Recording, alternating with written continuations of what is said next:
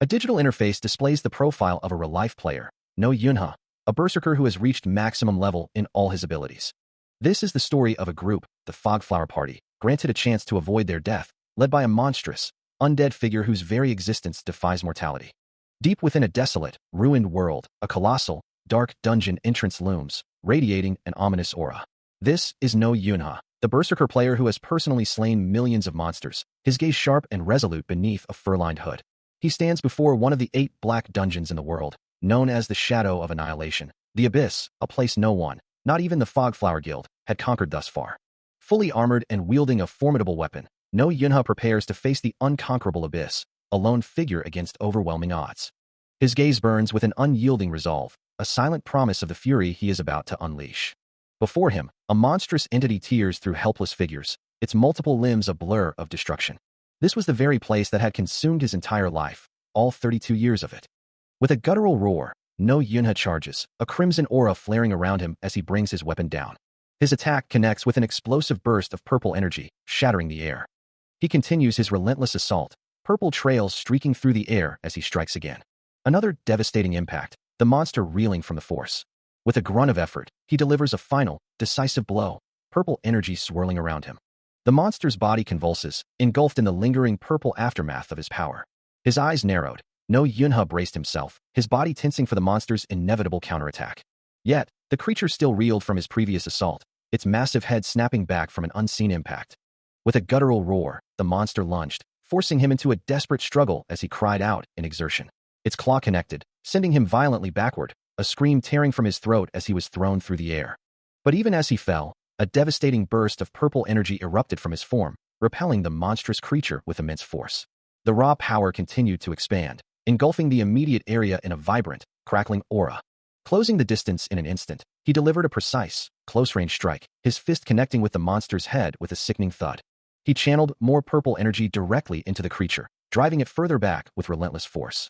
The monster was completely consumed, engulfed by the overwhelming, crackling purple energy. The monstrous entity continued to reel from the barrage of purple energy, its massive form struggling against the relentless assault.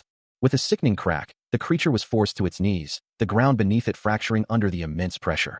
But even as it fell, a guttural roar of defiance erupted from its maw, its red eyes burning with renewed fury. The creature's enraged cry echoed through the cavern, signaling its desperate counterattack. Before it could fully unleash its wrath, he moved, a blur of motion, his form now wreathed in a brilliant blue energy as he closed the distance. His blade, now glowing with the same azure light, slashed across the monster's hide with a sharp clang. The impact sent a shockwave of blue energy through its skull, cracking bone and forcing another pained cry from the creature. Without hesitation, he prepared for the finishing blow, his blade shimmering with concentrated power. Then, with a final, explosive surge, he unleashed a torrent of blue energy, engulfing the monster in a devastating blast. The monstrous entity's attack from moments ago continues to tear into the surrounding environment, leaving deep, jagged gashes across the stone with a sharp, tearing sound. The red energy violently rips through the material, accompanied by a loud cracking sound. A moment of quiet follows the intense impact, marked only by a soft exhale. No Yunha stands amidst the lingering red energy, his breath still heavy from the exertion. He looks up, his gaze sharp, sensing a renewed threat. The monstrous entity roars, its red eyes glowing with malevolent intent, confirming its unexpected survival. No Yunha immediately channels intense blue energy, crackling around his arm as he prepares to strike back. He unleashes a devastating burst of blue lightning, striking with immense force.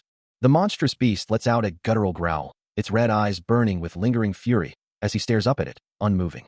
Blue lightning erupts around him, a blinding surge of power that engulfs the creature in a devastating strike. The raw force of the attack leaves him gasping for breath, his chest heaving with exertion. He surveys the carnage, a field of fallen monsters, and a chilling question forms in his mind, wondering if anyone else could have survived this onslaught. The grim reality settles in, all are gone. Clutching his glowing sword, blue energy still crackling around his arm, he stands firm amidst the devastation, his resolve hardening. A bloodied sword, still humming with residual magical energy, remains impaled in the ground, a testament to the brutal fight. His gaze falls, a grim acceptance washing over him as he mutters that the outcome no longer matters. No Yunha stands, the metallic clink of his armor echoing through the blood-soaked landscape. A fierce resolve hardens his expression, a silent vow to face the ultimate challenge alone. His eyes burn with fierce determination. He approaches a colossal, ancient gate, its lion head motif carved into the stone, the air thick with an oppressive aura. A blinding column of light erupts before him, a beacon in the encroaching gloom. Undeterred, he steps into the darkness, moving towards a distant, ethereal glow. He finds himself at the precipice of an unfathomable void, glowing particles swirling around him. A profound, all-consuming darkness stretches before him, a place where sight itself is meaningless. Yet, a grim certainty settles upon him. The one he seeks, the Master of Shadows, is undoubtedly here. From the absolute darkness, a single, blood-red eye opens, its intricate veins pulsing with an ominous light. And with a sudden surge of energy, its power begins to coalesce into a tangible, terrifying presence. The Master of Shadows fully manifests, a monstrous, shadowy figure with glowing red eyes and razor-sharp claws, ready to tear through anything in its path. It unleashes a devastating attack, shattering the very ground, and sending debris flying amidst a violent burst of red energy. No Yunha is caught directly in the blast, his body engulfed by the explosive force. The shadowy monster presses its advantage, its claws tearing through the air with a chilling, red-tinged aura. He takes a brutal hit, blood spraying as his face contorts in agony. A blinding flash momentarily obscures the scene, before revealing the dark, rocky ground beneath them. But with a fierce roar, No Yunha retaliates, his own body now wreathed in a crimson aura as he buries a powerful, energy-infused strike into the monster. Battered and defeated, No Yunha slumps against a blood-stained wall, wondering if this place would become his final resting spot. His face, bruised and cut, reflects the crushing reality of his opponent's power, a voice in his head screaming that the Master of Shadows was simply too strong. The monstrous figure looms above as he plunges into a crimson pool, the weight of his failure threatening to consume him, unable to land even a single hit. Suddenly, a desperate cry pierces the air, a young woman's voice filled with anguish, pleading for No Yunha to survive. She cradles his broken form, her presence a stark contrast to the grim battlefield. Her eyes widen in disbelief, recognizing the man she holds as Li Yuyong. With hands glowing with soft blue energy, she begins to channel her power, a desperate plea escaping her lips as she asks if he is truly alive. A vibrant blue orb of energy forms between them, its light pushing back the encroaching shadows as he begins to stir. His eyes snap open, a fierce resolve burning within them, as he silences her with a single, defiant thought, ready to continue the fight. He struggles to hold on, his life force ebbing, as Li Yuyong desperately pleads for him to endure, her hands glowing with a soft, healing light. Tears stream down her face as she focuses all her will, crying out for a miracle to save him. A surge of power erupts from her, a brilliant white light, as she declares with fierce determination that she can make it happen. The light intensifies, engulfing them both, as her desperate plea echoes to save him. Meanwhile, in the depths of his fading consciousness, No Yunha questions if this is the end. His life has been a relentless battle, a decision to kill monsters until the end, and he has no regrets, but a fierce resolve ignites within him, refusing to die here, not yet. The scene shifts to a different time or place, where Li Yuyong stands beside a serene, white-haired woman, who looks down with an air of detached wisdom, stating that success is unlikely. She claims no particular attachments, but her purpose is to protect the balance of this world. And with a cold finality, she declares that Li Yuzheng's companion will die soon, and she will offer no assistance, repeating her refusal. She stares ahead, her resolve hardening, wondering what she might lose in this desperate attempt to save him, knowing that no matter the cost, she will save him. Within a shimmering, ethereal space, Yunha is cradled by a majestic, golden-armored figure with vast, feathered wings, his form appearing almost translucent. A powerful declaration echoes through the void, a promise to defy fate itself. Back in the physical world, a blinding golden light erupts from the ground, engulfing Yunha and those around him in a surge of raw power. The energy expands outward, a brilliant, all-consuming force. As the light fades, it leaves behind a shimmering cascade of golden particles, like fragments of a shattered dream. Through the ethereal glow, a voice calls out, gently, then with more urgency, his name, Yunha. He finds himself in a memory, a younger version of himself, looking up at a kind woman and another child, their words offering comfort and hope. The woman smiles warmly, acknowledging his return to consciousness, as he clutches a small, comforting plushie. A soft, warm light envelopes him, and he finds himself a tiny infant, gazing up with wide, innocent eyes. The scene shifts, and a gentle voice whispers, "You woke him up." Now a small child, he looks around a brightly colored room, a man and woman nearby, wondering, what's happening? Is this the afterworld? The woman smiles warmly, introducing herself as his mother, while the man, his father, adds, "We love you so much." A tiny hand reaches out, and his mother's hand gently closes around it, a gesture of pure affection. As the vision fades, his mother's voice reassures him, "This isn't the afterworld. I just had a dream." He tries to move, but his body remains unresponsive, yet a profound realization washes over him. He didn't die. Instead, he understands that he has somehow been transported back in time, to when he was just 1 year old. He finds himself in an impossible situation, a baby once more, unable to comprehend how time could have reversed. But then a thought strikes him. If it was the miracle skill, the impossible might just be possible, and Yu Young must have been the one to activate it. He sees his mother, young and vibrant, holding him as a baby, then playing with him as a child, a stark contrast to the memories of her he held before his death, realizing she looked so much better back then. Her eyes, so big and round, fill his vision, and the overwhelming emotion of seeing his parents again washes over him. He stares up, a tiny infant, absorbing the reality of his new existence. The memory of his parents' death, killed by monsters when he was only 1 year old, flashes through his mind, a grim reminder of his past failure.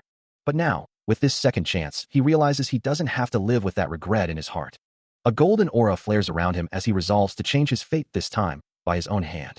The tiny infant clenches his fist, a silent declaration of his newfound determination.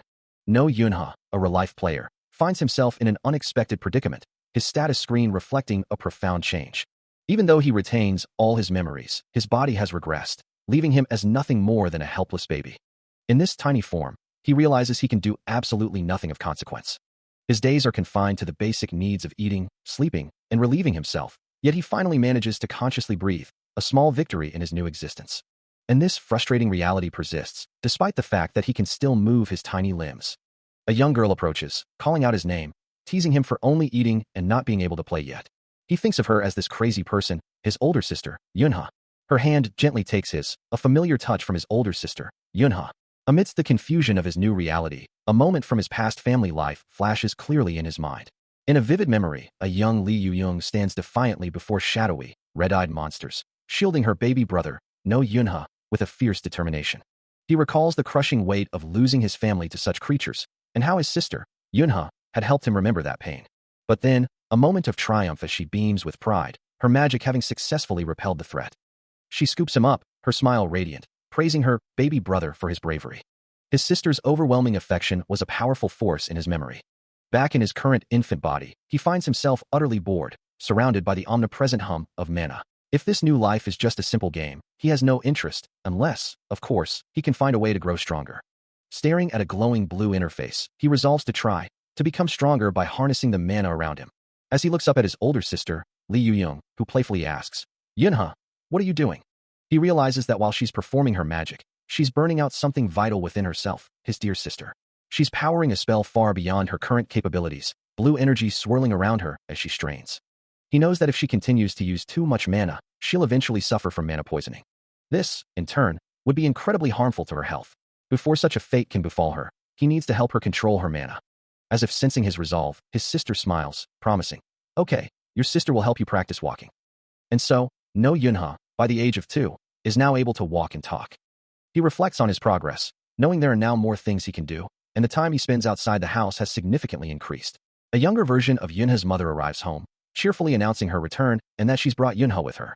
As other children greet him, his older sister, Yu-young, calls out for him to come over quickly. She was not only popular with other children, but with everyone in their neighborhood, a stark contrast to his own quiet demeanor. Yu-young calls out to him once more. Her expression shifts to one of deep sadness as she asks why he came, insisting he didn't need to be there.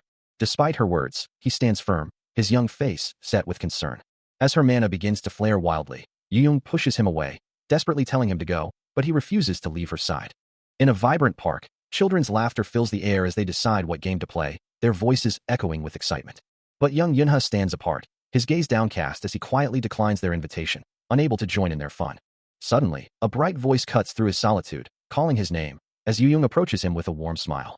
Her hand gently reaches out, her expression full of understanding as she asks if this is his first time playing with other children. With unwavering kindness, she promises to show him the ropes, offering to teach him how to play. Her words spark a flicker of hope in his eyes as he looks up at her. Later, the two children walk side by side down a sun-drenched street, their earlier hesitation replaced by a quiet companionship.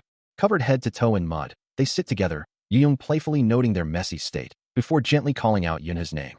With a radiant smile, she asks him if he had fun. A sudden, unsettling energy flares, drawing young Yunha's wide-eyed gaze.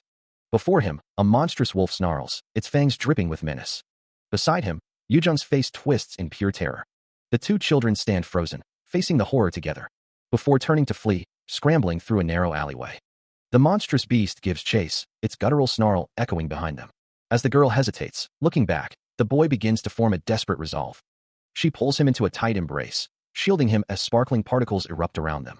His face hardens with fierce determination, a silent vow forming in his mind. I will protect you. He remembers the fear, the wide-eyed terror of his younger self. A desperate refusal echoing in his mind. He sees her face, too, etched with the same paralyzing dread. They stood together, small and vulnerable, facing an unseen horror. Back then, he was powerless, unable to act. He could only tremble, clinging to his sister's arms, but that weakness is a distant memory now. In this new life, a fierce resolve burns within him, a vow to protect. His gaze hardens, a silent promise made to the terrified girl beside him. The ground beneath them was littered with debris, a silent testament to recent chaos. Suddenly, No Yunha erupted in a brilliant, crackling blue aura, his form enveloped by swirling particles as a monstrous figure loomed nearby. The energy surged, a powerful wave of azure light pushing back against the creature's encroaching claw, engulfing its snarling face in a blinding, protective burst. With a fierce command, he roared for the creature to get lost. His resolve hardened, his eyes burning with an intense crimson glow, a silent promise of unwavering protection. The monster, overwhelmed by the sudden surge of power, recoiled violently, its form blurring as it was forced back. Behind him, Li Yuyong stood safe and sound, enveloped by the lingering, protective blue energy. A soft exhalation escaped him, his expression shifting to one of surprise as he surveyed the scene. He stands before her, a quiet moment passing between them as she looks up, reflecting on the power he just displayed. With a confident smile and a reassuring gesture, he tells her not to worry, affirming his strength and offering his help. Her eyes wide with a mix of awe and determination, Li Yuyong demands to know what that power was, then passionately declares her desire to become strong enough to protect him too, pleading for him to teach her. Suddenly, a young girl enthusiastically interjects, pointing to herself and wanting to be included, a reaction No Yunha finds quite amusing. Her face lighting up with pure joy, the girl eagerly confirms her desire to learn. A slight blush creeping onto his cheeks, he privately admits that he was going to teach her anyway. Meanwhile, Li Yuzheng's smile radiates, a bright, hopeful glow surrounding her as she embraces her new resolve. As they begin to walk away, he urges them to move quickly, mindful that someone might be worrying about their absence. He had always wanted to protect that smile. Before his regression, the incident that massacred his family unfolded. And he was only 6 years old at the time, a memory that now fuels a burning resolve within him. He knows he must stop that future from ever happening again, and he will do whatever it takes to change the course of destiny. In the present, Yunha holds a distressed Li Yuyong close, his expression a mixture of concern and quiet determination.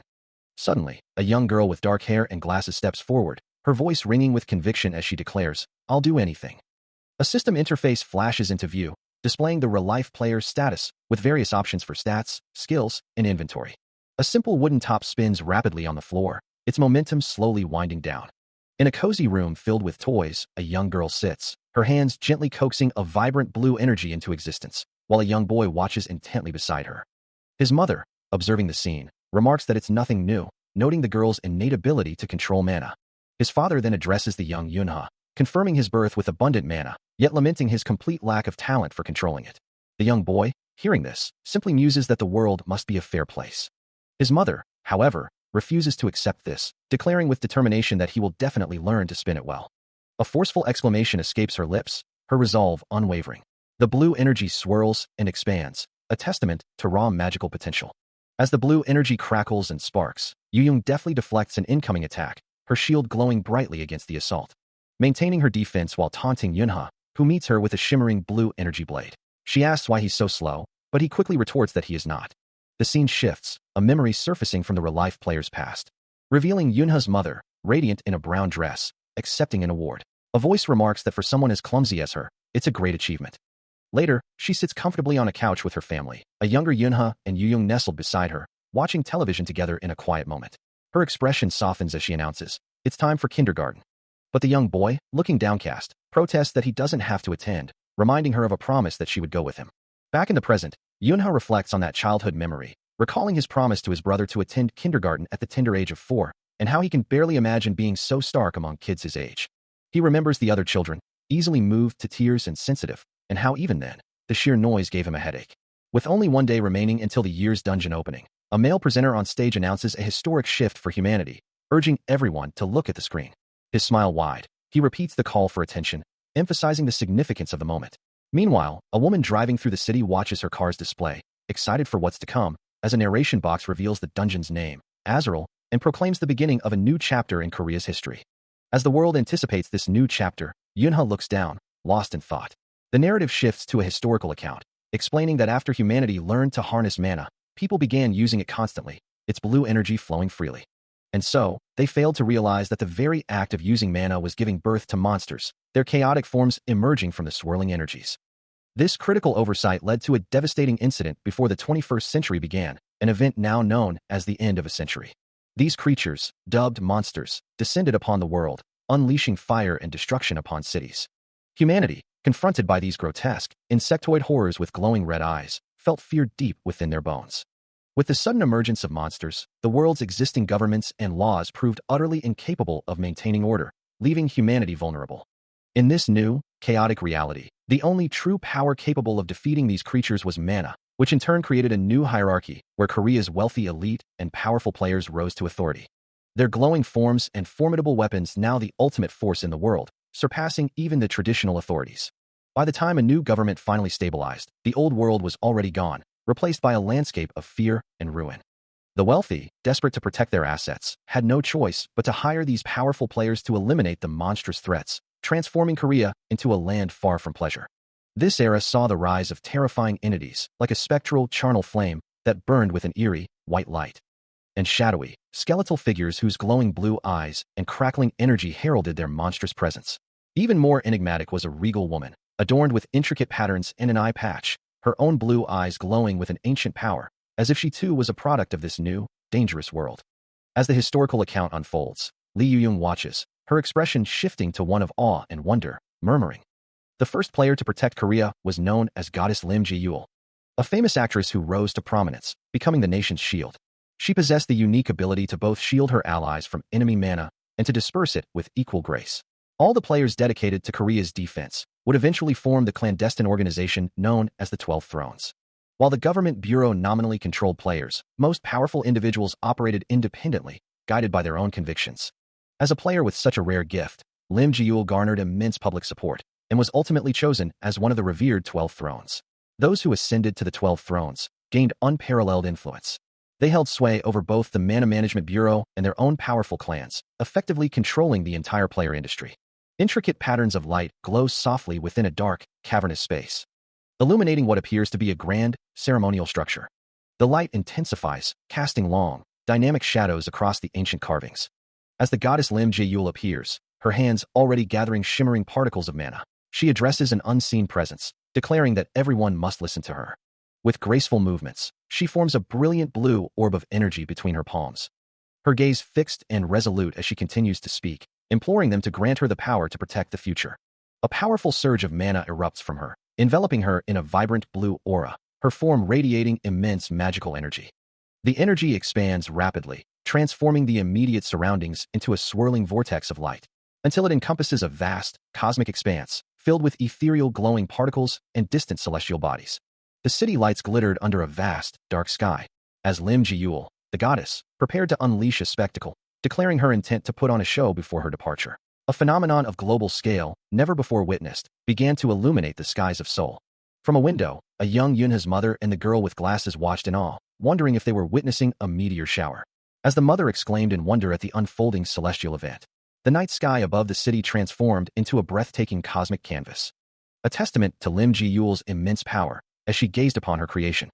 Years later, an adult No Yunha stood with his family, still marveling at the beauty of the night sky, remarking to his mother how pretty it remained. With a hopeful expression, he clasped his hands, believing they would now be able to live their lives in peace. His mother, eyes closed in serene gratitude, offered a silent thank you to the goddess. She kneels in prayer, her hands clasped tightly, as the young ones around her mimic the gesture, their faces upturned towards the window. Years pass, and the children grow, but the quiet reverence remains as they stand together, gazing out at the world. One of them, now a young woman, feels the familiar urge, wishing to join in the silent plea. A memory surfaces of her younger self, inviting a solemn-faced Yunha to pray alongside her. But the boy, now a man, carries a heavy question, wondering if any divine intervention truly came and why it seems to have abandoned them. A time when even the gods themselves perished amidst the devastation, leaving him and others to fight in the ruins. Yet, the city lights still twinkle under a vast, starry sky, a testament to a fragile peace, held together by unseen forces. The young boy watches as the sky darkens once more, while his mother, hands clasped in earnest prayer, whispers her deepest desire, to simply live happily with her family. He looks on, a silent vow forming in his heart, In this life, he would ensure that happiness. Both mother and son share the same fervent hope, their hands pressed together in a shared plea for a peaceful existence. According to the goddess calendar, No Yunha turned 6, and the world began to unravel. A desolate landscape of skeletal ruins stretched into the gloom, a stark testament to a cataclysmic event. From the depths of the devastation, a monstrous entity with glowing red eyes emerged, its terrifying presence a harbinger of the end.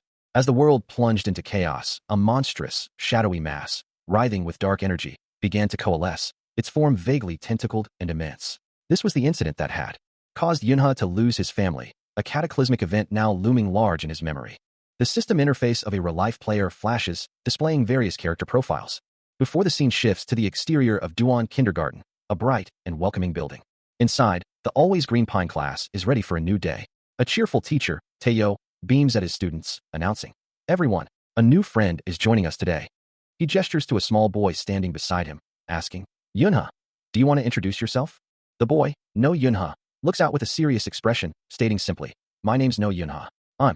His words hang in the air as the other children watch him expectantly. Teacher Taeyo kneels, a gentle frown on his face. "Yunha, that wasn't very nice. Don't you have anything to say? I think they want to be friends with you."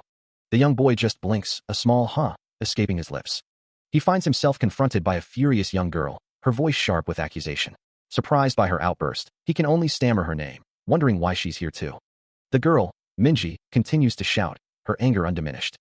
Their teacher quickly intervenes, trying to calm the situation and suggesting they play together until lunch. With a sigh of exasperation, the teacher tries to restore order among the children. He then gently questions the boy about his home and his connection to Minji, concluding that there's no need to worry.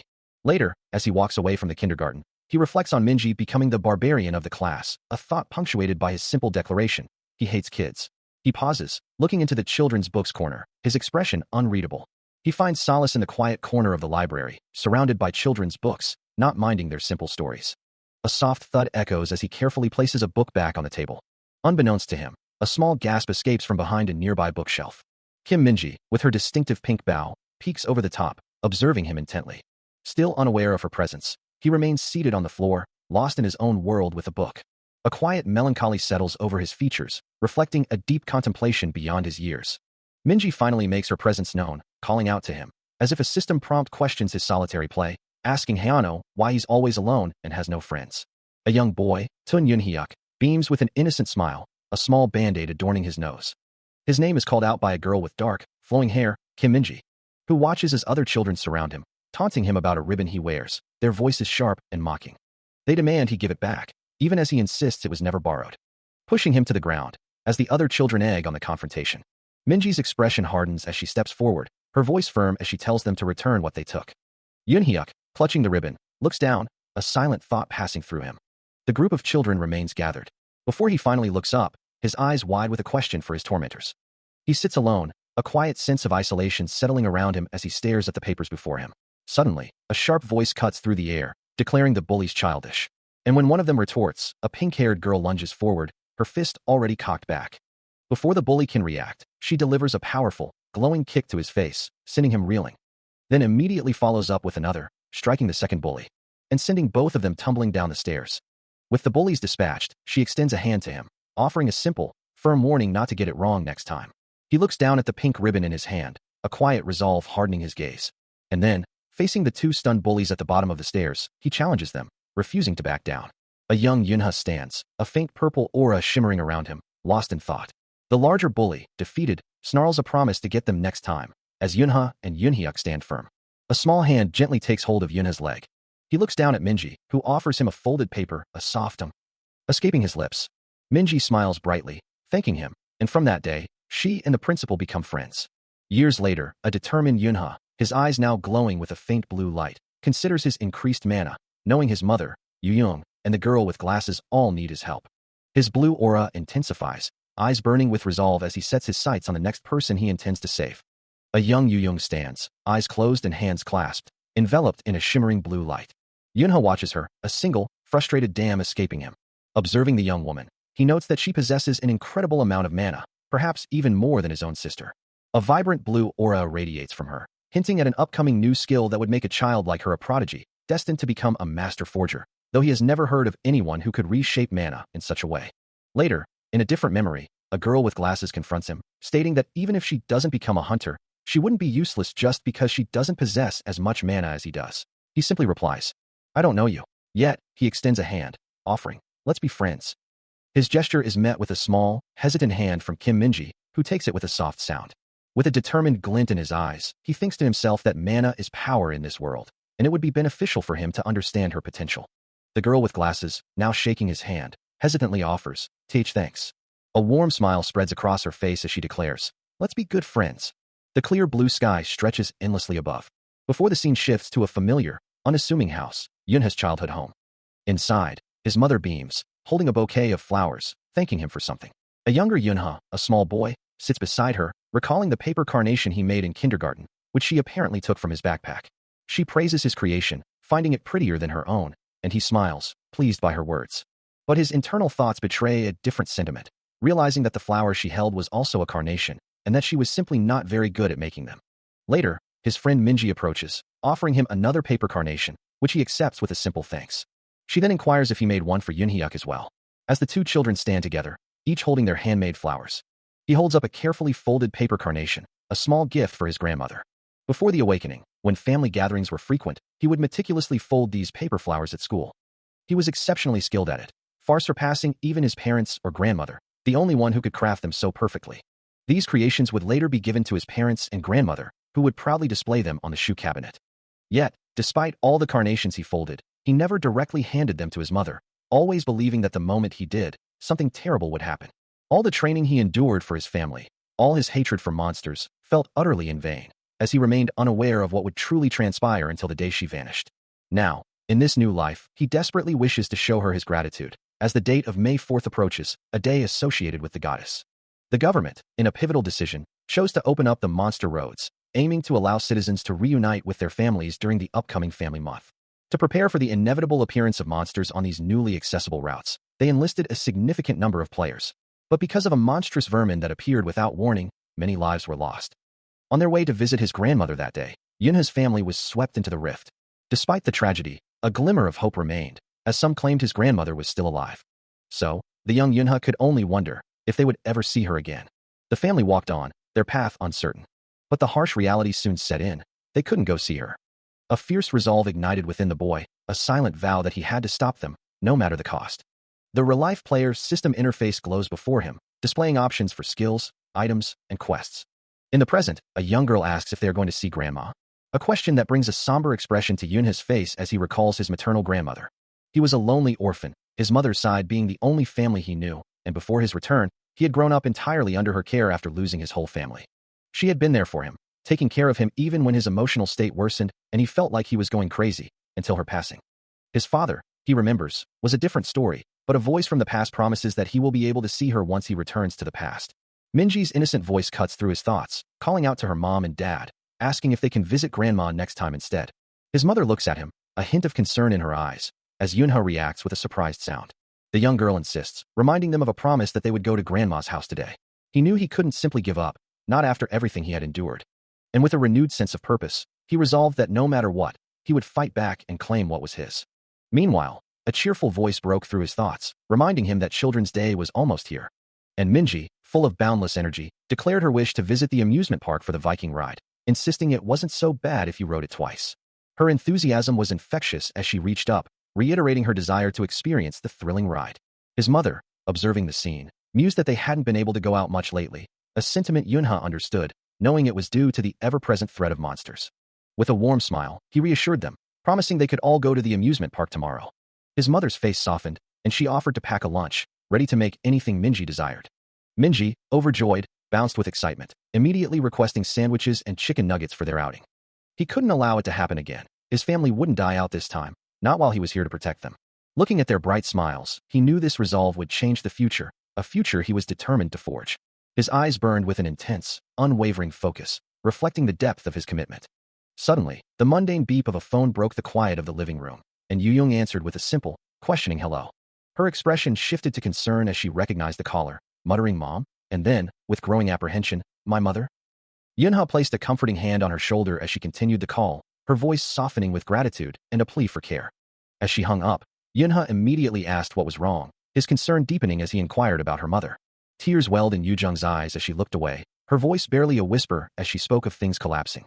A chilling memory flashes through Yunha's mind, his eyes burning crimson as he recalls the impossible news. His grandmother, a gentle figure, had been perfectly fine before his return, before he enrolled at the Player Academy. Back in the present, Yujung's voice trembles with urgency, insisting she needs to check on her mother. She promises to return soon, expressing concern for Yunha's mother as well, but he can only think of the children. Minji, her small voice calling his name, draws his attention to the table. Kneeling before him, the child's face is etched with sorrow, whispering that grandma is hurt. He acknowledges her desire to visit the amusement park, but gently suggests they go another time. Minji's words echo the past, reigniting Yunha's internal torment, a deep regret that he should have tried harder to change the future to prevent his grandmother's injury. His eyes glow with a fierce resolve, yet a new fear grips him. If he tries to change things further, something else might happen. He couldn't stop his grandmother from falling into the Kraken, and if that was truly the case, then his return to this moment felt meaningless. A single, agonizing question echoed in his mind. Why had he returned at all? His eyes widened in a surge of despair, realizing this wasn't any different from before. A quiet, desperate denial escaped him, a single, drawn-out no as the past threatened to repeat itself. But then, a fierce resolve ignited within him, his eyes glowing with a blue aura as he declared, "It's me. I'm different from before. I have prepared for this moment." His hand reached out, enveloped in shimmering blue energy, a silent vow forming in his mind. No matter what happens, he would protect her. If he couldn't stop his grandmother from falling into the Kraken, then everything was truly lost. A memory surfaced, a younger version of him holding his mother's hand, his small face etched with a familiar sadness. His mother, with a gentle smile, had told him, "I guess I can't help you. Let's go see Grandma." A moment of innocent helplessness that now fueled his adult resolve. The monstrous tentacle of the Kraken loomed, a dark, swirling mass of power, the very threat he was now determined to face. His resolve hardened. No Yunha's eyes glow with an intense, electric blue light, reflecting the immense power now stirring within him. This newfound strength is aimed squarely at the monstrous Kraken, a colossal, multi-limbed entity radiating a sinister purple energy. Its massive form, now fully visible, pulses with a chilling blue aura, a true harbinger of devastation. The Mana Management Bureau, tasked with safeguarding humanity, meticulously classified all monsters into ranks based on the threat they posed to world peace. Rank 5 monsters were those that merely polluted the environment or caused epidemics, while Rank 4 creatures committed mid-level crimes like robbery and murder. Rank 3 monsters were capable of forming established societies within dungeons or possessing their own governing groups. But the true terror began with Rank 2, monsters that could manage and control other monsters, domesticate humans, or directly threaten humanity's existence. Above them were Rank 1 entities, capable of causing government-level devastation and global disaster, culminating in the catastrophic Rank 0 monsters, single entities powerful enough to cause wide-range administrative paralysis or destroy the entire world. Rank 1 monsters are entities capable of causing catastrophe and threatening the very existence of humanity. An ominous, eye-like presence looms. As he recalls his own past confrontation with the Kraken, a monster said to threaten humanity's very existence. Yet, the players currently stationed at the front line are merely C ranks, utterly incapable of fighting at a level required to defeat the Kraken.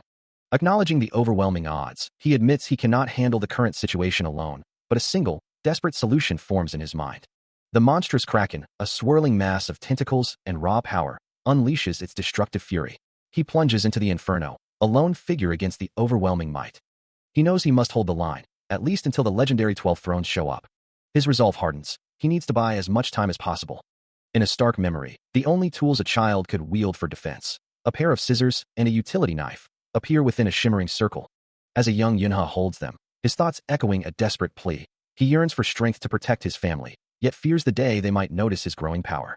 His eyes begin to glow with an ethereal blue light, a silent acknowledgement that such power would inevitably separate him from them, perhaps even earn their hatred.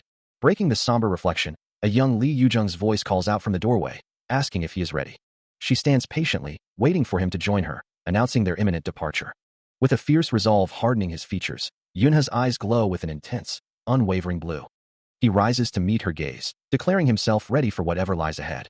The scene shifts abruptly to a bustling highway, choked with vehicles, stretching endlessly under the warm hues of a setting sun. Inside one of the cars, No Yunha drives, his mother, grandmother, and Minji accompanying him, their journey continuing into the present. As the car sped away from the city, No Yunha glanced back at his family, a quiet reassurance escaping his lips, asking if they were truly all right.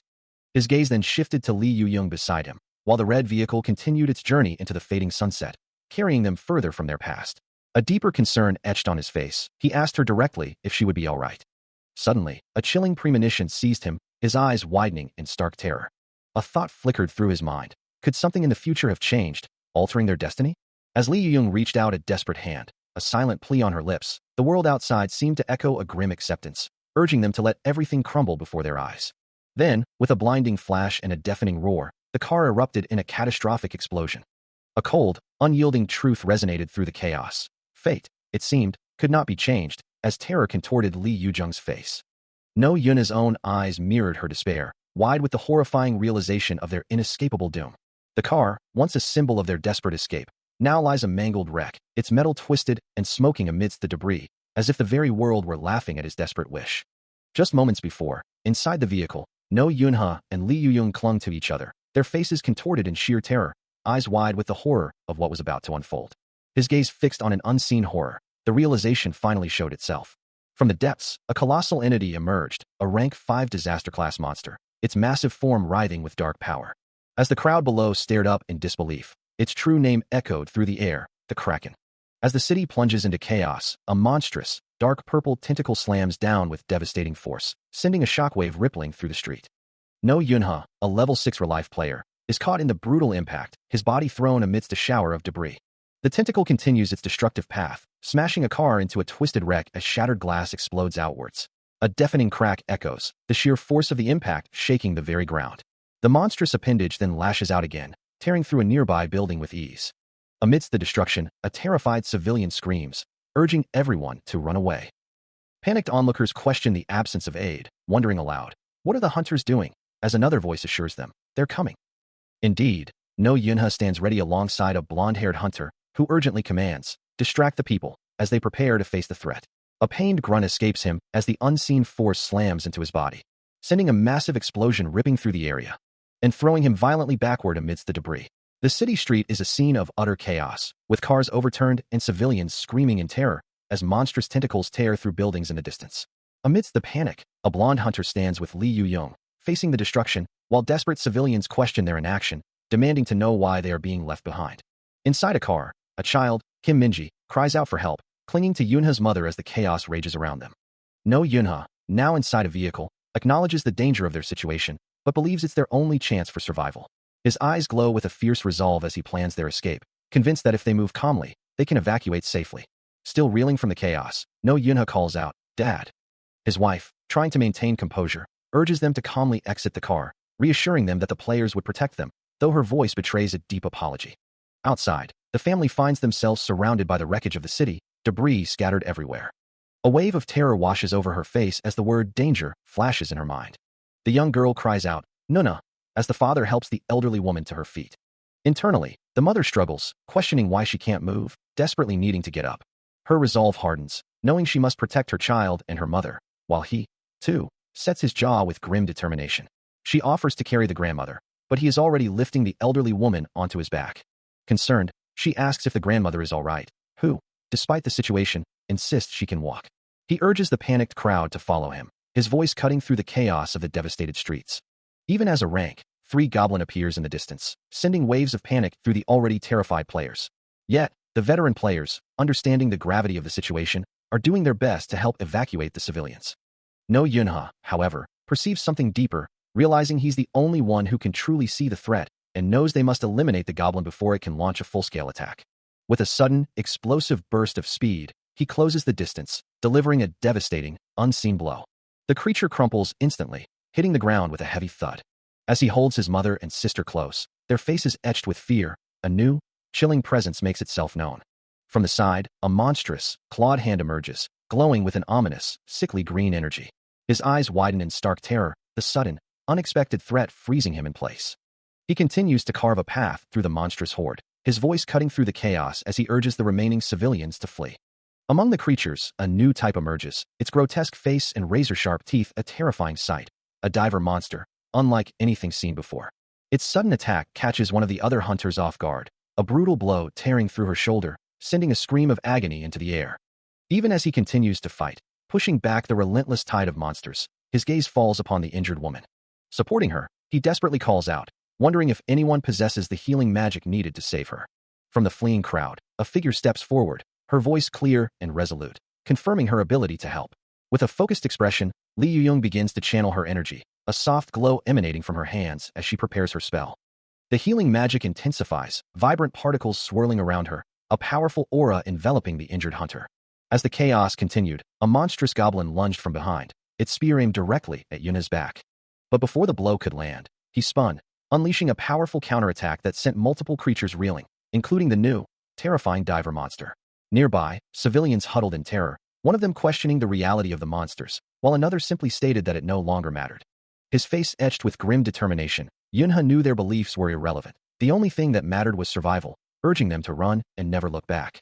Without hesitation, he scooped up a child, sprinting through the crumbling streets, his footsteps echoing the desperate plea to just run.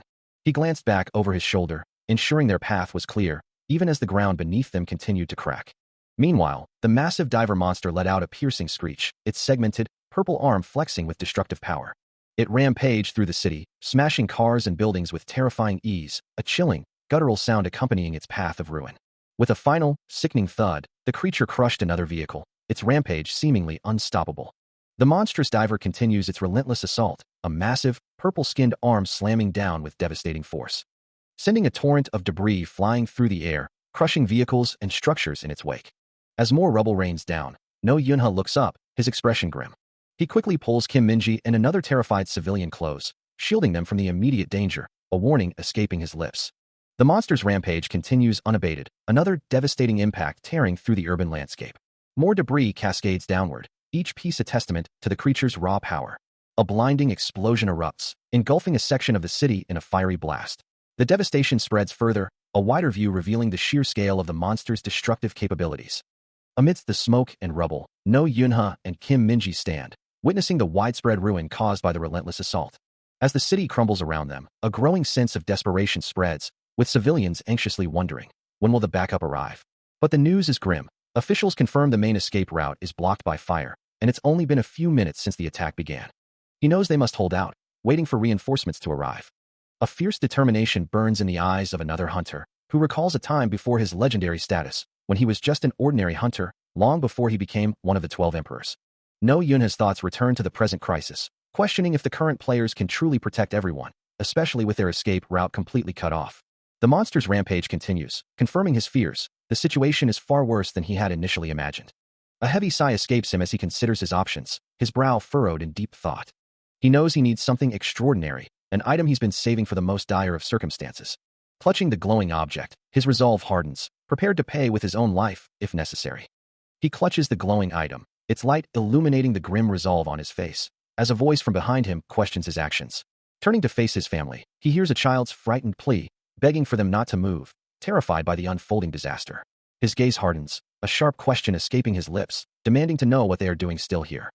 A profound sadness washes over his features, yet his resolve remains unshaken as he acknowledges the grim truth.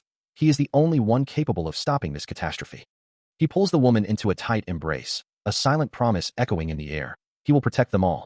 Looking back at the others, his mind races, considering the dire consequences if he were to leave the only person behind who possesses the knowledge to manage this escalating crisis. His eyes glow with an eerie light, a chilling smile spreading across his face as he poses a question, a challenge to her strength. The woman's face contorts in shock and fear, her name escaping her lips in a desperate plea. With a sudden, forceful movement, he pushes her away, her cry of his name echoing as she stumbles back. With a hardened gaze, No Yunha activates the powerful item, its energy flaring around him in a vibrant, red-orange glow. A holographic display materializes, detailing the real-life player's system, with No Yunha's profile prominently featured. Ignoring the monstrous threat looming in the distance, he sprints through the debris-strewn streets, a singular purpose driving him forward. With each powerful stride, his feet ignite with a vibrant blue energy, leaving glowing trails in his wake. The ground shatters beneath him, as bursts of azure light erupt from his rapid impacts. Then, with a surge of raw power, he unleashes Heavenly Step, his body enveloped in a blinding, crackling blue aura. The very air around him distorts, transformed into a maelstrom of pure, concentrated lightning. His gaze sharpens, his eyes burning with an intense, electric blue glow. A fierce resolve hardens his expression as he vows, "I can't let my family be in danger anymore. I'll protect them." With his power fully unleashed, he knows this ability will allow him to reach them in an instant. A colossal, grotesque monster roars, its purple energy radiating amidst the ruins of a city. Meanwhile, he rushes forward with incredible speed, a blur of motion. Elsewhere, a car speeds through the devastated landscape, driven by the blonde hunter, with Li Yuyong as his passenger. But the monstrous entity attacks their vehicle, while No Yunha closes the distance, shouting a warning that it's dangerous over there. Closer to the heart of the chaos, two vicious, fish-like creatures snarl, their red eyes glowing with malice. Minji, her mother, and grandmother huddle together in terror as the looming monster casts its shadow over them. With a surge of power, his fist ignites with crackling blue energy, activating a mana coating. Surrounded by a vibrant blue aura, he plunges into the fray, striking down multiple monsters with his empowered fist. As a monstrous claw lunges forward with a guttural roar, he doesn't hesitate, his body already in motion, a blur of speed as he closes the distance to the monstrous creature. Coated in a vibrant blue mana, he delivers a powerful mid-air kick, sending one of the smaller creatures reeling with a sharp impact. Without breaking his momentum, he follows up with another mana-infused strike, hitting a second monster with a resounding crash. The blue mana coating flares intensely, its raw power evident in the explosive impact. Landing amidst the chaos, he strikes yet another monster, his movements fluid and relentless. He then pivots, delivering a forceful kick to a larger creature, the impact echoing with a sharp crack. Gathering his strength, blue mana swirls violently around him, a focused grunt escaping his lips as he prepares a decisive blow. He launches into the air, descending with a powerful, mana-coated downward strike, a swift, slicing motion cutting through the air. The strike connects with devastating force, tearing through the monster's form with a sickening thud. No Yunha continues his relentless assault, a shimmering blue blade of energy arcing through the air as he carves a path through the monstrous horde. His gaze sharp and determined, he scans the battlefield, anticipating the next threat. Without missing a beat, a powerful kick sends one of the creatures reeling, its body exploding into dust upon impact. Leaping through the air, he descends upon another monster, his mana-coated fist slamming down with crushing force. With a fierce cry, he channels more energy, his eyes glowing with an intense blue light as his hand crackles with power. Unleashing a devastating burst, he sweeps through a cluster of enemies, sending them flying in every direction. The sheer exertion twists his features, a grimace of pain and determination etched onto his face as he pushes past his limits. Leaving a trail of destruction and splattered blood in his wake. He pushes through the horde, his body coated in a shimmering blue mana, each strike a desperate effort to survive. But the sheer numbers overwhelm him, and he's sent sprawling to the ground, surrounded by snarling beasts. A primal fury ignites within him, his eyes burning a fierce, crimson red. Still on the ground, he cries out, mana flaring around him as the monsters press their attack. Overwhelmed and battered, he struggles against the relentless assault. As a monstrous maw lunges for him, a realization dawns. The mana coating his body feels different now, unlike anything he experienced before becoming the undead. In this critical moment, a grim resolve hardens his features. He declares his return to his true, terrifying power. I'm going back to becoming the undead. A guttural scream tears from Yunha's throat, his eyes blazing crimson as a fierce blue aura erupts around him. The raw power of his undead state manifesting as he lunges forward, a blur of motion striking the first monster with devastating force. He carves a path through the horde, each strike radiating with the same potent energy, his movements a whirlwind of destruction. With a focused grunt, he gathers himself for another explosive assault. A powerful kick connects, sending a monster reeling. The creature's body contorts from the impact, blue energy bursting from the point of contact. He leaps again, closing the distance to another foe, his next strike already in motion. Another monster is thrown back, its form engulfed in the explosive blue energy. He continues his relentless assault, each blow a testament to his newly unleashed power. He continues his relentless assault, a powerful punch erupting with a bright, orange glow. His expression tightens, a grim realization dawning as he mutters, "It didn't seem to last, huh?" Without hesitation, he surges forward, a blur of motion across the ruined landscape. Another strike lands, his fist now wreathed in a vibrant blue energy, impacting with explosive force. The blue aura around him intensifies, his eyes glowing with fierce determination as he charges through the chaos. He lands with a heavy thud, the ground momentarily buckling under the sheer momentum of his movement. Suddenly, a colossal, shadowy tentacle rises from the devastation, followed by the ominous silhouette of a hooded figure. The true scale of the threat becomes clear as a monstrous entity, larger than any building, looms over the city, dwarfing the cars and figures below. Facing this overwhelming foe, he gathers his strength, a concentrated blast of blue energy forming in his hands, ready to unleash his power. A colossal, purple tentacle, thick with suction cups, descends from an ominous orange sky, casting a dark shadow over the city. Below, No Yunha stands amidst the crumbling cityscape, his gaze fixed upwards. As a brilliant blue aura erupts around him, channeling into a concentrated blast that slams into the monstrous limb with a sharp impact. The sheer force of his attack tears through the tentacle's surface, sending shockwaves of destruction through the surrounding buildings. His blue energy continues to bore into the colossal appendage, revealing the intricate, fleshy texture of its underside, covered in countless suction cups. A deep crack forms on the tentacle's surface, a testament to the sustained assault. With a powerful surge, No Yunha pushes his glowing blue energy even deeper, causing a violent eruption of water and debris. Still enveloped in his vibrant blue aura, he looks up, assessing the damage and the monster's reaction. He slams another concentrated burst of blue energy into the colossal tentacle, sending shockwaves through its monstrous form as it recoils with a pained shriek. Unyielding, he gathers more power, a fierce roar escaping his lips as his aura intensifies. The concentrated force of his next strike causes the tentacle to visibly crack and shatter. He continues to channel immense energy, a relentless torrent of blue light tearing into the monster. The colossal limb writhes in pain, its surface visibly scarred and damaged by the continuous assault. Another powerful impact shakes the tentacle to its core. The monster lets out a guttural cry as the limb is violently thrown back by the sheer force. No Yunha, unwavering in his resolve, continues his relentless barrage against the colossal threat. He stares down at the broken hilt in his hand, a grim realization settling in. His scarce blades are gone, leaving him with nothing.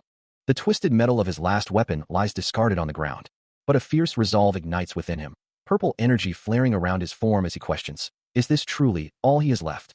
As the real-life player, now at level 8, plunges into the fray, No Yunha strikes the monstrous, purple-hued creature with a burst of glowing blue energy. His momentum carrying him forward, he lands another swift blow, the impact echoing through the cavern. With a powerful final strike, the creature recoils, its massive form shuddering from the force. He follows up instantly, unleashing a concentrated burst of blue energy directly onto its tough hide.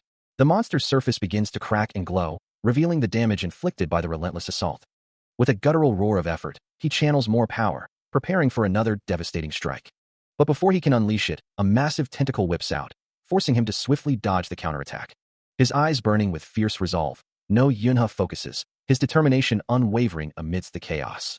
No Yunha continues his relentless assault, a powerful blue energy blast erupting against the monster's thick tentacle. He follows up with a swift, mana-infused kick, sending the massive creature reeling from the impact. But a grim realization washes over him as his blue aura flickers, a frustrated curse escaping his lips. He is almost out of mana. Seizing the momentary lapse, the monster's tentacle whips forward with terrifying speed. It connects with a deafening crash, sending debris flying in every direction. No Yunha cries out as the force lifts him off his feet, sending him hurtling backward through the air. He slams into the rocky ground with a heavy thud. The force of the impact sends him reeling, a furious thought escaping his lips. Dark energy crackles around him, the monster's attack still pushing him with immense power. He is violently thrown backward, a faint blue aura still clinging to his form as he becomes a projectile. Meanwhile, the monster's grotesque tentacles writhe, their purple forms pulsing with malevolent energy. No Yunha crashes to the ground, the impact sending dust and debris flying as he lands hard. The monster's tentacles loom over the devastation, a clear sign of its continued dominance. The surrounding area is a scene of utter destruction, shattered earth and flying debris marking the monster's path. Even a heavy truck lies overturned and mangled, a testament to the sheer power unleashed. The monster's tentacles continue to pulse, its presence a heavy, suffocating weight over the devastated landscape. Debris still rained down from the monster's last devastating strike. But the young hunter, refusing to yield, began to channel a fierce blue energy through his hands. "Take it easy, you bastard," he roared, his eyes glowing with raw power. The azure aura around him intensified, swirling into a massive, destructive force, which he then unleashed as a blinding, downward slash. The powerful attack cleaved through the monstrous limb, sending it crashing down amidst the wreckage of an overturned truck. Yet, the recoil or a hidden counterattack sent him sprawling to the ground, a faint blue glow still clinging to his injured form. An explosive force then ripped through the area, engulfing him in its fiery blast, leaving him gasping for air, his body racked with pain. Still reeling from the impact, he struggles to push himself up, blue energy flaring around his hands. His hands reach out, purple energy crackling around them. A pained grunt escapes him, his face etched with strain. The lingering smoke and debris from the explosion still fill the air. Lying amidst the wreckage, a defeated thought echoes in his mind. Don't tell me. I'm done for. Am I out of options? He wonders, his hand reaching out weakly. But then, with a surge of resolve, he pushes himself up, knowing that if he loses consciousness now, everything will be lost. Not if I still have options. If I lose consciousness here, everything will be lost. Meanwhile, a mysterious purple crystal glows ominously in the darkness, its ethereal light pulsing softly. His fist slams into the ground, a desperate attempt to push himself up, to find purchase in the crumbling earth. Even as his body screams in protest, he forces the words from his lips, a defiant whisper of "not yet." His eyes burn with an unyielding resolve, refusing to accept this as his end. A single, powerful thought echoes in his mind. I want to live. The faces of his family flash before his eyes, a vivid memory fueling his desperate plea. I want to live happily with my family in this life. But as his resolve hardens, the ground before him begins to churn, and a strange, glowing purple mass starts to emerge, pulsing with an otherworldly energy. It stretches upwards, a massive, tentacle-like form reaching for the sky, its surface shimmering with intricate, glowing patterns. Despite the terrifying new presence, Yunha's gaze remains fixed, his determination unwavering as he reiterates, I don't want to die here. His eyes, filled with a desperate hope and fierce will, lock onto the emerging anomaly, a single word forming on his lips, so. A distant memory flickers, a child's wide eyes reflecting a moment of profound wonder, a miracle unfolding before him. His older sister, fiercely protective, shields him from an unseen threat, her voice echoing a desperate plea. Don't hurt my brother. The memory dissolves into a blinding golden explosion, a child's form caught at its epicenter, the raw power erupting from within him. A deafening roar accompanies the expanding energy, the force of it tearing through the very fabric of reality. An armored fist, belonging to an unseen assailant, is caught in the blast, shattering into countless fragments. Two monstrous, fish-like creatures recoil in terror, their eyes wide with disbelief at the sudden, overwhelming power. At the heart of the golden maelstrom, Yunha stands, the radiant energy swirling around him, a testament to his awakened resolve. The golden light intensifies, pushing outwards with unstoppable force, a wave of pure destruction. A colossal, multi-limbed monster is caught in the devastating surge, its massive form violently ripped apart and obliterated. A golden light emanates from a young boy's eyes as he looks up at a girl, a memory of a miracle unfolding, a gift capable of reconstructing the world by changing its very laws. Before the regression, Yunha was the sole possessor of this extraordinary gift, a power he could only entrust to his partner, Li Yuyong. With an abnormal amount of mana flowing through him, he once wondered if she, too, unintentionally possessed the gift, as he stares up at a glowing, ethereal figure of her. A younger Yunha is comforted by Yuyong, her words a gentle reassurance, as his wounds begin to heal. It's fine now, Yunha, she whispers.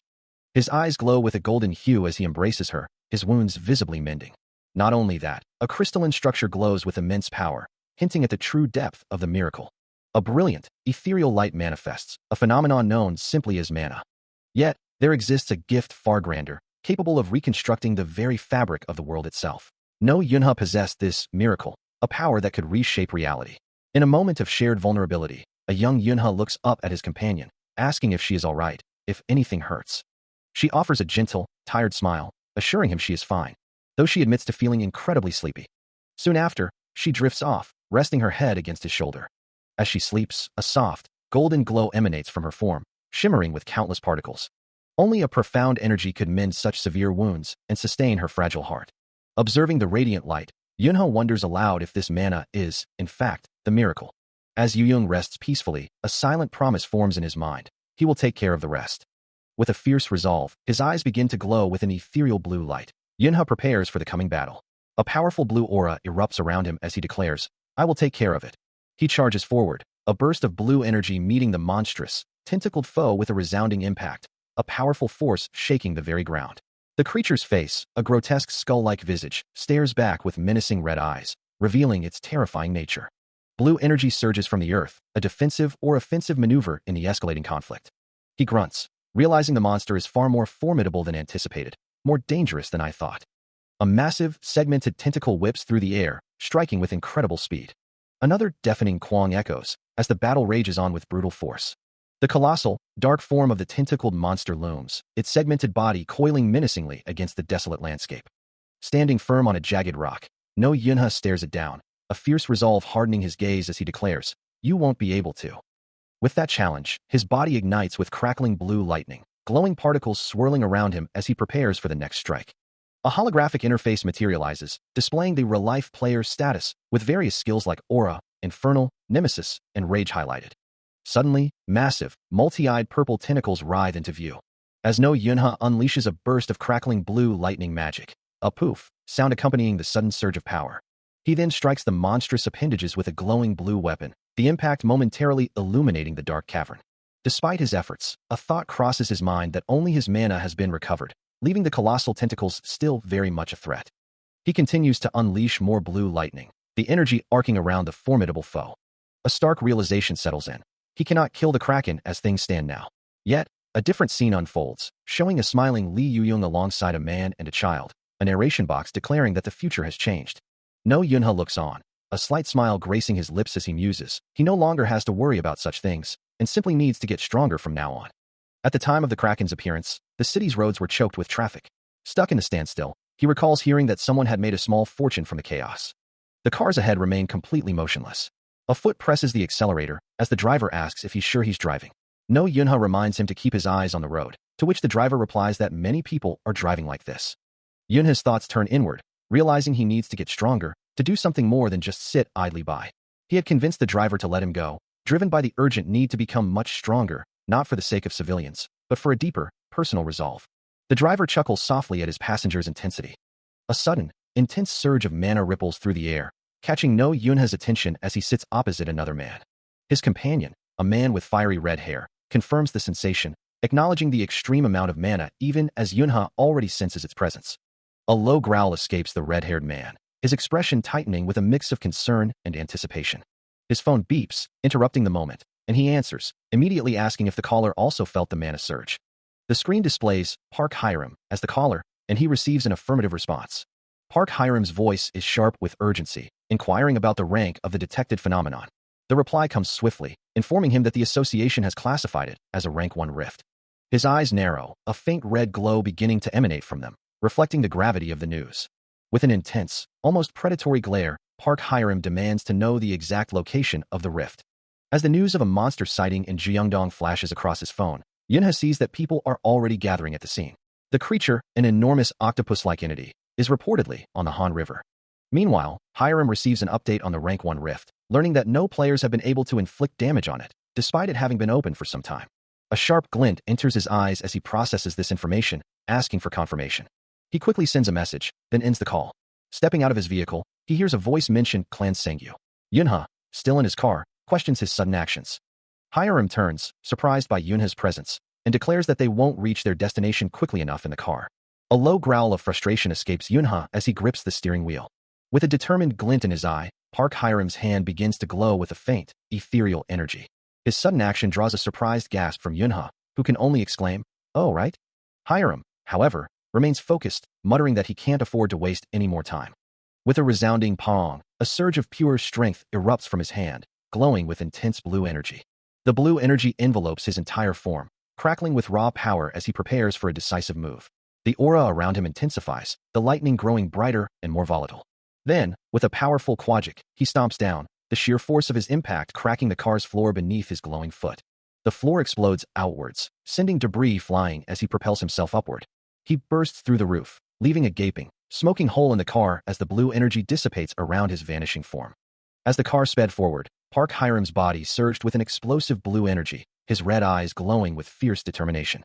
Meanwhile, still behind the wheel, No Yunha could only stare in stunned surprise at the empty space where his companion had been. A moment later, the realization hit him. He was truly gone, leaving Yunha to navigate the city alone. Far ahead, Hiram's voice echoed in his mind, a clear declaration of intent. He would forge ahead, taking the lead. Moments later, in a place where true monsters roamed, a grotesque creature with razor-sharp teeth and claws let out a deafening roar. But before it could even move, Hiram, now wreathed in a blazing aura, launched himself forward with incredible speed.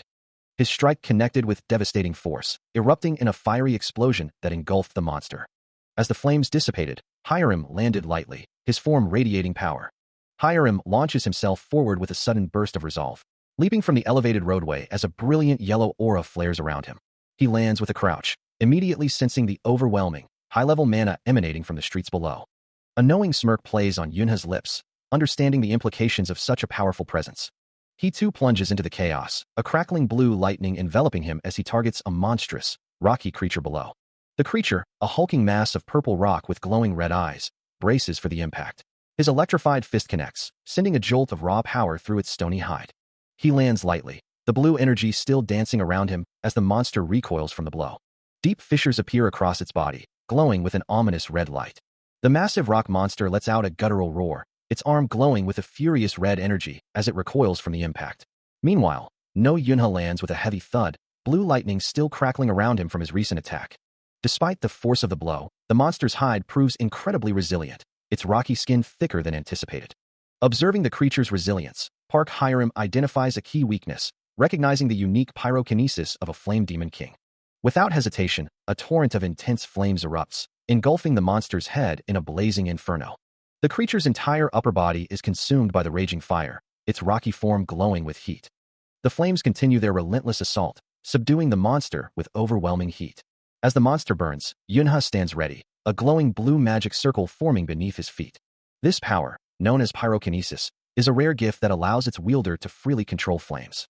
Standing amidst the rubble, his glowing sword still held firm, Park Hyrum is known among some as Demon Flame. And he quickly identifies two figures as being on their side. Two young players, a male and a female, huddled together on the ravaged ground, their faces etched with fear and exhaustion. Observing them, Hyrum notes that they are just two kids. As the male player embraces the female, Hyrum wonders if they used magic to escape their predicament. He surmises that the female must have lost consciousness from overusing her mana. The male, meanwhile, had been protecting her from a goblin, confirming both of them are indeed players. A smirk plays on his lips as he anticipates the reactions from other players. The male player, still cradling the female, admits he's not sure of their situation yet, at least. His gaze sharpens, a flicker of resolve in his eyes, as the young woman beside him remains distraught, her face streaked with tears. There is only one path forward, he realizes, and that is to eliminate the monster blocking their way. He positions himself protectively in front of her, telling her firmly to stay back. A confident smirk plays on his lips, knowing the creature will soon fully emerge from the depths. With a thunderous crash, the massive rock monster begins to heave itself from the water, its purple form glowing faintly. A low, guttural growl echoes through the ruined space, as the creature fully reveals its imposing presence. A digital interface flickers to life, displaying a real-life player profile, with no Yunha's image prominently featured, his level indicated as 10. Before the regression, a familiar red-haired figure, Park Hyrum, asks with a smirk, "Are you the undead they speak of?" His gaze sharpens, noting, "You have a unique aura, like him." No Yunha listens, his expression unreadable. Standing amidst the ruins of a city, he dismisses the challenge with a curt, "Don't bother me. I don't fight with men." Hyrum's smirk widens slightly as he clarifies, "Nothing. I just wanted to see for myself if the rumors are true." Yunha's expression remains cold, his response brief, "Not interested." With a final, dismissive glance, Hyrum turns to leave, muttering, "Get out of my way." Yunha watches him go, a low, almost imperceptible sound escaping him as he considers the encounter. As blue lightning crackles around him, and his eyes glow with an ethereal light, a single thought echoes in his mind. A reminder to never forget the thrill of the fight, as the very essence of the real-life player system ignites around him in a fiery burst. He recalls a past self, clad in heavy armor, sword ablaze, battling amidst a conflagration, the memory of a fierce struggle burning bright. Back in the present, he launches himself forward, blue lightning still trailing his form, a blur of motion and raw power. The real-life player system continues its fiery manifestation, its intense flames consuming the visual field, a testament to the power he wields. He remembers a time of despair, kneeling over an injured Li Yuyong in a ruined landscape, the pain of that moment etched into his very being. Clutching her close, the memory repeats itself, a solemn vow. He will never forget how he fell to beat the monster.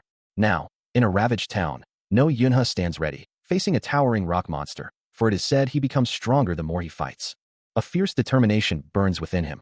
He is truly a monster born to fight. With a challenging sneer, he calls out, "Asshole, why aren't you coming out? Did you get scared just because you saw a little fire?" His words are met with a sudden, violent impact, as the massive rock monster is struck, sending fragments of its stony hide flying. From a distance, No Yunha and Li Yuyong watch the confrontation, a heavy thud echoing through the ruined landscape. Hyrum, unfazed by the monster's resilience, mutters with annoyance, "Oh no, not again. This foolish." Another powerful blow lands, sending more debris flying from the rock monster with a resounding crash. As he prepares his next move, Hyrum's eyes narrow. "I don't fight to win. I fight to kill." With a swift motion, a glowing blue spear-like projectile launches, impacting the ground with a burst of hexagonal energy. The impact immediately gives rise to a colossal blue energy barrier, engulfing the rock monster in a shimmering, watery cascade. Park Hyrum, with a smirk, declared the timing perfect, before turning his gaze upwards to a distant helicopter and shouting, "Mother!" His voice echoed, taunting the rock monster trapped in his blue barrier. "I always knew you'd be no good. Really, mother." As Li Yuyong, known for her tendency to trash Park Hyrum, now appeared on the scene. She reacted with visible shock, unable to comprehend why Hyrum was calling the monster mother. Hyrum, oblivious to her confusion, simply pointed forward and declared, "All right then, let's go." As reinforcements arrived, a clear directive echoed, urging Yunha to focus solely on the monster, while Hyrum, now glowing with a vibrant blue aura, prepared his sword for battle. And Yunha, holding a glowing staff, confidently retorted, "I don't need any buffs, you know." A blue aura flares around him as he dismisses the notion of needing assistance, asserting his self-sufficiency. As a small drone-like device flies away, he calmly states his intention to leave his companions in the care of others.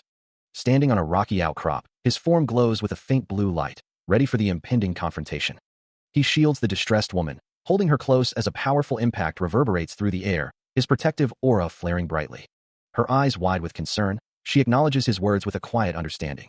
Below the surface, the water begins to churn and ripple violently, a faint blue glow emanating from the depths.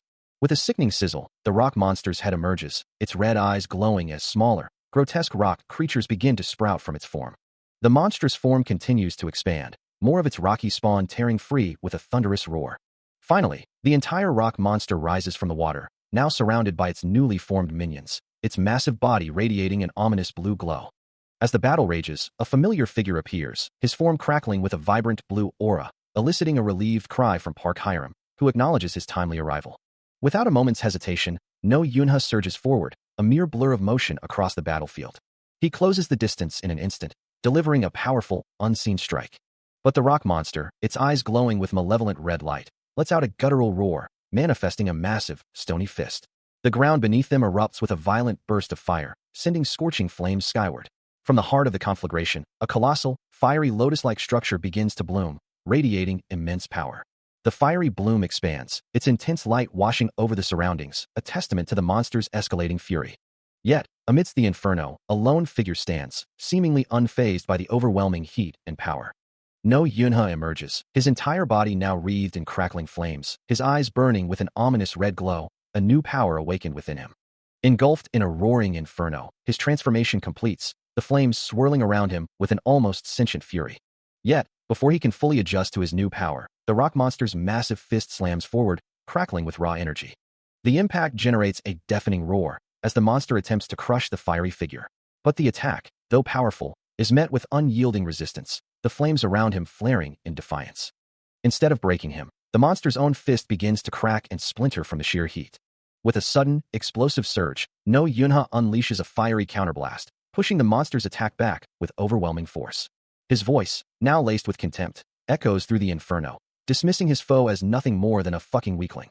His eyes glow a menacing red, a confident, almost predatory smile spreading across his face as the flames dance around him. With a final, decisive command, he unleashes a cataclysmic burst of fire, utterly obliterating the rock monster in a blinding explosion. Engulfed in a maelstrom of crimson and orange, No Yunha unleashes the full, devastating power of his fiery transformation. The inferno expanding rapidly, consuming everything in its path. The concentrated energy builds to a terrifying crescendo, culminating in a cataclysmic explosion that rips through the air, leaving nothing but scorched earth in its wake. The rock monster, caught directly in the blast, disintegrates into ash and embers, its rocky form unable to withstand the sheer heat. Only a smoldering crater remains, a testament to the power unleashed. Amidst the dying flames, he stands tall, his sword held ready, eyes still glowing with an intense, fiery light. Turning away from the devastation, he walks with a confident stride, the residual fire still clinging to his form. As the last embers fade, No Yunha simply states, "Finally." While Li Yuyong, relieved, asks, "Is it over?" And Park Hiram echoes, "Is it finally over?" A dark-haired woman, staff in hand, calls out into the desolate landscape. Then approaches No Yunha, who appears to be recovering, asking if he understands the situation, but he simply tells her to remain still. She reacts with a surprised gasp, before offering a quiet word of thanks. Nearby, Li Yuyong cradles Yunha, relieved to find that he doesn't have a single scratch on him. The dark-haired mage looks on, her gaze fixed on something unseen. A miraculous healing energy washes over the area, restoring the wounds of those present, leaving the mage in awe. Her hand begins to glow with a soft light, as she marvels at the miracle unfolding before her. The light intensifies, emanating from her palm. She then turns her gaze back to Yunha, who meets her eyes with a calm expression. His eyes blaze with an unnatural blue light, a fierce protectiveness radiating from him as he warns, "Touch my sister." The sheer, overwhelming killing intent emanating from him sends a shiver down Li Yuzheng's spine, leaving her stunned.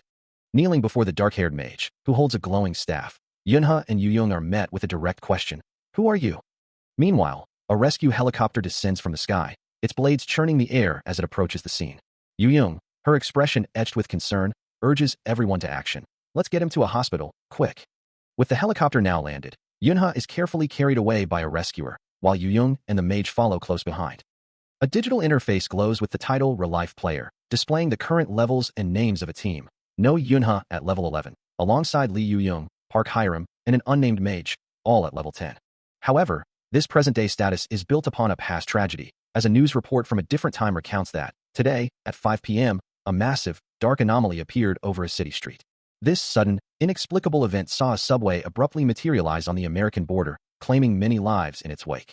The news anchor continues, explaining that such unusual occurrences have been happening for quite a while, with the goddess government condemning this tragedy. A young No Yunha sits in a hospital room, his gaze fixed on the television screens, absorbing the grim reports of the world's unraveling. His young face, etched with a profound sadness, reflects the weight of the catastrophe. Elsewhere, a young Lee Yu-young sleeps peacefully in her own hospital bed, unaware of the turmoil that has gripped the world and her friend. Back in his room, a doctor checks on Yunha, who, even in his waking moments, is haunted by the memory of a monstrous figure amidst a ruined city, whispering to himself, "It's all over. Not our fault." His eyes, wide with a mixture of fear and despair, reflect the deep trauma of his past. He stares at the ground, a chilling realization dawning on him. He had altered the future. Moments later, he gently touches the head of a young girl, who lies still in a hospital bed. A voice calls out his name, growing more urgent with each repetition. Unable to face the consequences, he turns and flees from the room, leaving the girl and a concerned adult behind. His small feet pound against the floor, carrying him away from the scene. The adults watch him go, their faces etched with despair, while the young girl looks on with quiet sadness. A choked sound escapes him, as the crushing weight of his situation settles in, leaving him utterly hopeless. Still reeling from the weight of his actions, young No Yunha sits on the floor, head bowed, as two adults stand over him, their expressions a mix of concern and disappointment. The woman's gaze is heavy with unspoken questions, her voice soft but firm as she asks if he's just going to stay there. He can only manage a quiet, broken response, muttering that he's not. The woman presses him further, asking why he ran out, while the man reminds him of his promise from just a few days ago, never to do such a thing again. The man kneels, placing a hand gently on Yuna's head, his expression softening slightly. Still, the boy remains silent, his gaze fixed on the floor, unable to meet their eyes. The man's voice grows sharper once more, demanding to know why he ran out and disobeyed. Finally, with a deep bow, No Yunha offers a quiet, heartfelt apology. He looks down, his brow furrowed, wondering what exactly he's supposed to be sorry about. From the perspective of his father, the family had survived in the end, and that was the best possible outcome, knowing everyone was still alive. But young Yunha, looking up with a defiant gaze, insists he's not sorry at all. He casts his gaze downward once more, standing before his parents, a tense silence hanging in the air. His eyes widen, a flicker of distress crossing his face, as the weight of their words begins to sink in. His mother watches him, her expression a mix of concern and sadness, her gaze unwavering. A soft gasp escapes him, the realization hitting him fully. His parents aren't concerned about the outcome of the battle itself, but rather the reckless actions that led to it.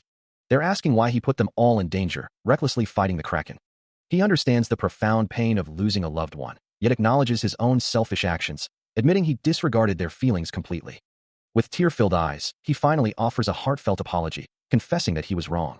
His voice trembling with conviction, he promises never to repeat his mistakes.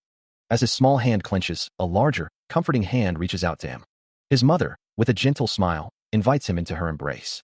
Without hesitation, he rushes forward, burying himself in her warmth. Holding him close, she gently admonishes him, asking if he truly understood how worried they had been.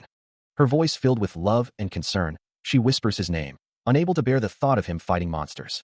Nestled in her arms, he realizes he truly wants a normal life, a life where his parents want him, and with that comforting thought, the next morning arrives. Time passes, and the familiar facade of a hospital building stands against the morning light. Inside, a young woman gently reminds the man beside her, "Now, Yunha, my parents are waiting. Let's go." He simply responds, "Okay," his voice calm. But his mind drifts back to a different time, a different hospital room, where a younger version of himself sat, reflecting on a past warning. "I told you what would happen." He had made his choice then, a firm conviction settling in his young heart. My parents' feelings are more important than that.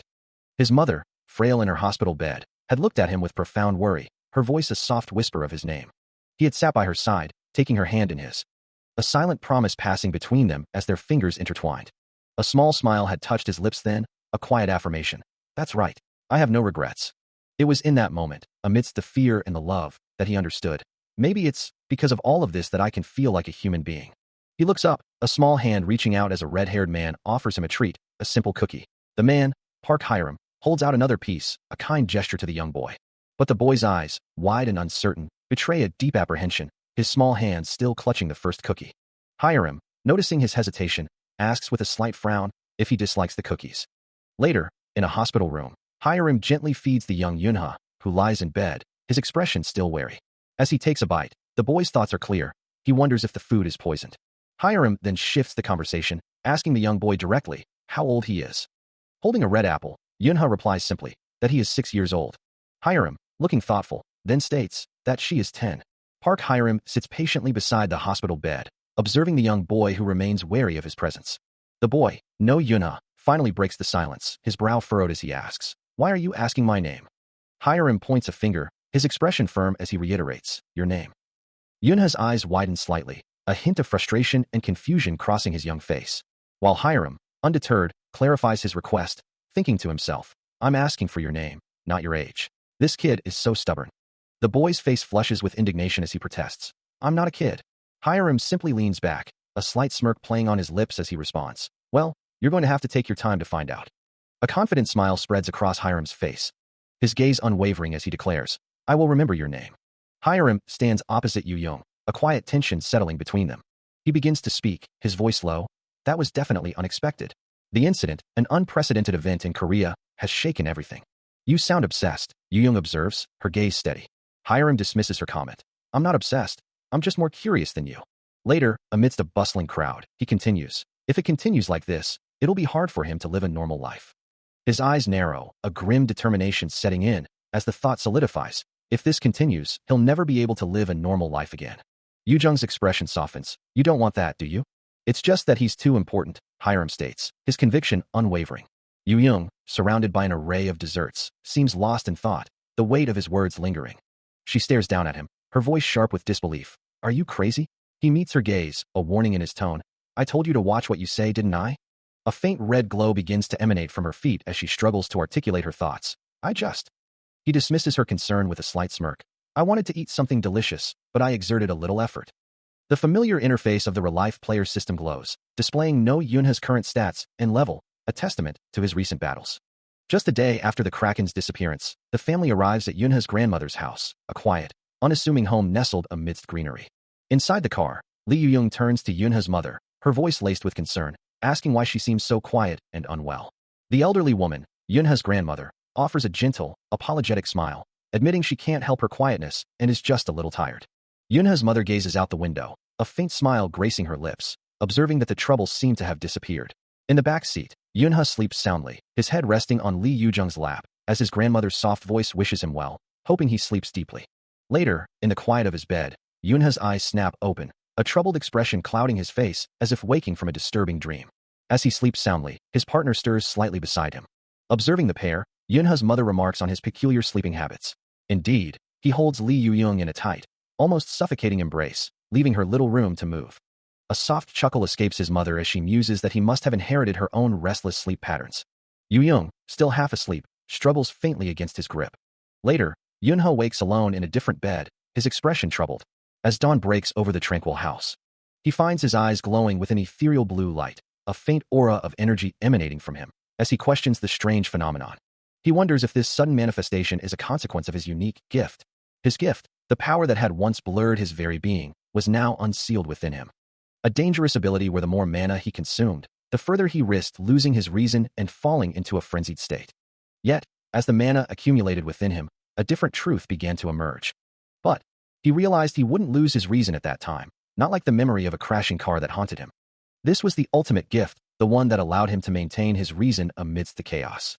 As blue energy pulsed around his fist, he wondered, do I not know the true nature of Berserk?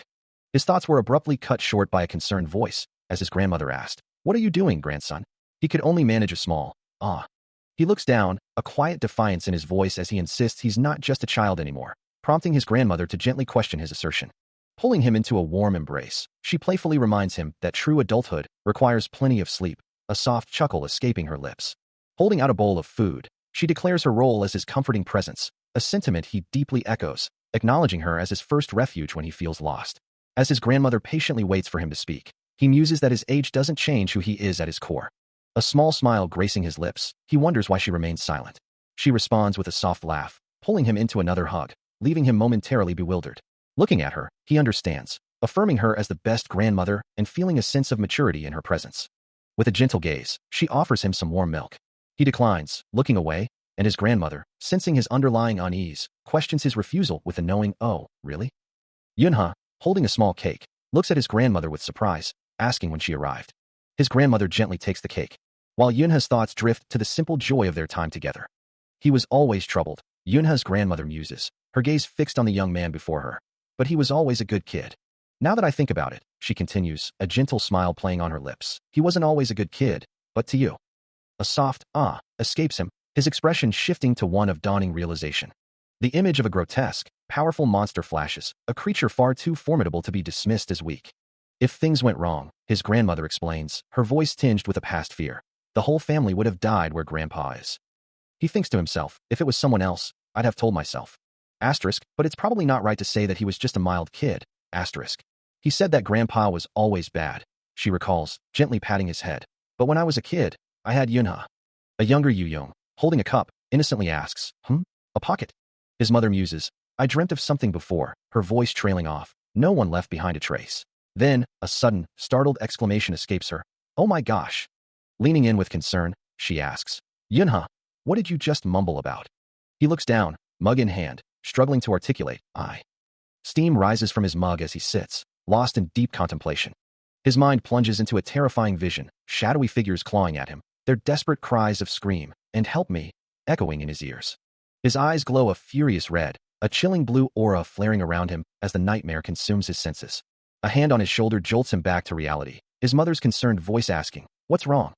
He gasps, He looks away, hand to his mouth, a silent struggle playing out behind his eyes. Finally, he offers a dismissive, it's nothing, before admitting, I don't know.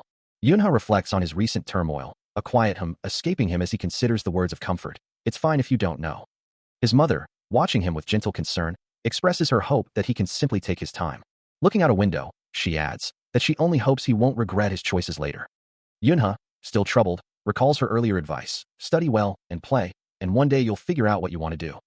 A gentle memory of his grandmother surfaces, her kind smile accompanying the wisdom. If you still don't know, just keep living until you do. A quiet determination settles over Yunha, a feeling that he truly wants to live life to the fullest, despite his current uncertainties. He embraces his mother, a heartfelt apology escaping him, to which she simply responds, it's okay, Yunha. Looking up at her, he acknowledges that her unwavering support is what his mother always told him. His mother gazes back with profound affection, reassuring him that no matter what he does, she will always be there for him. A tender memory surfaces, his mother's voice echoing, Yunha, you're all grown up. He looks towards his grandmother, a soft grandma, escaping his lips as his mother lets out a small, surprised sound. The younger version of himself, full of childish eagerness, declares, I want to drink that too. His mother, with a gentle smile, repeats, Yunha, you're all grown up, then calls out to another child, Hannah, come here. The boy, still curious, turns to his grandmother, asking, do you want to drink that too, Grandma? His younger self, eyes wide with excitement, insists, I do. He softly calls out, Grandma, and a warm hand extends, offering a vibrant red flower. Here, she says. A delighted wow escapes him as he receives the gift, a small gesture that, in his young mind, signifies a profound exchange. His grandmother's face beams with affection, her voice gentle as she asks, Grandma won't forget this, right? The memory settles into a warm, comforting thought. Let's make happy memories together in this life. He sits on a bench between his mother and grandmother, looking out at the bright, open sky, a simple word escaping his lips, Grandma. He then adds, his voice filled with heartfelt sincerity, thank you for raising me. A gentle smile graces his grandmother's face, a silent acknowledgement of his words, as her image remains etched in his memory. The system interface of the real-life player glows, displaying no Yunha's current status and abilities. A soft, warm light of a setting sun fills the horizon, as a gentle voice calls out, Yunha, from an apartment building. A younger Yunha smiles brightly, his arm around a similarly youthful Lee Yu-young, who playfully touches his cheek. The two children share a quiet meal, the soft clink of their chopsticks echoing in the room. Around a family table, Yunha's mother beams at the children, remarking on how much they've grown and how glad she is they get along. But a flicker of concern crosses Yujung's face as she looks towards him. His mother gently comforts a somber Yunha, who is hunched over his bowl. His grandmother, with a warm smile, thanks Yunha's mother, asking her to take good care of him. His mother gently coaxes the young Yunha to eat, while his grandmother playfully remarks that he is just as picky as his father, prompting a light-hearted protest from his mother, who was apparently no different as a child. The memory brings a quiet hum of acknowledgement from the adult Yunha, as a thought echoes in his mind. People wouldn't think you're the father. A faint, knowing smile touches his lips. Back in the past, laughter fills the air around the family table, a warm, comforting sound. The title card for Real Life Player appears, marking a shift in the narrative. The scene transitions to a bright, cheerful kindergarten, where the morning sun illuminates the building. Young Yu-young, full of energy, eagerly pulls Yunha along, asking if he's sure he wants to hold her hand. A look of deep distress crosses the boy's face. Yu-young, seeing his tears, looks at him with concern, wondering why he is crying. Still reeling from the hurtful words, he can only hear the other child's taunt, as his mother tries to comfort the crying youngster. Overwhelmed by the label, he clutches his head, his small voice protesting, insisting he is not a monster. Meanwhile, the other child, still upset, mutters that they don't understand why mixed blood is considered cute. The words pierce him deeply, and he wishes they had never found out about the mixed blood child. The term mixed blood echoes in his mind, a constant reminder of how people always referred to him, solidifying his belief that he is the monster. Alone and dejected, he sits, a soft sob escaping him, as tears well in his eyes. His mother and Yu-young watch him with concern as he continues to cry. His mother gently comforts him, while Yu-young remarks on his sudden outburst, noting that he threw his toys while she was gone. Just then, the door opens, and his grandmother steps inside, announcing her return to the children. He walks past his mother and Yu-young, who greet him warmly, letting out a heavy sigh as he enters the kitchen. His steps are slow and deliberate, his brow furrowed in deep thought. He settles down at a desk, his gaze fixed on a book, though his mind seems far away. A moment later, he notices his grandmother sitting nearby. He asks if she's just arrived, but she replies that she was just about to depart. As she turns to leave, he mutters to himself, the words Sherlock is no different. He's a monster. He's the one who will bring the end and die. Echoing his inner turmoil. His grandmother pauses, turning back with a look of profound shock, questioning his words. Years ago, a young Yunha, his face etched with a mix of regret and apology, muttered to himself about accidentally spoiling something for someone. His childhood friend, Yu-young, clearly upset, declared she would never read it now, while he, with a forced laugh, tried to reassure her they could just find another. Her small face contorted in frustration, a sharp cry escaping her lips. Yu-young continued to scold him for being mean, and he could only offer a heartfelt apology. As he walked away, his gaze fixed on his own feet, a chilling thought echoed in his mind. It was nothing, just more wasted blood. He then found himself in a room full of other children, who were engrossed in their games. But soon, the playful atmosphere turned sour, as the other children surrounded him, complaining about unfairness and vowing to get him next time. He sat on the ground, a toy sword lying beside him, as the group of children continued to glare. His expression remained unreadable, a silent acknowledgement of their animosity. A small group of children gathers, one in a green and white jacket addressing two others. An excited voice from the crowd wonders if Yunha is finally going to fight. Yunha, standing apart in a red jacket, looks on, internally questioning the problem and why everyone is so eager to see him fight. A circle of children forms around Yunha and his challenger, a single toy sword lying between them on the ground. The child in the green and white jacket grins, snatching up the toy sword with a swift motion. He brandishes the toy sword, proclaiming that it isn't big enough for the two of them. Yunha's voice cuts through the air, dismissing the impending clash as a petty fight, asserting their inequality, and sighing in annoyance. He stands, looking utterly exasperated by the loud children surrounding him. A young girl, brandishing a toy sword, challenges him, declaring that defeating No Yunha would make her incredibly popular with the other children. Another child, perhaps echoing the sentiment, adds that this is what happened to him. The girl continues, asserting that at least she, as his neighbor, has a chance. He responds bluntly, stating he doesn't remember asking her to be his neighbor. As the girl protests his coldness, he simply reiterates his previous statement. She erupts in frustration, a visible aura of anger flaring around her as she screams her hatred for No Yunha. Later, a young Yunha stares at a tablet, his expression troubled as it displays an image of his mother. The screen's text starkly reminds him, right, you're alone in life. A toy sword clinks, perhaps dropped or discarded, marking the end of the childish confrontation. Young No Yunha stands ready, his toy sword clutched tight, facing an imagined foe who challenges him.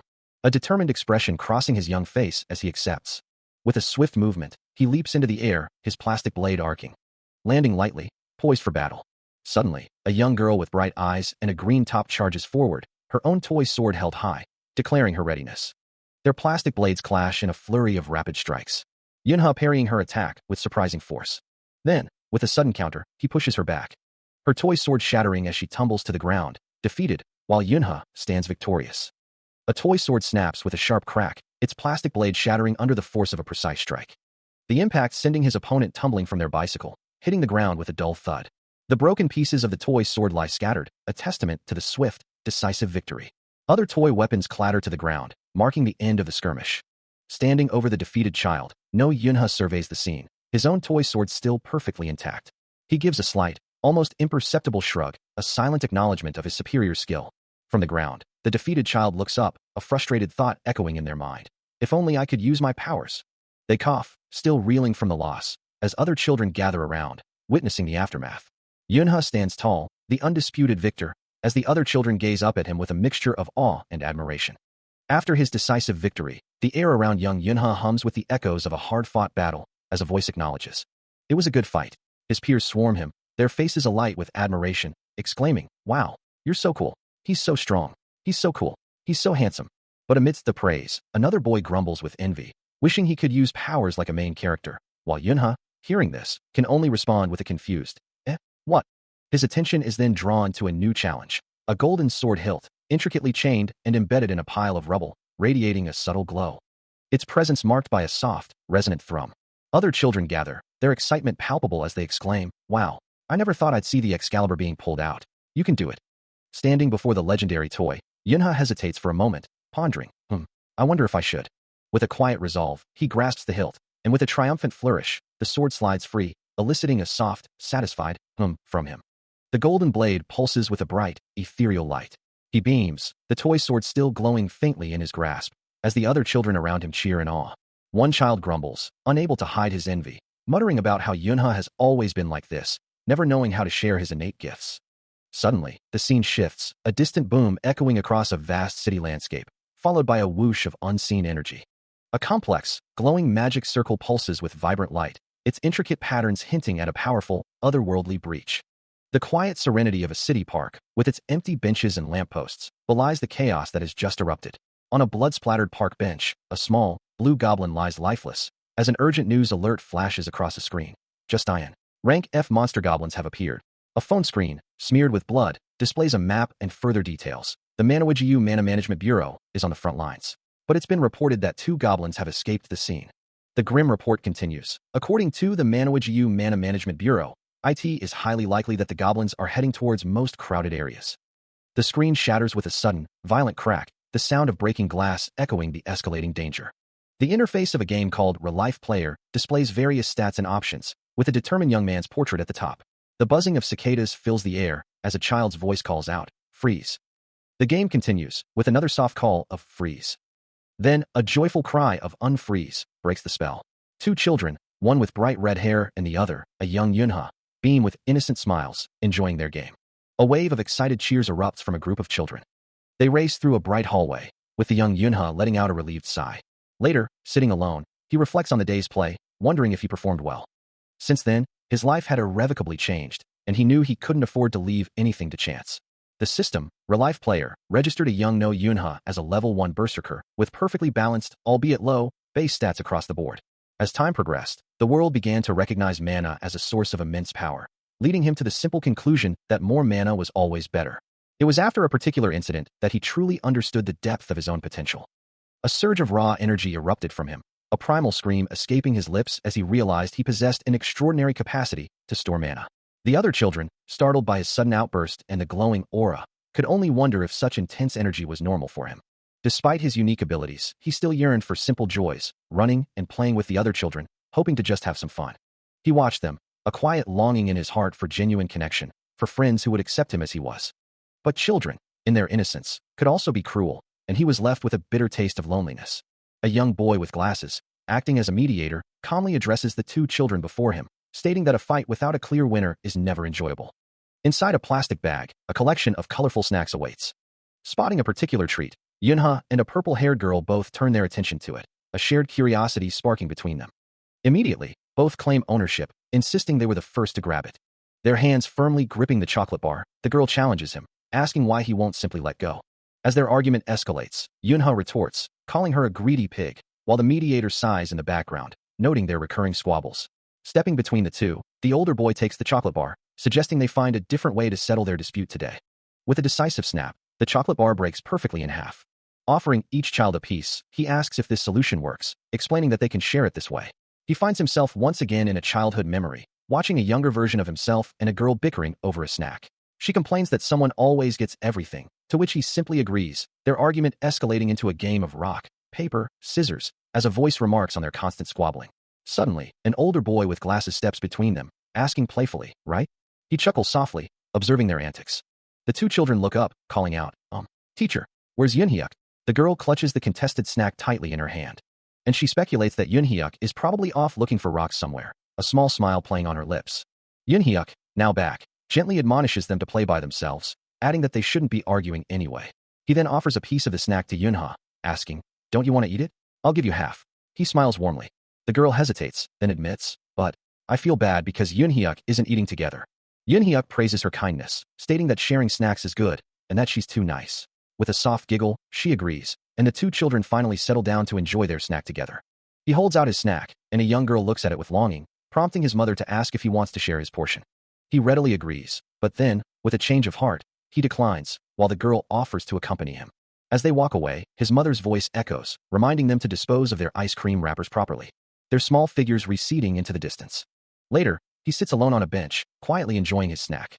Suddenly, a rumble of footsteps approaches, and Tun Yunhyuk bursts into view, excitedly calling out to him, proposing a game of tag. As they play, Yunhyuk suggests he should head home, but he insists he is fine, assuring his friend that he knows the way. Yunhyuk then adds that the other kids won't tease him for being a crybaby if he leaves, but he dismisses the concern, telling Yunhyuk he should be the one to go home.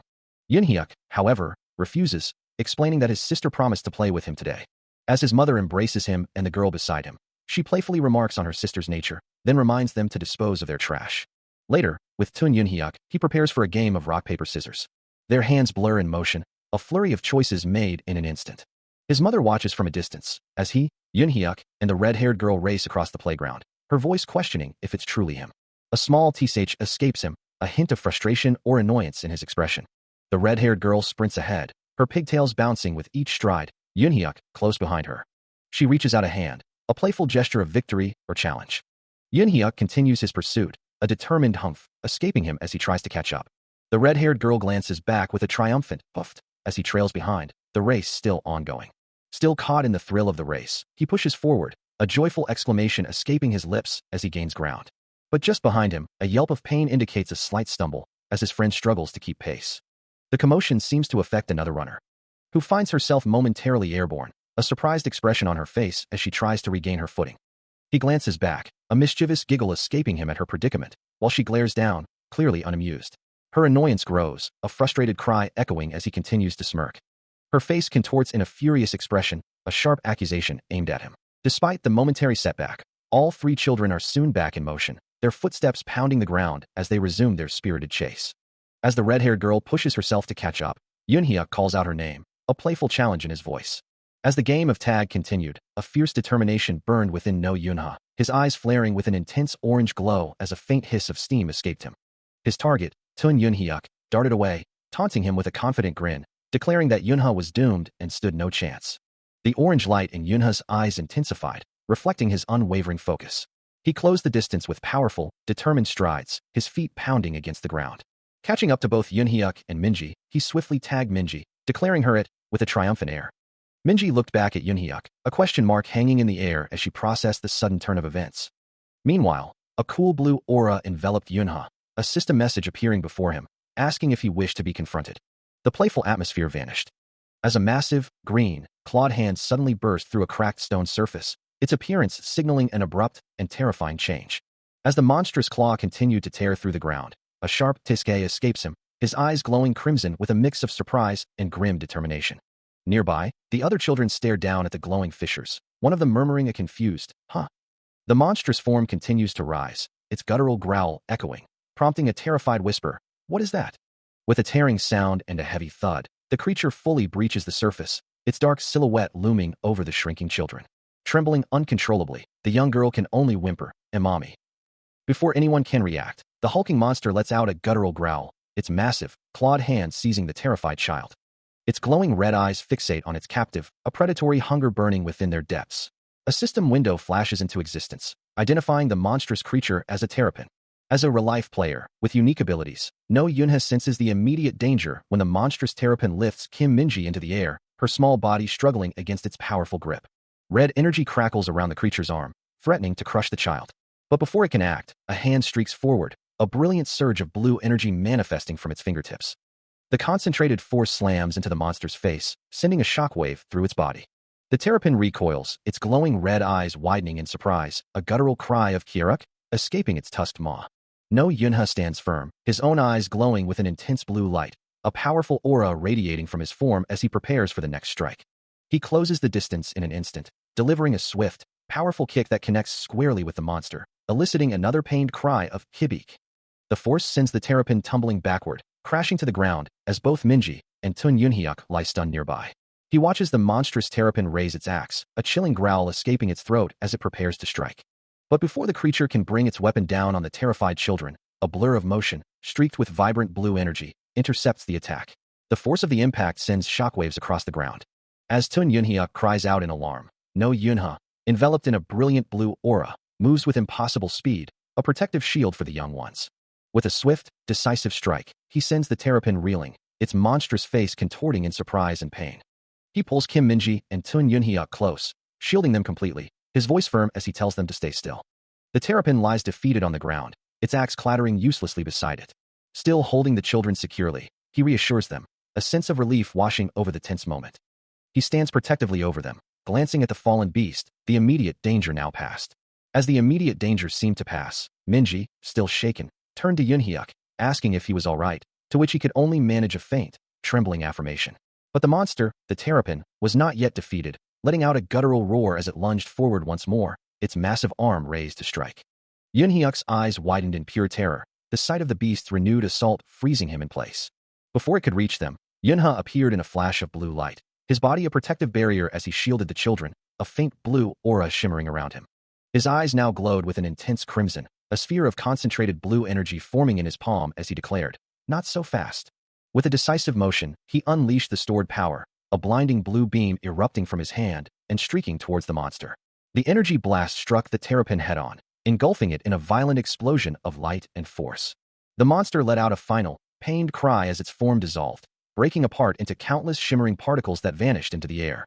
With the threat finally neutralized, Yunha gently gathered the two trembling children, holding them close as they clung to him, their small bodies still shaking from the ordeal. A heavy thud echoes through the classroom, where a teacher kneels, comforting two small children amidst the chaos. Minji whimpers, repeating that she's hurt, while the teacher thinks to herself that they must wait for the players to arrive. Holding both Minji and Yunhyuk close as she acknowledges the trauma inflicted upon them and the other children. She questions if the monster truly appeared, then confirms its presence, noting that the signs indicated it had manifested days ago. Having reported the incident to the guild, she suggests they wait for other teachers, but Minji's voice cuts through the air, a frantic scream escaping her lips as she insists no one else is around. Her eyes wide with terror as she claims to have seen them in the classroom just moments ago. Still reeling from the recent attack, Tun Yunhyuk insists that the two missing individuals had promised them ice cream. And with a fierce, childish determination, he declares he will go bring them back himself. Meanwhile, the teacher holds a terrified Kim Minji close, her own face etched with shock as a distant thud echoes. Minji, still trembling, whispers about someone hiding, while the teacher tries to reassure both children. But the children's pleas grow more desperate, begging her to bring back the two missing individuals. Outside the window, a distorted, chaotic blur suggests a horrifying scene, accompanied by a harsh, whistling sound. The city screams as a colossal, monstrous hand descends from the glowing sky. The terrapin, a hulking beast with glowing red eyes, roars as it throws human figures through the air. Its massive, green-skinned hand closes around a small child's head, capturing another victim. As the monstrous terrapin closes in, a desperate cry rings out, and Kim Minji unleashes a burst of crackling blue energy, attempting to halt its advance. But the creature is too fast, its massive claw slamming into a shimmering blue shield, the impact sending shockwaves through the air. The force of the blow is overwhelming, and Minji is flung backward, tumbling through the air. She quickly recovers, her concern immediately shifting to Tun Yunhyuk, who lies dazed on the ground as she asks if he is all right. The terrapin lets out a guttural roar, its menacing presence looming over the two children. With no other option, Minji grabs Yunhyuk's hand, and they begin to run, their small feet pounding against the ground. Meanwhile, elsewhere, a grimace of pain or frustration crosses the face of No Yunha, a soft grunt escaping his lips. Back with the children, Minji urges Yunhyuk to move faster, their desperate flight continuing as the monster gives chase. The terrapin's glowing red eyes fixate on its prey, its pursuit relentless. The terrapin continues its relentless pursuit, a guttural growl escaping its tusked maw. Minji and Yunhyuk huddle together on the playground, fear etched on their faces as Minji frantically wonders what they should do, clinging to the hope that the adults will come to save them if they just hide. A sudden realization dawns on her, her eyes widening as she looks up, and with a determined gesture, she points to the top of the climbing frame, urging Yunhyuk to follow her lead. You go up first, she insists, pushing him towards the structure. Below, the terrapin snarls, its glowing red eyes fixed on their ascent. Minji follows, but once atop the structure, a new wave of despair washes over her. They're trapped, and what if help never arrives? Yunhyuk, however, clenches his fists, a fierce resolve hardening his gaze as he vows to fight until the very end. Perched precariously on the playground slide, he clutches his fishing rod, vowing to protect his friend, who, terrified, pleads with him not to act recklessly. Below them, the massive terrapin looks up, a flicker of confusion in its glowing red eyes. A low growl escapes its throat, a sound of building frustration. As the monster's impatience grows, the boy's determination ignites, his eyes glowing with a fiery resolve as he imagines himself a hero, ready to face any threat. In his mind, he stands victorious, the monster defeated by his glowing, powerful attack. He recalls a memory, or perhaps a dream, of cheering wildly at a screen, a hero's triumph echoing in his heart. The thought fills him with inspiration. He too will become a hero. Back in reality, his fishing rod glows with a fierce orange light, transformed in his mind into his ultimate weapon. With eyes burning with newfound power, he stares down the monster, dismissing it as a mere weakling. The terrapin's massive maw opens wide, revealing rows of razor-sharp teeth, as it lets out a guttural roar that echoes through the playground. Then, with terrifying speed, it lunges upwards towards Yunhyuk, who, in a moment of sheer panic, can only stammer, "I'm only going to do as you say." A primal scream rips from his throat as he recoils from the monstrous assault. But even amidst his terror, an instinct takes over, and he thrusts his glowing fishing rod forward, aiming to block the creature's charge. The terrapin's massive, clawed hand continues its reach, closing the distance to the boy. With a dull thud, the fishing rod connects, deflecting the monster's hand just enough. The terrapin recoils, its glowing red eyes widening in a flicker of surprise at the unexpected resistance. Still screaming, Yunhyuk instinctively covers his face, his body trembling from the terrifying encounter. No Yunha's eyes narrow, a silent question hanging in the air as he processes the unfolding chaos. Meanwhile, Kim Minji lets out a soft gasp of dismay, her expression a mix of shock and confusion. As the danger escalates, Yunha instinctively reaches out, a faint blue aura beginning to shimmer around his hand, while Tun Yunhyuk, utterly terrified, shrinks behind him, a desperate cry of Yunha escaping his lips. The system interface of a real-life player flashes into view, displaying No Yunha's profile and current status. Below, two children, Yunhyuk and Minji, gaze upwards, their voices echoing. EUNHA. Yunhyuk beams, offering praise, "You did great." He continues, his admiration clear, "You're a true man." Suddenly, the serene blue sky is rent by a violent, tearing sound. A monstrous hand bursts forth, its sudden appearance startling Yunhyuk, who can only gasp, "What?" The creature lets out a guttural shriek. The terrapin lunges, its form a blur of green and brown, as Yunhyuk screams, "Look out!" Dark, malevolent energy swirls around the monster, its red eyes burning with predatory intent. The aura intensifies, crimson light radiating from its form as it prepares to strike. As the monstrous terrapin lunges, a fierce determination ignites within No Yunha, his eyes flaring with an intense blue light as a spectral blade of pure energy manifests in his grasp. With a powerful, downward arc, he brings the glowing weapon crashing into the creature. The energy blade cleaves through the terrapin's form, leaving a trail of shimmering blue light and dark, dissipating matter. From the monster's remains, a vibrant blue crystal drops to the ground, its soft glow illuminating the dust it kicks up. The last vestiges of the terrapin vanish into thin air, leaving only the lingering scent of ozone and the faint hum of residual magic. Standing victorious over the fallen crystal, No Yunha holds his energy blade, the immediate threat neutralized. Later, with the danger past, he gently lifts Tun Yunhyuk onto his shoulders, the boy's relief palpable as he exclaims his admiration. Kim Minji, equally relieved, clings to his side, her small voice expressing her gratitude. He holds both children close, a protective embrace, their small forms safe within his arms. A warning escapes Minji's lips, her voice trembling with fear, as Yunhyuk looks on, confused. He stares wide-eyed, a silent plea forming on his lips. A while ago, Yunhyuk had called out to his teacher, concerned for the others. He walks away from the building, glancing back with a worried expression. Meanwhile, a familiar blue glow ignites in No Yunha's eye, signaling the activation of his powers. Suddenly, Yunhyuk finds himself within a holographic grid, a system interface surrounding him. A warning flashes across his vision, low on mana, indicating he has no skills left. Despite the dire situation, a determined resolve hardens his gaze, urging himself to endure just a little longer. A heavy thud echoes as a monstrous foot lands, revealing a hulking, green-skinned beast with a skull mask, which lets out a guttural growl. "Hey, what are you looking for?" It bellows, its voice raw with aggression. But then, a young boy steps into view, his gaze unwavering. And as he raises a hand, his eyes ignite with an electric blue glow, gathering potent energy. The monster lets out a shriek of surprise and pain, recoiling violently. As a concentrated blast of blue energy slams into its head, the force of the impact sending it reeling backward, until the boy delivers a final, devastating strike, launching the creature through the air. He moves with blinding speed, a powerful kick connecting with the monster's jaw, his eyes flaring with intense blue energy. As a torrent of crackling blue lightning erupts from his form, slamming into the creature. The monster lets out a guttural shriek of pain. But he ducks under a clumsy counter, spinning to deliver another devastating kick, following through with a precise punch that lands squarely on its face. The creature's body glows ominously, blue cracks spreading across its form as the energy tears it apart from within. With a final, brutal slam, he drives the monster into the ground. Its form begins to dissolve, breaking down into shimmering golden particles. Standing amidst the fading remnants, he watches the last of the creature vanish. Amidst lingering blue energy particles, Tun Yunhyuk stares down at a broken object, a frustrated sigh escaping him as he realizes he can no longer use it. The broken pieces, remnants of a monster that disintegrated in less than a second, seem to echo a past warning, a fierce voice declaring, "I'll kill you if you touch him." Overwhelmed, Tun Yunhyuk flees through a school hallway, his desperate plea to be released echoing with each frantic step. A vivid memory of No Yunha flashes through his mind, his eyes glowing with an intense blue light as he vows, "I'm going to kill you."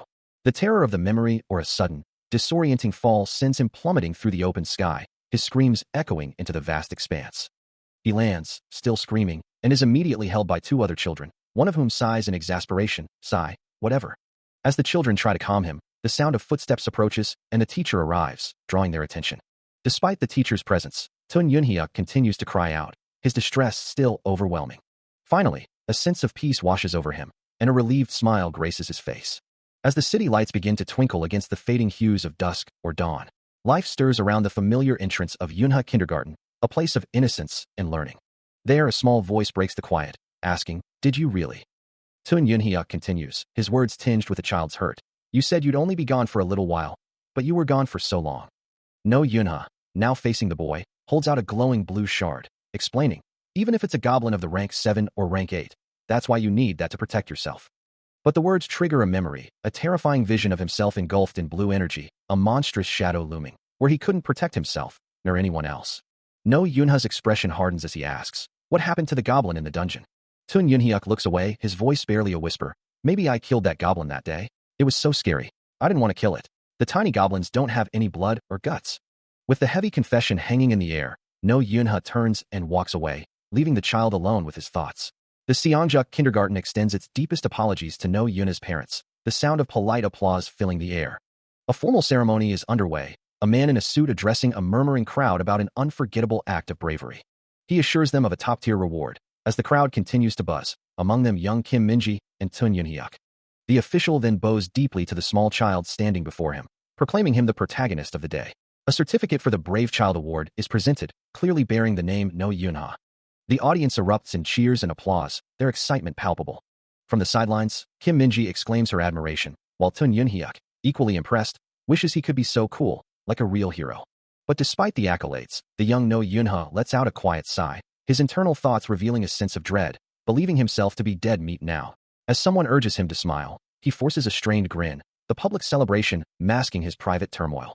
A digital interface glows into existence, displaying a player's status screen for Relife Player, showing a character at level 17 with various stats and skills like Aura Blade, Mana Shield, and Healing. The title card then appears, simply stating, Relife Player. The scene shifts to a quiet elementary school, its windows reflecting the clear sky, before a story begins to unfold.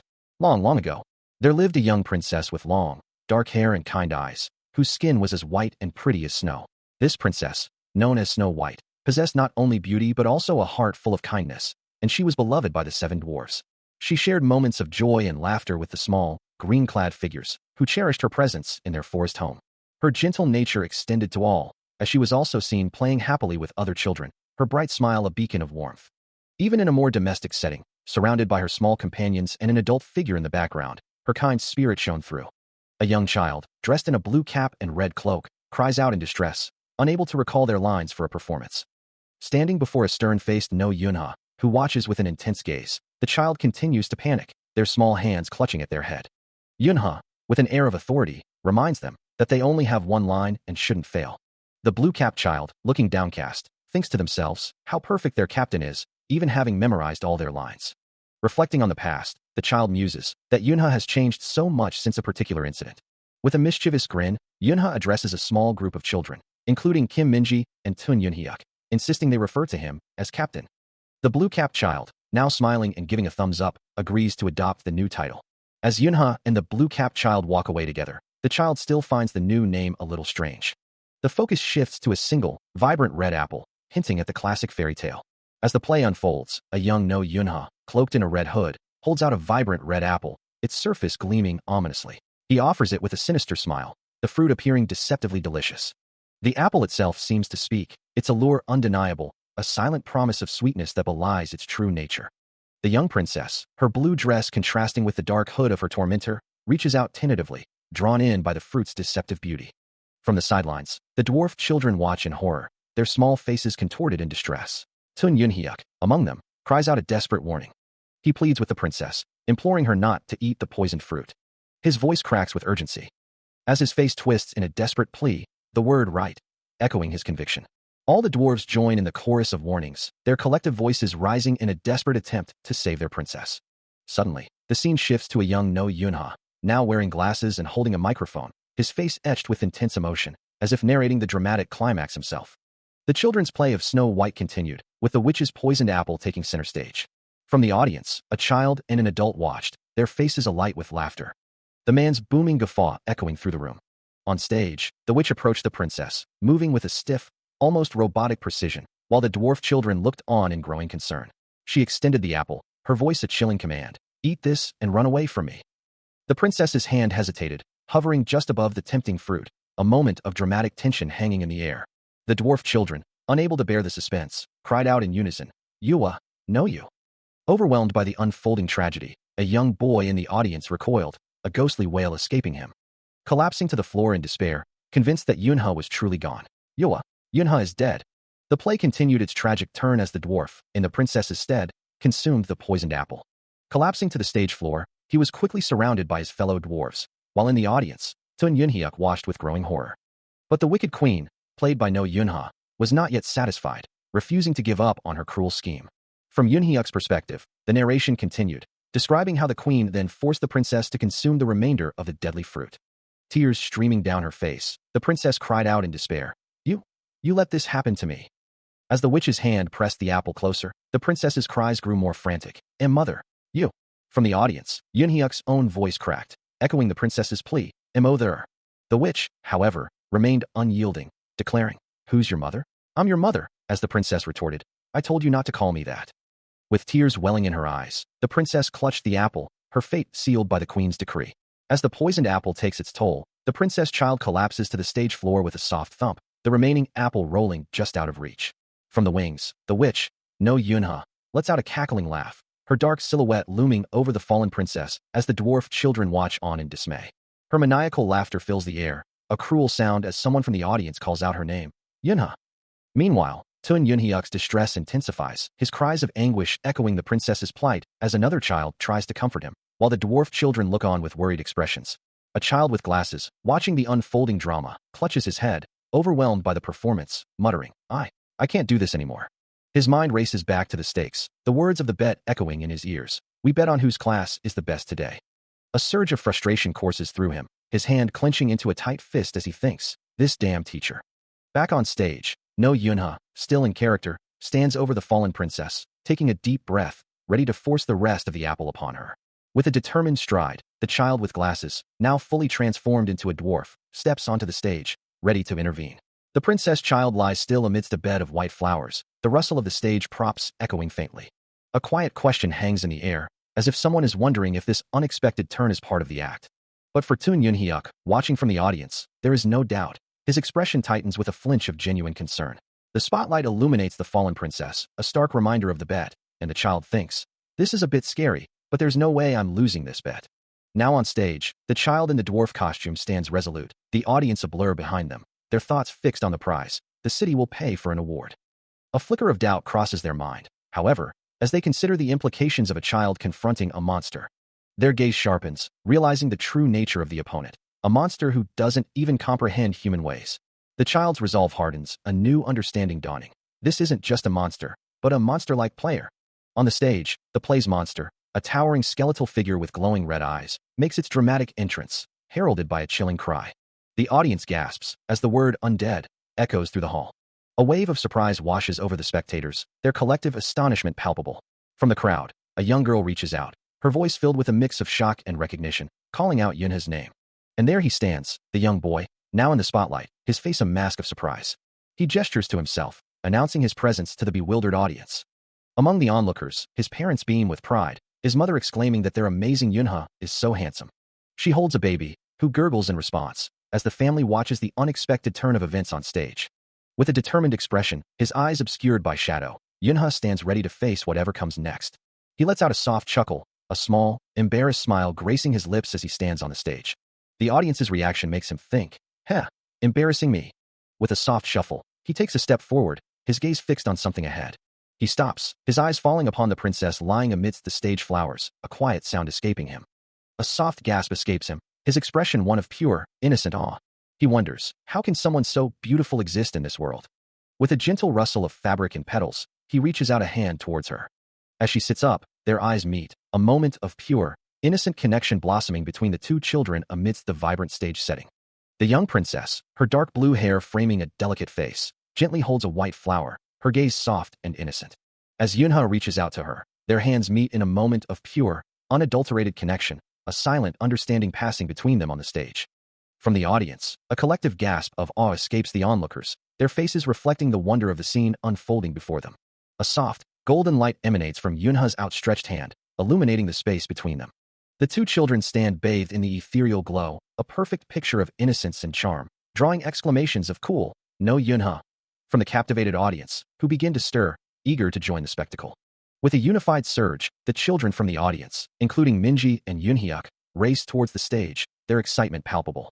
Yunha looks on in surprise as the small figures swarm around him and the princess, their impromptu performance now a lively, chaotic gathering. One of the children urges the others forward, calling out to hurry before the show concludes. As the children swarmed the stage, Yunha found himself caught in a playful tumble.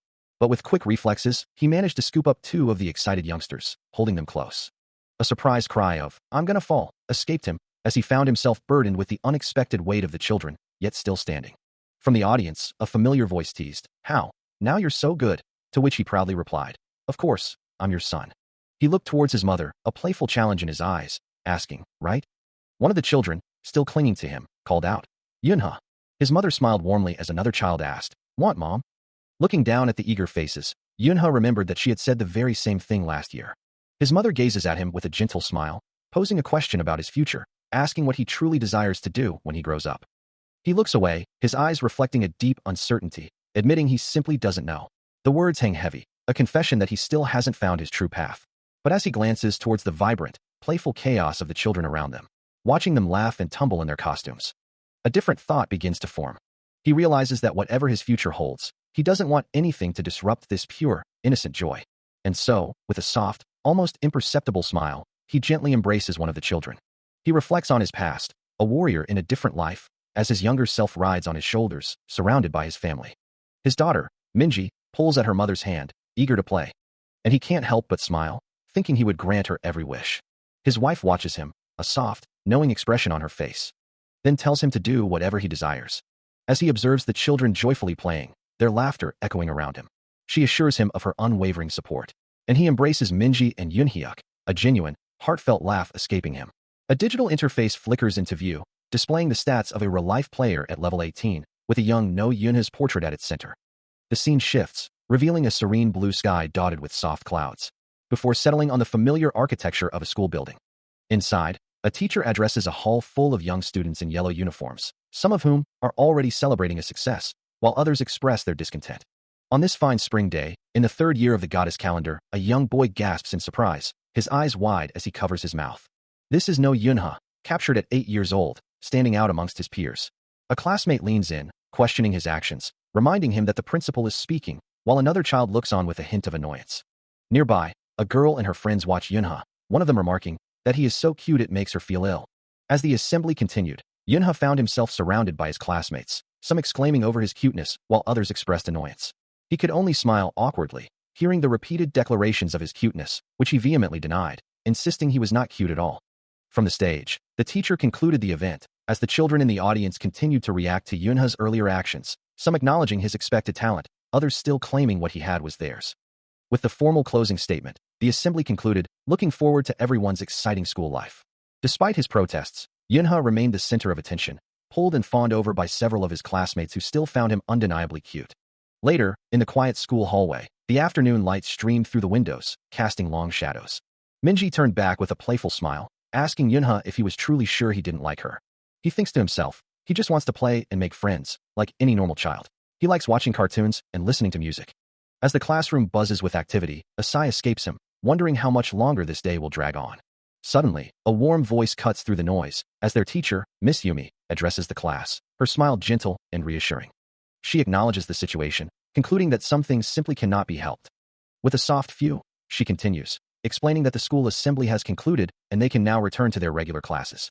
She then asks the students to confirm their understanding, receiving a collective okay in response. Yunha, however, remains lost in thought, his mind still elsewhere. The teacher, observing his distraction, gently reminds the class that it's time to move on. She then directly addresses him, asking, Yunha, is that you? To which he quietly confirms, yes.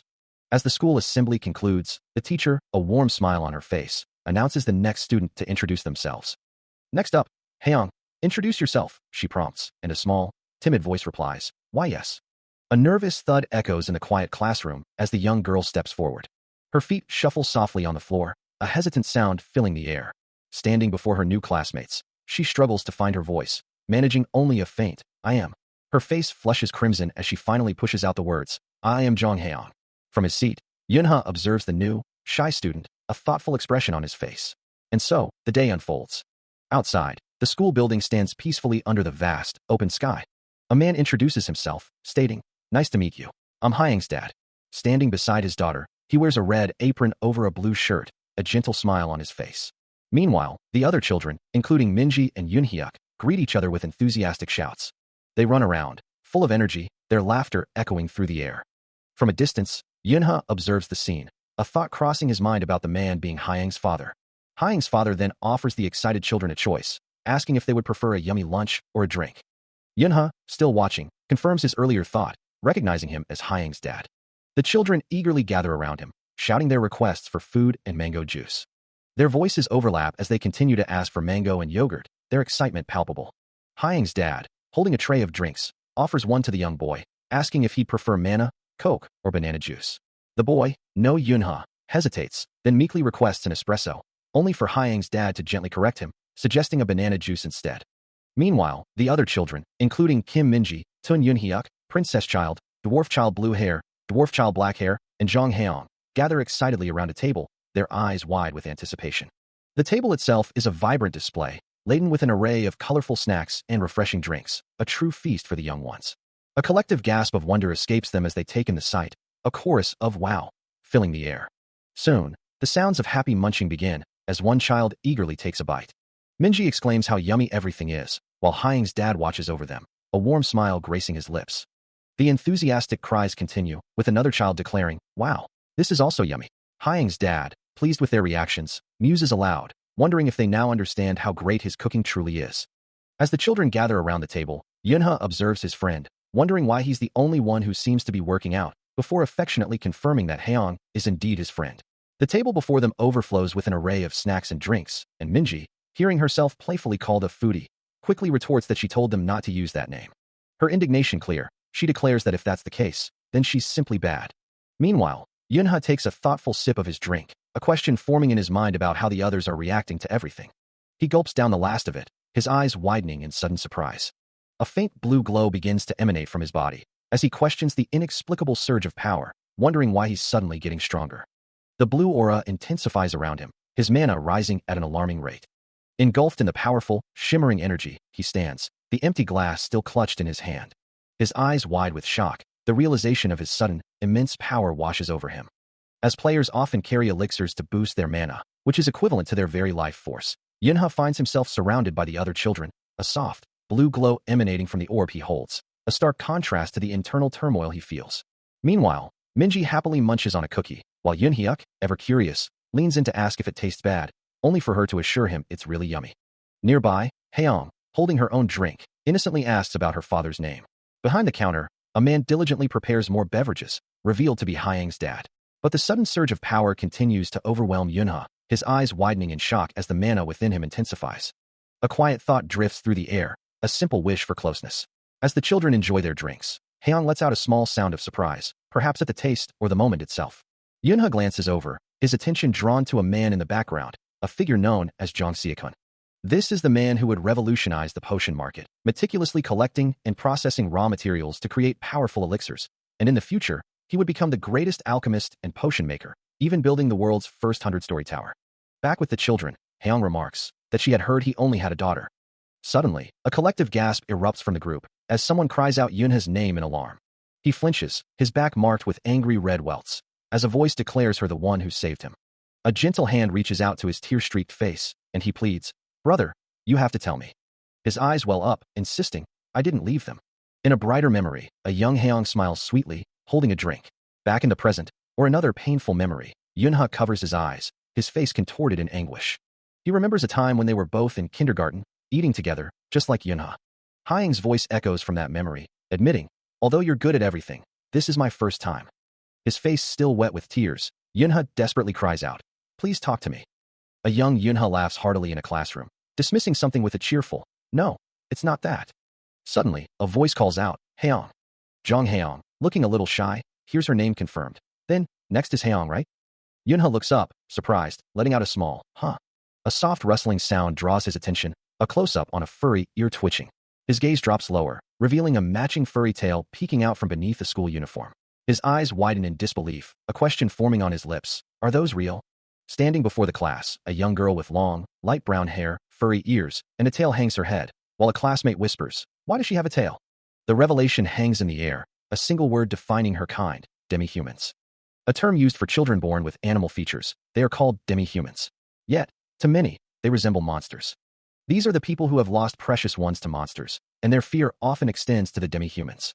A young demi-human girl stands, her furry tail visible. As she quietly apologizes, "I'm so sorry, I didn't go to." Her eyes glowing faintly red as she finishes, "Kindergarten." No Yunha, observing the scene, feels a pang of confusion, remembering his mother's words, "Let's get along. My mom told me not to hate them." He looks out at the classroom, a simple question forming in his mind. Why? It seems there is a deep-seated prejudice against demi-humans, a truth he is only just beginning to understand.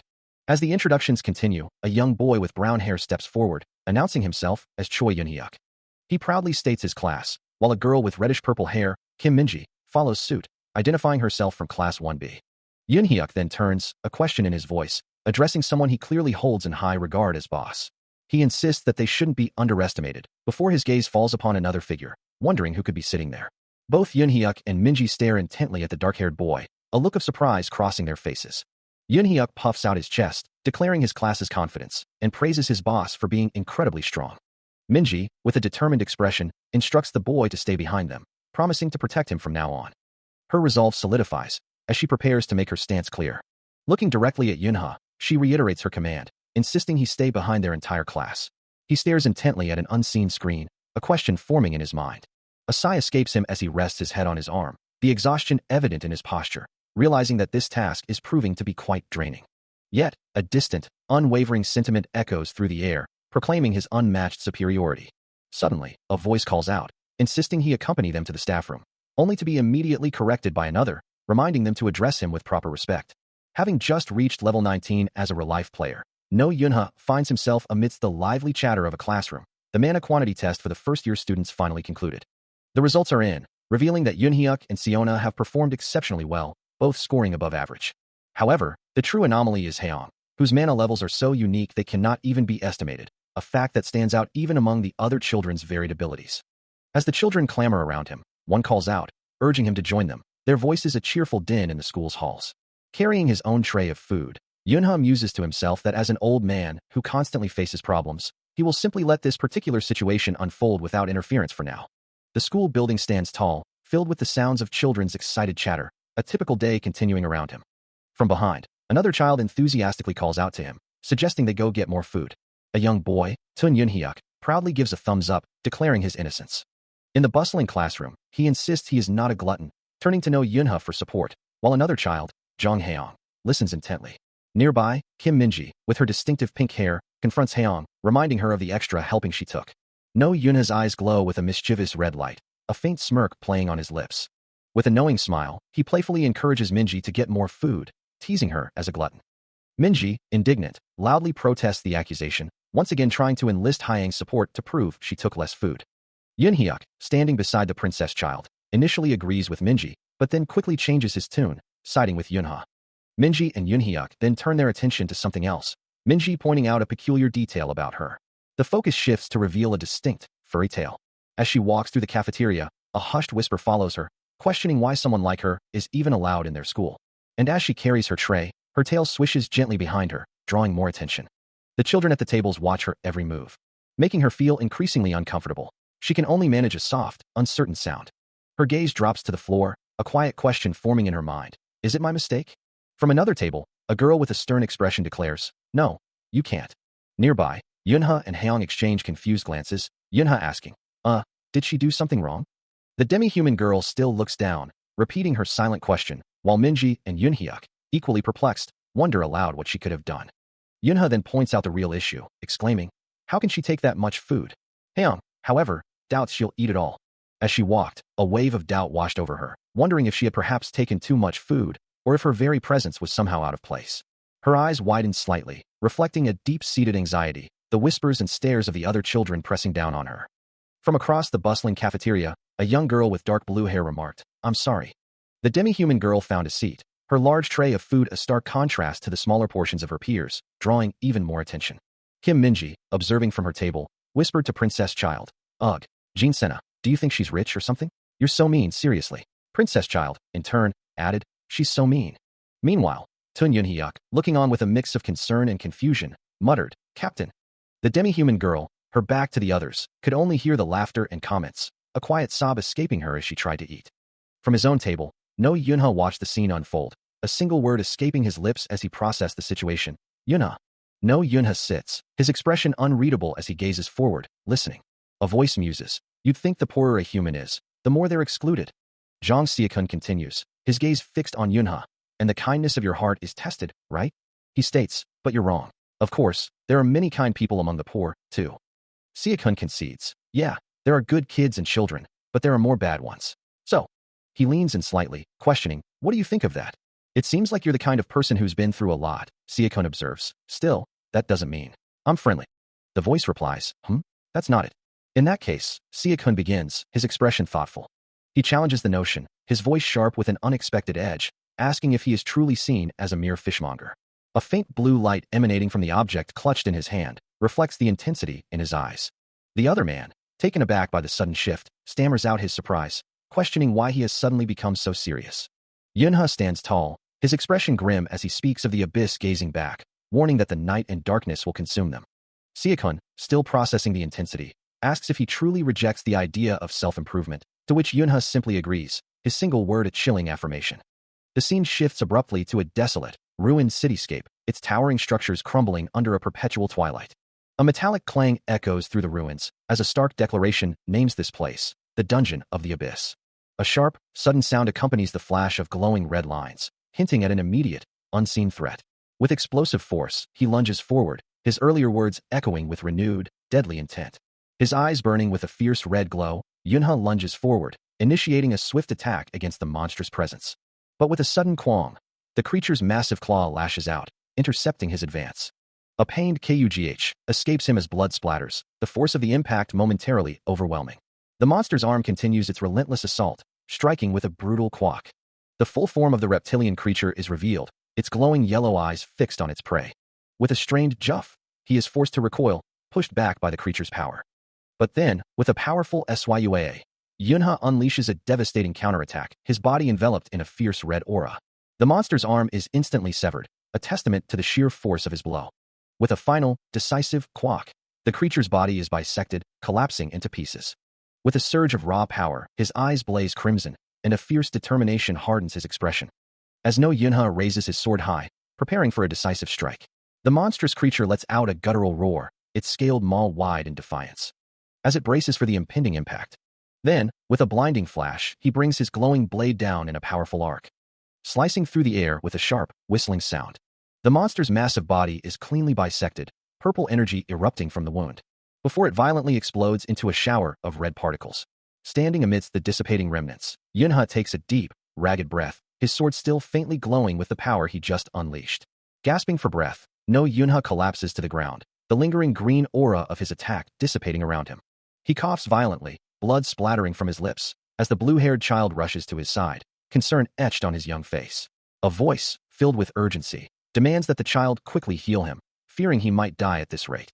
But his resolve hardens, his eyes glowing crimson, refusing to waver even for a moment. He pushes himself up, ignoring the child's pleas to heal, and dismisses the concern with a sharp, "Shut up." The blue-haired child, bewildered, asks if he has forgotten his own healing abilities, knowing his wounds would mend. Elsewhere, Minji watches, a knowing look on her face, understanding that his relentless drive is the true reason for his actions. His inner self, fierce and unyielding, declares that his purpose is to kill more monsters. With that unwavering determination, he turns his back on recovery, pressing deeper into the dark abyss. Engaged in a brutal struggle, he pushes through the pain, his resolve hardening with every blow. He will not fall here, not yet, for there are still more monsters to be slain. As the fight continues, a voice cuts through his thoughts, demanding, "All right, any last words you want to say?" The gray-haired man, with sharp, knowing eyes, continues, "Yeah, that's more like it. Do you remember what I said a while back? Demi-humans aren't all kind." His words strike a chord, bringing forth a painful memory as the man adds, "I'm crying. You shouldn't give them mercy just because they're demi-humans." He remembers. Blood splatters across his face, and the memory intensifies, the man's voice echoing. "There might be good demi-humans in the world, but don't forget that because they're..." The scene shifts to a flashback, revealing a woman with long, dark hair, her expression filled with sorrow, as the man's words conclude. No different from them as well. Her hand reaches out, a gesture of desperation or perhaps a final plea, as the memory plays out. Back in the present, No Yunha's eyes glow with a fierce, reddish light as he gasps, "Ah." The name escapes his lips, a whisper of a painful past, Jean Parang. A deep sigh escapes him as he clutches his head, the lingering memories of the past still haunting his thoughts, wondering why they chose this moment to resurface. Meanwhile, at a nearby table, the other children pause their meal, one of them exclaiming in surprise, their attention drawn to the quiet boy. Now seated among them, his right eye glows with a faint red light as he stares at his food, a silent apology hanging in the air, knowing his withdrawn state is causing concern. Tun Yunhyuk leans in, offering to follow him if needed, but the boy simply tells him to eat his food. A demi-human girl with fox ears and a tail watches the exchange, her expression shifting from annoyance to confusion, muttering about the strange behavior and the ridiculousness of the situation. Suddenly, the boy rises from the table, his voice firm as he declares there's a problem, and that they need to go. The demi-human girl reacts with a gasp of surprise, her eyes widening at his sudden command. He stands apart from the others, a quiet presence, as a voice whispers that he is a little bit strange. The demi-human girl, however, calls out to him, asking where he's going and urging him to join them, as the other children gather around a table, some already eating. His gaze remains fixed downward, a faint red glow emanating from his eye, even as he gestures towards the empty seat, indicating that his friends had made space for him amongst the group. The demi-human girl's eyes flash with a frustrated red light as she replies, explaining that those guys can't help him. A cold determination settles on Yuna's face, his eye glowing faintly red once more, as he dismisses her words entirely. Confused and hurt, the demi-human girl questions the very nature of their current location, wondering aloud which kindergarten this truly is. The narration clarifies the setting as Duan Kindergarten, while Zhang Heong and the dwarf child with black hair look on in surprise. The demi-human girl, her face etched with shock, then asks him directly if he intends to leave them for good. A new voice cuts through the tension, dismissing any need for intervention, as she declares her inability to trust those of lowly, human origin based on their actions. Her expression, framed by wavy blonde hair and a piercing below her lip, remains aloof and critical. The real-life player's system interface displays a roster of companions, including No Yunha, Kim Minji, Tun Yunhyuk, the princess child, two dwarf children, Zhang Heong, Zhang Xiakun, the demi-human girl, and Jean Parang, all listed at level 20. Meanwhile, at the academy, a lively cafeteria scene unfolds, where students are welcomed to become stronger players. But first, it's time for lunch. No Yunha sits at a table, enjoying his meal, as the demi-human girl beside him greets him, remarking on how good today's lunch is. She leans in closer, insisting that the food is truly delicious. With a warm smile, she offers him a bite, suggesting they become friends. He accepts her offer, muttering a quiet thanks. As the other children around them continue to enjoy their meals, some advising to blow on the hot food, No Yunha and the demi-human girl share a moment of connection over the delicious lunch. He brings a spoonful of food to his mouth, savoring the taste. A plate of food sits ready, while Jean Parang eats with gusto, then gently reminds him to eat slowly, as he gulps down his portion, agreeing to share. Later, she offers a handkerchief to the children gathered around a table, urging them to wipe their tears. A system interface flashes, displaying Playmate, before he declares, albeit, initiating a game in the academy's garden. Perched high in a tree, he challenges the others to catch him, promising to hide his presence completely. He considers himself just an average player, confident that no matter how hard they try, they won't find him. On the ground below, Jong Haeong hesitates, admitting she doesn't know how to control mana. Jean Parang reassures her, asking if she can at least feel her presence, then explains that feeling it is the first step, even if control isn't immediate. From above, he muses that it's impossible not to sense anything at all. He floats high above the academy grounds, addressing the eager children below, reminding them they must stay within the designated area. As he makes his escape, one of the girls begins the countdown, her voice echoing across the yard while he dashes away, the soft thud of his footsteps fading into the distance. The numbers tick down rapidly, and he peeks out from behind a dense bush, his eyes scanning for any sign of his pursuers. With a determined glint in his eye, he prepares to move, ready to outweed his friends. He weaves through the foliage, his movements swift and silent. Despite his efforts, the other children quickly pinpoint his location, their triumphant cries echoing through the garden. Surrounded by his friends, he admits his failure to conceal his presence, while another girl laments her lack of mana control.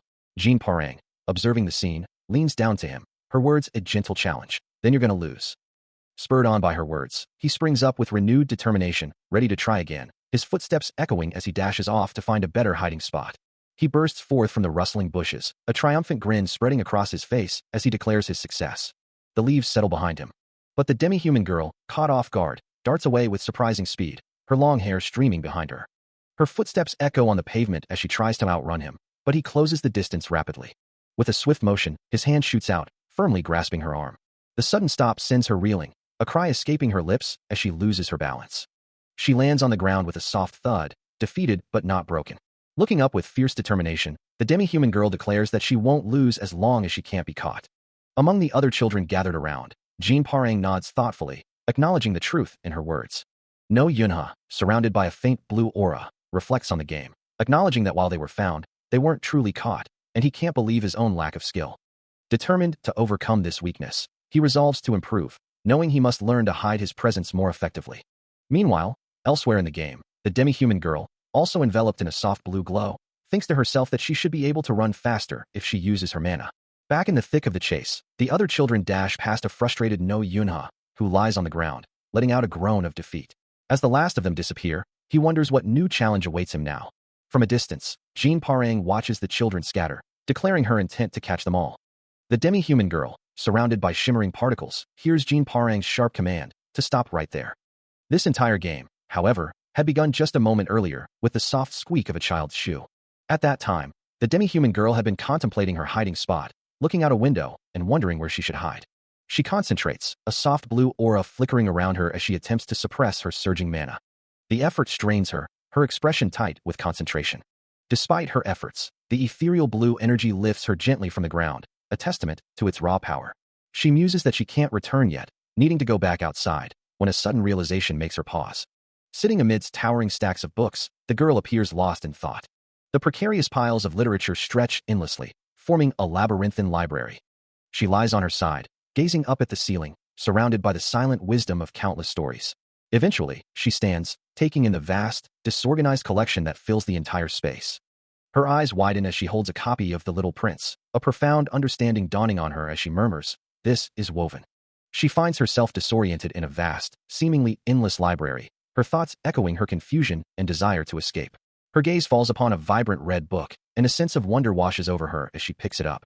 The book's cover, depicting a rabbit entitled Alice in Wonderland, seems to pose a question directly to her. A stern-faced older man, his eyes sharp behind his glasses, observes her. She looks up at him, still clutching the red book, a silent exchange passing between them. His gaze is intense, filled with an unspoken depth. Her eyes, now faintly glowing with an inner light, return to the mysterious book, a deep connection forming. A sudden realization dawns on her, a thought of grandpop flashing through her mind. With the older man leading the way and a small group of children following, she embarks on a new journey through the labyrinthine shelves, guided by the enigmatic words, "Let's see, Alice. Follow the rabbit." A fierce blue aura radiates from No Yunha, his expression one of intense frustration as he stands before a group of children. Grandpop looks up, surprised, as Yunha demands, "I'm playing with them. Find her." He reiterates his command, but the young girl in Grandpop's arms, Jong Haeong, looks down remorsefully, admitting, "I forgot." His voice sharpens, a clear reprimand in his tone as he questions, "Forgot?" Still masked, he repeats his disbelief, causing Jong Haeong to flinch and stammer out, "Sorry." He lets out a frustrated sigh, then firmly instructs Jong Haeong not to forget again if she wants to play with the others. Still looking down, she meekly responds, "Why yeah, sorry." Grandpop, trying to ease the tension, asks, "Where else, okay?" But Yunha quickly dismisses it, muttering, "It's nothing." Grandpop eyes him skeptically, questioning, "Really?" To which Yunha emphatically insists, "Really?" Jong Haeong, her cheeks flushed with embarrassment, thinks to herself that she will come again tomorrow, hoping someone else will finish the report for her. Meanwhile, No Yunha approaches her, reminding her that it is late, and they should head home. He then asks, with a hint of concern, if he should take her home. Elsewhere, Grandpop stands thoughtfully in his office, his gaze distant. Outside, a car screeches to a halt, with Yunha standing nearby. He gestures towards the vehicle, announcing that those who wish to be taken home can get in. A small crowd of children, including Minji, Yunhyuk, the princess child, and the two dwarf children, gathers around, creating a lively commotion, with Haeong among them. Haeong then turns to Grandpop, who is also present, and asks about Yunha, to which Grandpop replies, "He's the one who can't forget his homework." Back in his office, Grandpop, with a click of his fingers, dismisses a sharply dressed man, telling him, "You can go." With a soft hum, a car pulls up, and Jong Haeong, Tun Yunhyuk, and Kim Minji walk towards it. No Yunha watches them, a quiet thought forming in his mind. He has never even ridden in a car like that before.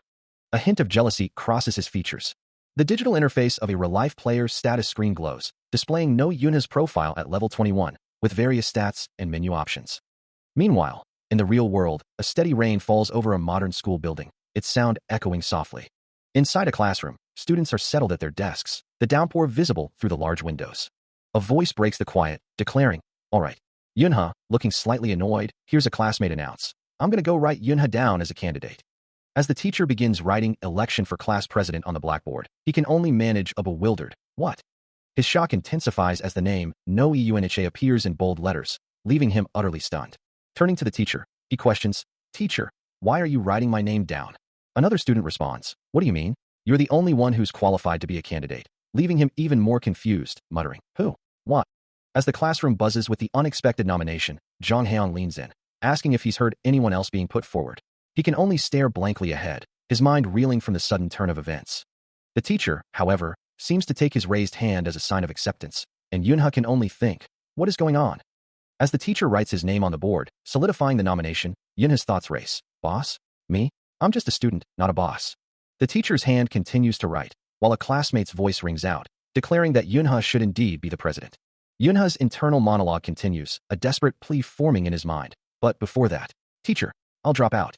Jong Haeong turns to him, her expression firm, reminding him that he's Yunhyuk's older brother, and that he's not qualified to be a dropout. She continues, her voice unwavering, asking what he's doing and asserting that all children have infinite potential. As Yunha processes her words, a chorus of agreement rises from his classmates, who echo her sentiment. "Who told you to grow up a tattletale?" The teacher announces the close of nominations for class president, asking if anyone else wishes to volunteer, leaving Yunha silently contemplating the situation. As the teacher repeats the question, a hand shoots up from the desks.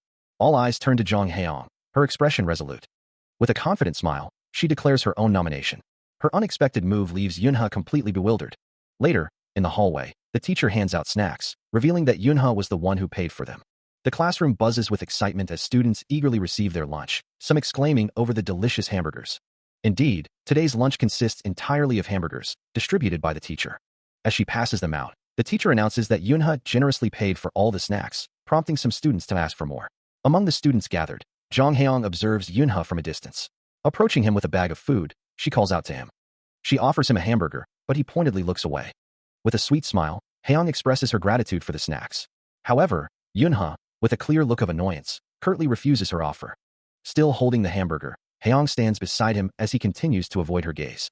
He considers his words carefully, knowing that if he tells everyone the truth, he'll be expected to act like a friendly person, something he has no intention of doing.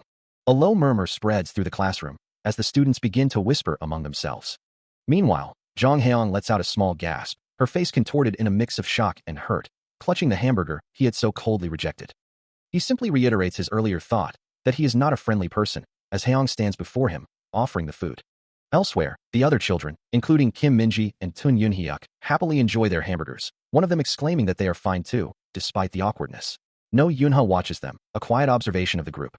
A subtle smirk plays on his lips, a hint of amusement, or perhaps something more calculating in his expression. He then resolves internally, deciding to give this new situation a try. High above the verdant mountains, the sun shines brightly, casting long shadows across the landscape. Below, a bustling schoolyard comes into view, where students in crisp uniforms gather before the building, a teacher observing them from a distance.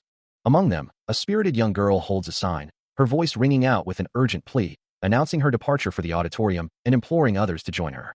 She promises free lunch to entice her classmates, her enthusiasm unwavering as she reiterates her destination. This energetic recruiter is Jean Senna, the first-year Class 4 president, and she fixes her gaze on a familiar face in the crowd. With a bright smile and a determined nod, she affirms her resolve. The object of her attention is No Yunha, the first-year Class 4 vice president, his expression unreadable. He watches her intently, a subtle tension in his posture as she continues her enthusiastic recruitment. Finally, with her sign held high, Jean Senna leads a small procession of students away from the school building, heading towards their destination.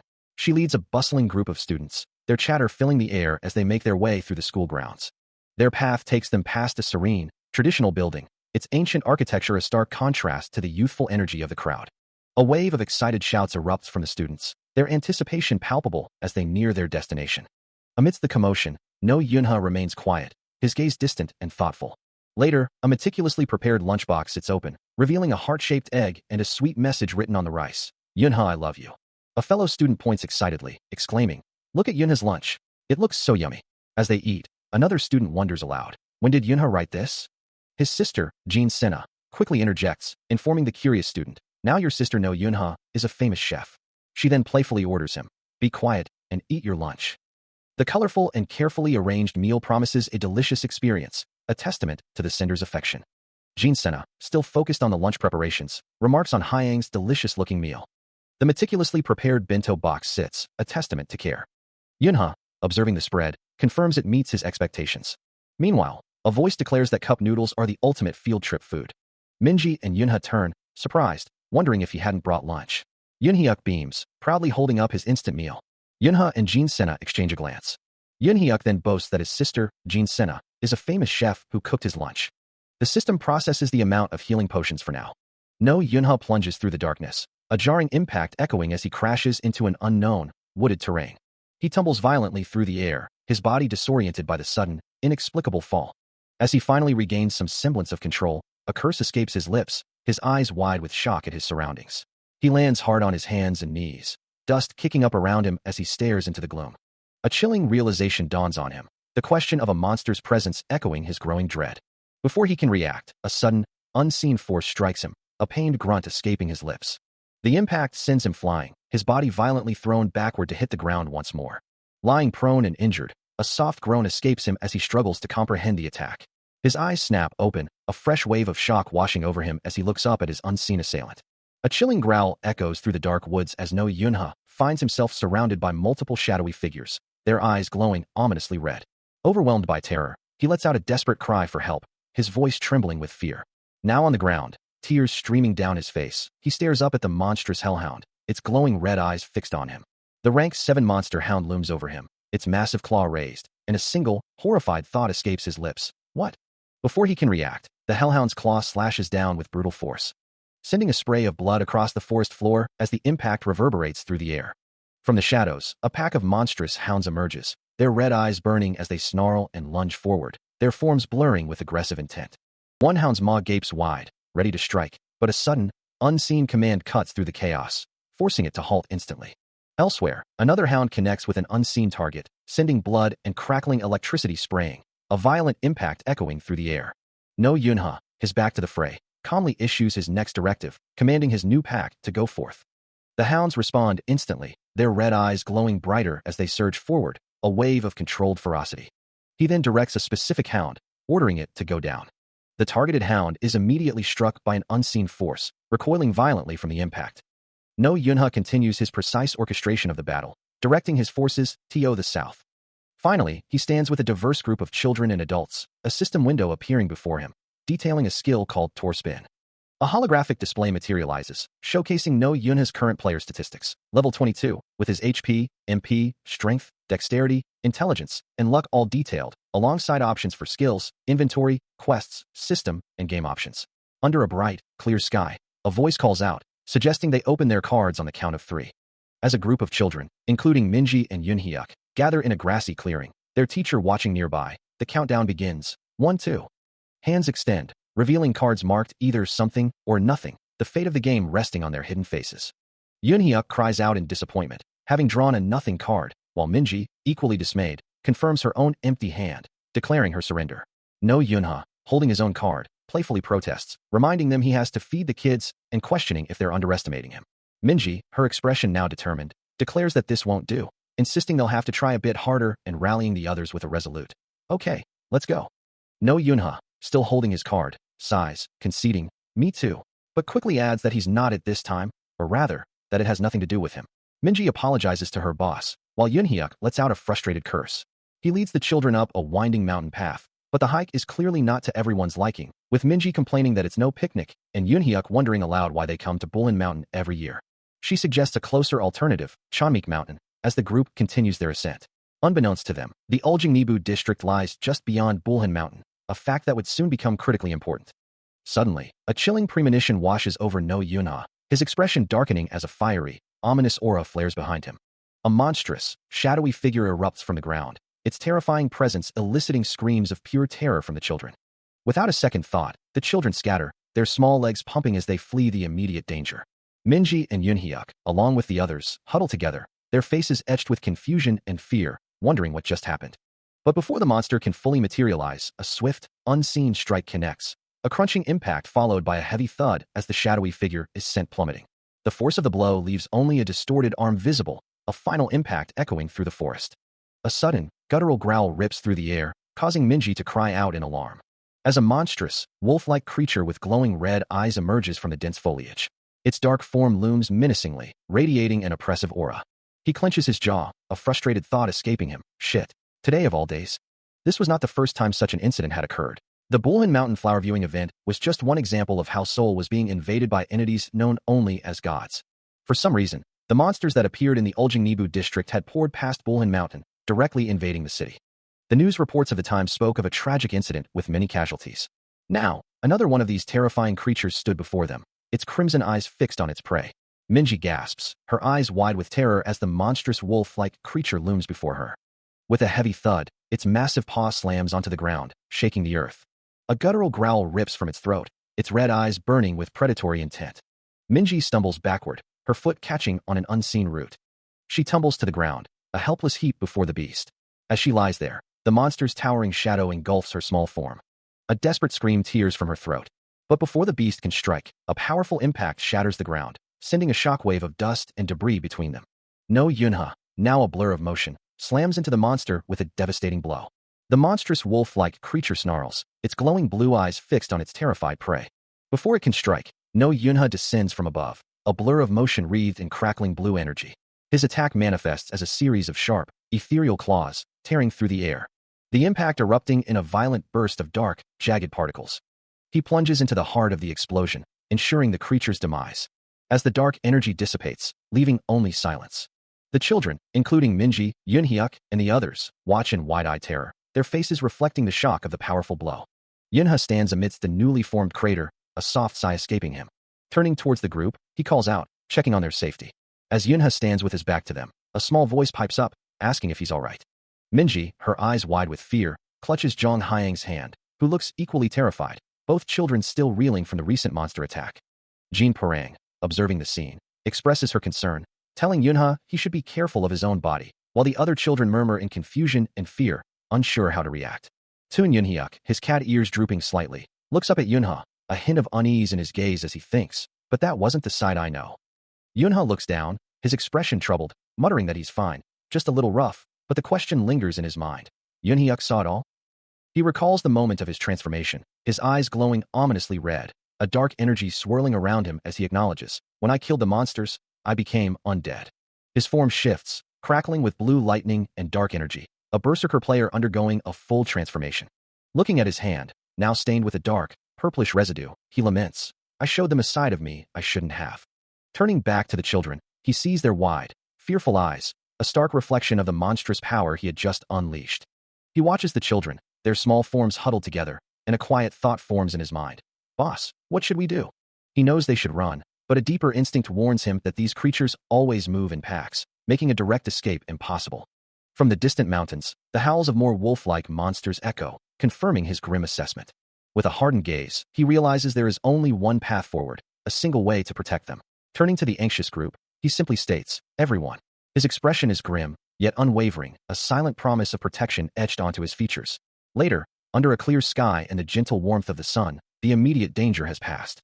He sits among the children in a peaceful park, finally allowing himself a moment of respite, declaring, "I'm taking a break here." His hands, still bearing the faint marks of his recent transformation, carefully smooth out a piece of white fabric, a quiet act of restoration. A teacher instructs her young charges to gather firewood, but the children, including Minji, look up at her with a collective groan. As they walk along a scenic path, Yunhya complains that the task is a bit much for them. Further along, some of the children are playfully tied up, and one of them asks if they can also take a break, their innocent faces oblivious to the teacher's growing frustration. A sharp sound of exasperation escapes her, her eye twitching with thinly veiled annoyance. She firmly tells the running children that they are too busy for a break, instructing Senna to stay put and rest. Finding a moment of respite, the teacher sits on a bench, scrolling through her phone. Suddenly, a sound catches her attention, and her expression shifts to one of alarm and annoyance. Minji and Yunhyuk continue to run wildly, while Jonghyang stumbles and falls to the ground with a thud. Minji looks back, her face contorted in distress, as the sound of the fall echoes. A young girl, her eyes wide with terror, cries out, "What's wrong?" Her question is answered by the sudden appearance of a monstrous, wolf-like creature, its glowing blue eyes fixed on the terrified children, who can only whisper, "A monster?" The chaos sends them scattering, one girl tumbling to the ground with a sharp cry, while another falls backward. As the beast lunges forward with a guttural growl, the blonde-haired child, still falling, glances back in sheer panic. Landing hard on the earth, her desperate plea for someone, barely escaping her lips. The monstrous wolf closes the distance, its jaws snapping. As she squeezes her eyes shut, a single tear escaping, begging, "Save me." The impact is brutal, a sickening thud followed by a piercing shriek, as purple energy erupts around her. The monstrous wolf slams into Jean Senna, sending her tumbling through the air with a sickening impact. As she falls, a figure appears in the distance, drawing the attention of a masked observer who murmurs, "What, it's you?" The masked woman recoils in shock, her surprise evident. Meanwhile, No Yunha stands poised, his sword gleaming, a fierce determination etched across his face. He quickly moves to Jean Senna's side, cradling the injured child, who sobs in pain and fear. Turning his gaze to the monster, he declares, "Since I've come back, you can do the job." As he carries her away, Jean Senna, still distressed, asks, "Where are you going? You won't protect me." Her face is contorted in fear, her small body trembling. No Yunha's eyes glow with an intense, cold blue light, his resolve hardening in the face of danger.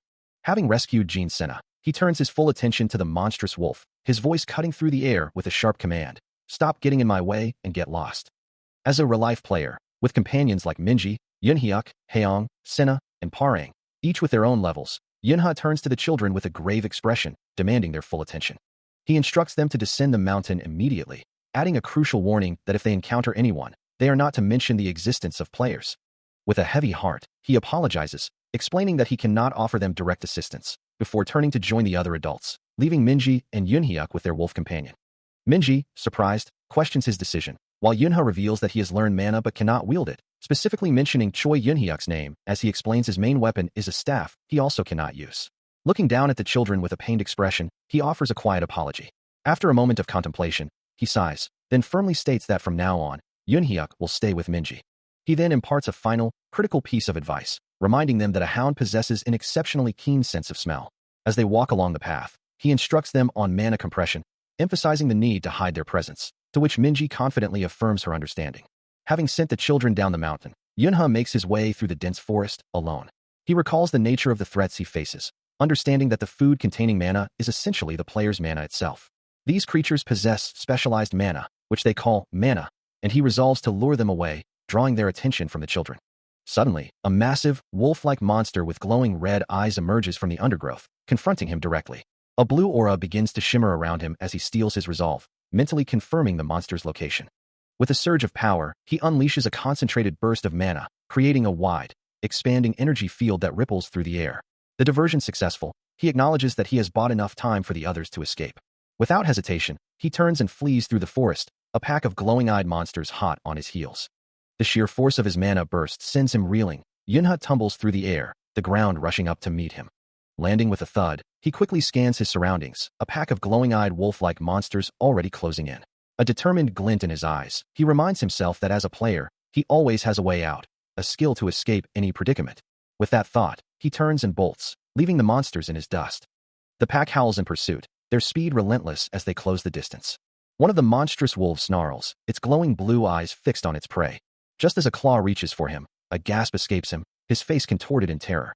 Suddenly, the ground beneath him gives way, and he plunges into a swirling vortex of glowing blue energy, a choked cry escaping his lips.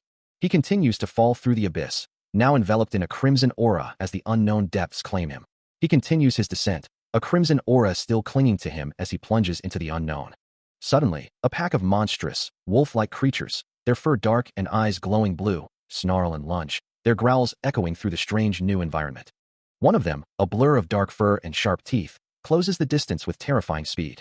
But before it can strike, a burst of red energy erupts from him, slamming into the creature with brutal force.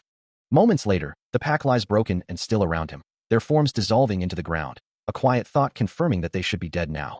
His gaze then falls upon a group of terrified children and their teacher, huddled together, a lone wolf-like monster lurking menacingly behind them. As if in response to his need, a radiant blue sword materializes, shimmering with ethereal light, a thought crossing his mind that a player would always have a weapon. He grasps the hilt, a determined expression settling on his face, acknowledging that even if he can't use his skills, it doesn't mean he doesn't have a weapon. With the glowing blade now firmly in hand, he prepares to face the remaining threat, the thought of a player's inherent weapon solidifying his resolve. He moves with blinding speed, his glowing blue blade a streak of light as it carves through the first of the wolf-like creatures. Even as more close in, he challenges them, his voice ringing out, "Hurry up and aim at me." One of the monsters snarls back, a guttural growl escaping its throat, its red eyes burning with feral rage. But he is undeterred, a whirlwind of blue energy and steel, engaging the pack with fierce determination. A swift, powerful strike connects, sending another creature reeling. He swings his blade in a wide arc, the air crackling with raw power. A blinding burst of blue lightning erupts from him, engulfing the remaining monsters in a devastating shockwave. The force sends them scattering, their forms collapsing as they hit the ground. As the dust settles, he stands alone, his breath ragged, his eyes now glowing a fierce, unsettling red. He continues his relentless assault, blue energy erupting from his form as he strikes. The monstrous wolf snarls, purple energy crackling around it in defiance. But Yunha presses his attack. As the creature lunges, he meets it head-on, his power intercepting its charge. The remaining pack members recoil, their howls echoing the shock of their fallen comrade. With the immediate threat neutralized, the vibrant blue energy surrounding him slowly begins to fade, leaving only the lingering scent of ozone. As the battle intensified, a brilliant blue energy began to surge and coalesce, gathering immense power around him. Launching himself into the air, No Yunha directed the potent aura straight towards the monstrous wolf. His gaze sharpened, and the blue energy around him flared, intensifying with his unwavering focus. With a decisive motion, he unleashed a massive wave of azure force, blasting through the air towards his target. Still suspended, Yunha followed up with a barrage of small needles, each one a concentrated dart of blue energy. The glowing projectiles rained down relentlessly, striking the monsters with pinpoint accuracy. The wolf-like creatures howled in agony, recoiling from the devastating impact. Finally landing, Yunha's powerful blue energy began to wane, dissipating into the air around him. He remained on the ground, catching his breath as the last of his aura faded, leaving the defeated monsters scattered in the distance. The wolf-like monster reels back as a barrage of blue energy needles tears into its form. The vibrant blue energy expands, slicing through the air with devastating force. The creature is shredded by the relentless assault, its body collapsing under the impact. No Yunha's eyes narrow in fierce concentration, channeling the last of his power into a final, potent strike, which erupts in a wide, explosive burst of blue light, finishing the battle. As the forest returns to an uneasy calm, birds scattering into the sky, the last of the magical energy dissipates, leaving him collapsed and exhausted on the ground beside the defeated monster. Suddenly, a masked figure with glowing yellow eyes stares in disbelief, a gasp escaping her lips. "What, it's you?" No Yunha, now standing, turns to face her, his voice firm despite his weariness. "If you don't want to die, don't follow me." Exhausted and injured, No Yunha lies on the ground, a young girl with blonde pigtails kneeling beside him, her expression etched with concern. She insists, "Since I'm the one who got you into this mess, you can do the rest," as a monstrous wolf-like creature flashes through her mind. As he slowly rises, she cries out, "Where are you going? You need to protect me." Her face contorts in shock, a gasp escaping her lips. Without a word, No Yunha simply states, "I'm going," turning his back and walking away. The girl looks down, her hand rising to her mouth, muttering, "I need to help." As No Yunha continues to walk, a memory of the masked figure crosses his mind, and he thinks, "The guy you were with is." Determined, the blonde girl sprints after him, her pigtails flying as she closes the distance. She looks down, her eyes shadowed, finishing his thought, "Him." From an unseen source, a voice echoes with a chilling possessiveness. Meanwhile, No Yunha surges forward, his body a blur of motion across the verdant landscape. Blue energy trails in his wake as he slices through the dense forest at incredible speed. He unleashes a powerful burst of energy, shattering the shadowy figures that attempt to impede his path. His resolve hardening, Yunha's eyes blaze with an intense blue light as his aura flares around him. He continues his relentless assault, red sparks flying as his enhanced energy tears through more of the dark forms. The true nature of his adversaries is revealed, a pack of rank 6 hellhounds, their forms solidifying from the shadows. One of the monstrous creatures lets out a guttural roar, its glowing red eyes fixed on him as a dark aura billows around its snarling maw. No Yunha, a dark aura swirling around him, brings his glowing blade down with fierce intent. As the shadowy wolf-like figures recoil from the impact, he challenges them, declaring, "Mark me as much as you want." His eyes ignite with a brilliant blue glow, and crackling electrical energy surges around him, amplifying his power. A red aura of pure fury envelopes him as he snarls, "You're dead, you son of a bitch." A game interface flickers into view, displaying the stats of a real-life player, his determined gaze fixed on the challenges ahead. No Yunha's expression hardens, a fierce resolve igniting within him as streaks of electric blue energy begin to crackle around his form. His thoughts echo with a grim promise. "You're dead, you son of a bitch," he vows, launching himself forward with blinding speed, a torrent of azure light trailing in his wake. He closes the distance to the monstrous wolf in an instant. A whirlwind of blue energy tearing through the pack of creatures, each strike a blur of devastating force. Suddenly, he skids to a halt, a surprised "oh" escaping his lips, as his gaze falls upon an even larger, more imposing wolf-like monster looming on a rocky outcrop above him. A guttural roar echoes through the cavern, signaling a coordinated assault. No Yunha finds himself surrounded by a pack of snarling wolf-like creatures, their glowing eyes fixed on him. One of the beasts lunges, a blur of blue energy and sharp claws. But he moves faster, a streak of azure light trailing behind his swift counter-movement. His blade flashes, imbued with potent blue energy, striking with decisive force. The impact sends the monster reeling, its body convulsing from the blow. And he stands victorious over the fallen beast, its form dissolving into dark particles. Without a moment's hesitation, he presses onward, his steps blurring across the ground. He continues his relentless charge, a blur of motion and crackling blue energy as he carves through the pack of wolf-like monsters. His face contorts with fierce determination, the raw power surging through him evident in every strained muscle. With a swift, precise strike, his blade plunges deep into the chest of one creature, its form dissolving into particles. A sweeping arc of brilliant blue energy follows, cleaving through several more of the monstrous wolves, leaving only fading echoes in its wake. Without a moment's pause, he presses onward, his speed blurring the very ground beneath his feet. Each stride is a testament to his unwavering momentum, propelling him deeper into the unknown. He pauses only briefly, standing amidst the vanquished foes, before spotting yet another wave of the creatures in the distance. A sigh of exasperation escapes him, a gun now appearing in his hand as he mutters, "You're so annoying." A voice instructs the group that they all need to follow where Haeong tells them to go. Meanwhile, a young woman's eyes glow with an intense blue light as she steels her resolve, knowing she must see this through, even as a chilling premonition warns her that something is terribly wrong to her left. The group, comprised of 4 figures, continues their trek through a vibrant, sun-dappled forest. With one of the leaders reassuring Siona that her keen senses are reliable, and if any monsters are nearby, she will be the first to know. No Yunha, however, scoffs at the notion of a monster detector's accuracy, observing that they are already deep within the monster's lair. As if on cue, a pack of wolf-like monsters emerges from the foliage behind them, prompting a bewildered "why?" from the young male in the group. His face contorted in disbelief, he can only repeat his question, "Just why?" The young man's confusion deepens as he cries out, "Why aren't there any players?" Unfazed by the sudden appearance of enemies, No Yunha's hand tightens around the grip of his firearm, ready to engage. As he walks alongside Siona, the red-haired leader's voice echoes, instructing her not to worry and to run, while also mentioning Kim Minji. The leader emphasizes the need to ensure the others don't do anything rash. With a gentle hand on Siona's head, the leader asks if that's all. Siona confirms, her footsteps echoing softly as they continue through the forest. Suddenly, a chilling sensation washes over Siona, her heightened senses picking up on something ahead, causing her to react with alarm. The ominous presence intensifies, and the entire group stares forward at a swirling mass of darkness. The dark mass pulses with an eerie purple glow, its energy growing more potent. From within the swirling void, a monstrous, clawed hand begins to emerge, sharp talons reaching out. From the swirling darkness, a massive, fur-covered form begins to solidify, its back bristling with glowing blue spikes. The creature, a terrifying hound too, fully reveals itself, its predatory gaze fixed on the world before it. With a guttural roar, it announces its presence to the forest. A voice from the group questions its intent. As the young male points with a trembling hand, his voice barely a whisper, the red-haired leader's expression hardens. From the shadows of the trees, a chorus of growls echoes, as more of the monstrous hounds emerge, their glowing spikes piercing the dim light. The group, now fully exposed in a small clearing, finds themselves completely encircled by the snarling pack, their escape routes cut off. As the monstrous pack closed in, No Yunha knew he had to protect everyone, especially the children. His jaw set with grim determination, he clenched his fist, preparing for the inevitable confrontation. A voice cut through the tension, reminding him that he needed to stop the monsters himself. With a silent acknowledgement to his boss, a brilliant blue light erupted from his hand, coalescing into the form of a sword.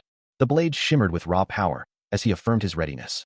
Taking a firm stance, he prepared to face the horde alone, his companions watching from behind. Then, with a burst of speed, he launched himself forward, a lone figure against the encroaching darkness. Blue energy crackled around him as he closed the distance to the first of the beasts. His glowing blade cut through the air, striking a monster with a sharp, decisive blow. He plunges into the horde, his initial assault scattering several of the monstrous wolves. A quick glance back reveals Minji, her voice trembling as she questions if she had done anything, only to be met with her own internal doubt.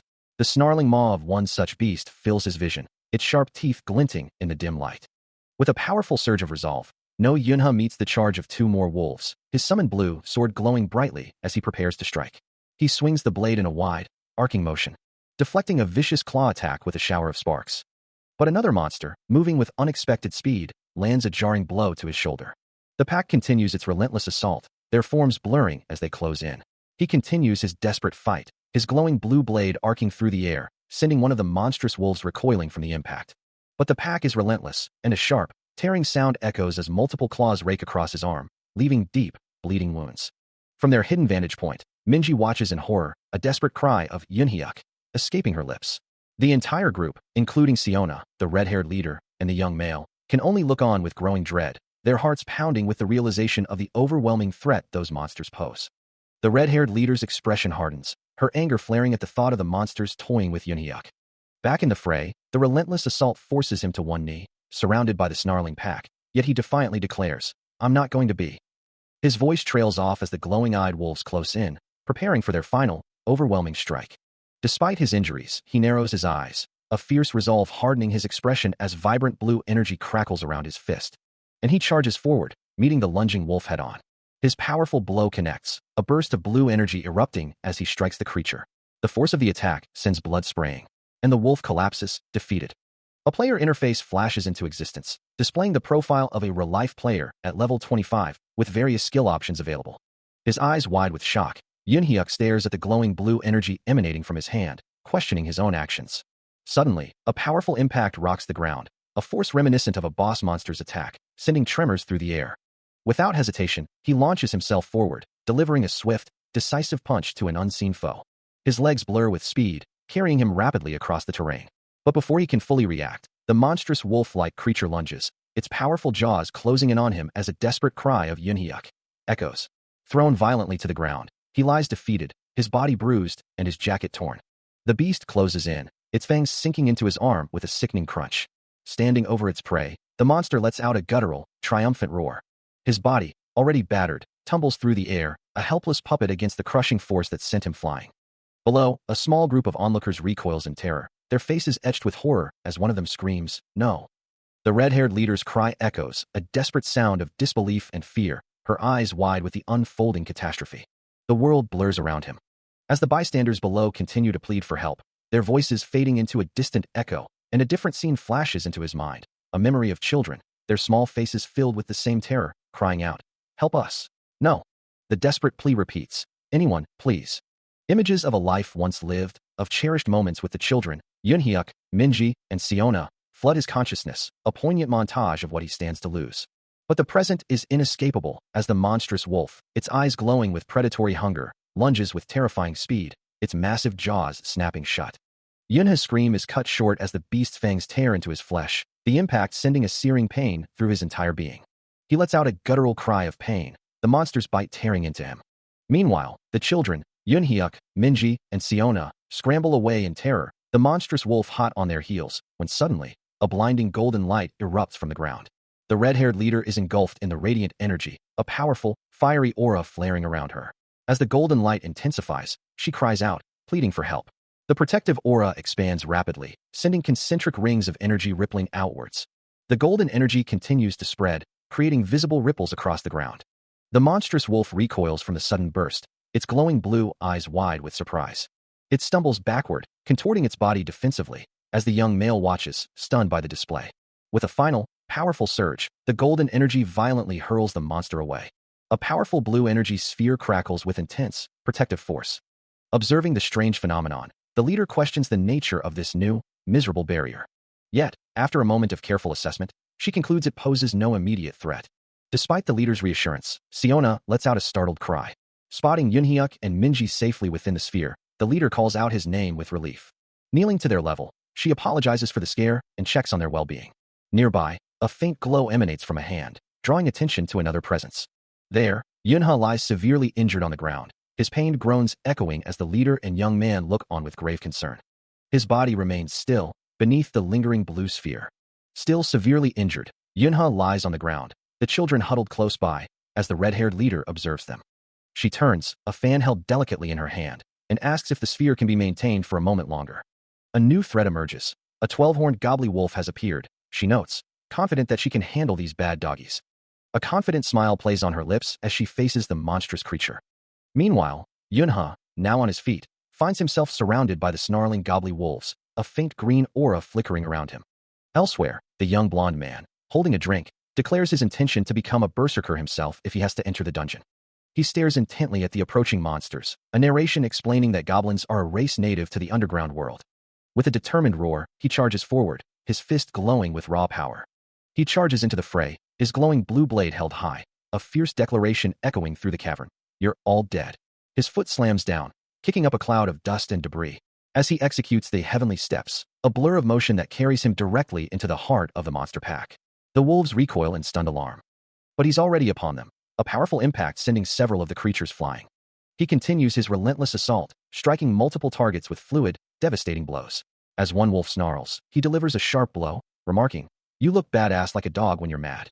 Another monster is sent hurtling through the air, as the young male finishes his combo with a decisive kick. As a monstrous wolf lunges with snapping jaws, he meets its ferocity head-on, bracing for the impact.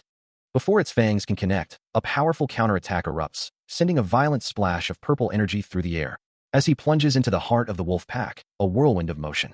Blue lightning crackles around him, a testament to his impossible speed, leaving only streaks of light in his wake. He moves in a manic dance, each strike a flash of blue electricity, tearing through the monstrous forms with relentless precision. Finally, No Yunha pauses, his breath coming in ragged gasps. Standing amidst the fallen, his gaze fixed on the remaining creatures. "It's your turn now," he challenges, ready for the next wave. As the battle rages, a brilliant blue core of energy ignites within him, pulsating with raw power. He launches himself forward with a burst of speed, executing his heavenly steps technique, his foot glowing with verdant energy.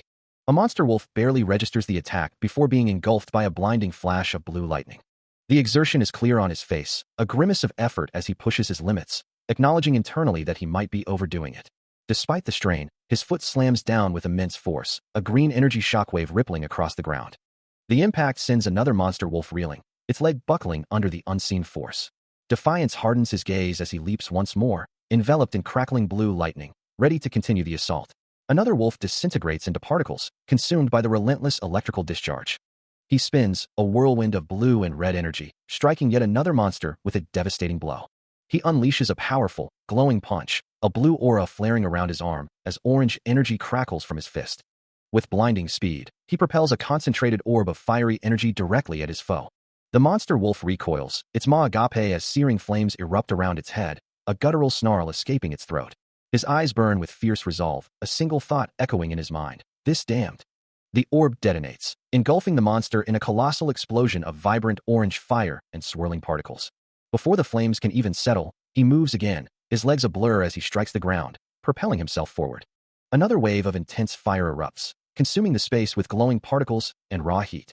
The monster wolf, battered and burning, finally collapses amidst the fiery impact, defeated. Leaving a trail of lingering flames, he continues his rapid movement, a phantom of fire and speed. The monster wolf lets out a guttural roar, its form wreathed in dark, swirling energy. Before it can fully unleash its attack, a swift, fiery kick connects with its side, sending green particles of energy scattering. He considers his next move, noting that his mana is starting to dwindle, making it harder to land precise hits. The monster wolf snarls in frustration, its glowing red eyes fixed on its opponent. It retaliates with a barrage of dark energy orbs, striking him and eliciting a pained grunt. It watches, confident that its attack has found its mark, thinking of the arrogant human. A player's status screen flashes, displaying Yunha's profile as a level 26 berserker. With his blade glowing a vibrant blue, he questions the situation, wondering if he still possesses the strength for another attack. A sudden realization dawns on him, however, as he mutters that something feels distinctly different.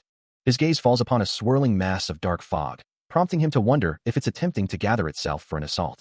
From the depths of the gloom, a monstrous wolf-like creature emerges, its voice echoing with a chilling promise to end him. But Yunha, unwavering, steels his resolve. He lunges forward, his body a blur of motion, determined to take the creature down. A brilliant blue aura erupts around him, channeling immense power into his next strike. As a devastating, luminous slash tears through the air, unleashing a torrent of blue energy, he can hardly believe the sheer power he's facing. With grim determination, he focuses his will, the blue aura around him intensifying. There's no room for hesitation, he decides, launching a concentrated blast of crackling blue energy forward. The attack slams into its unseen target, erupting in a violent clash of blue and searing orange-red energy.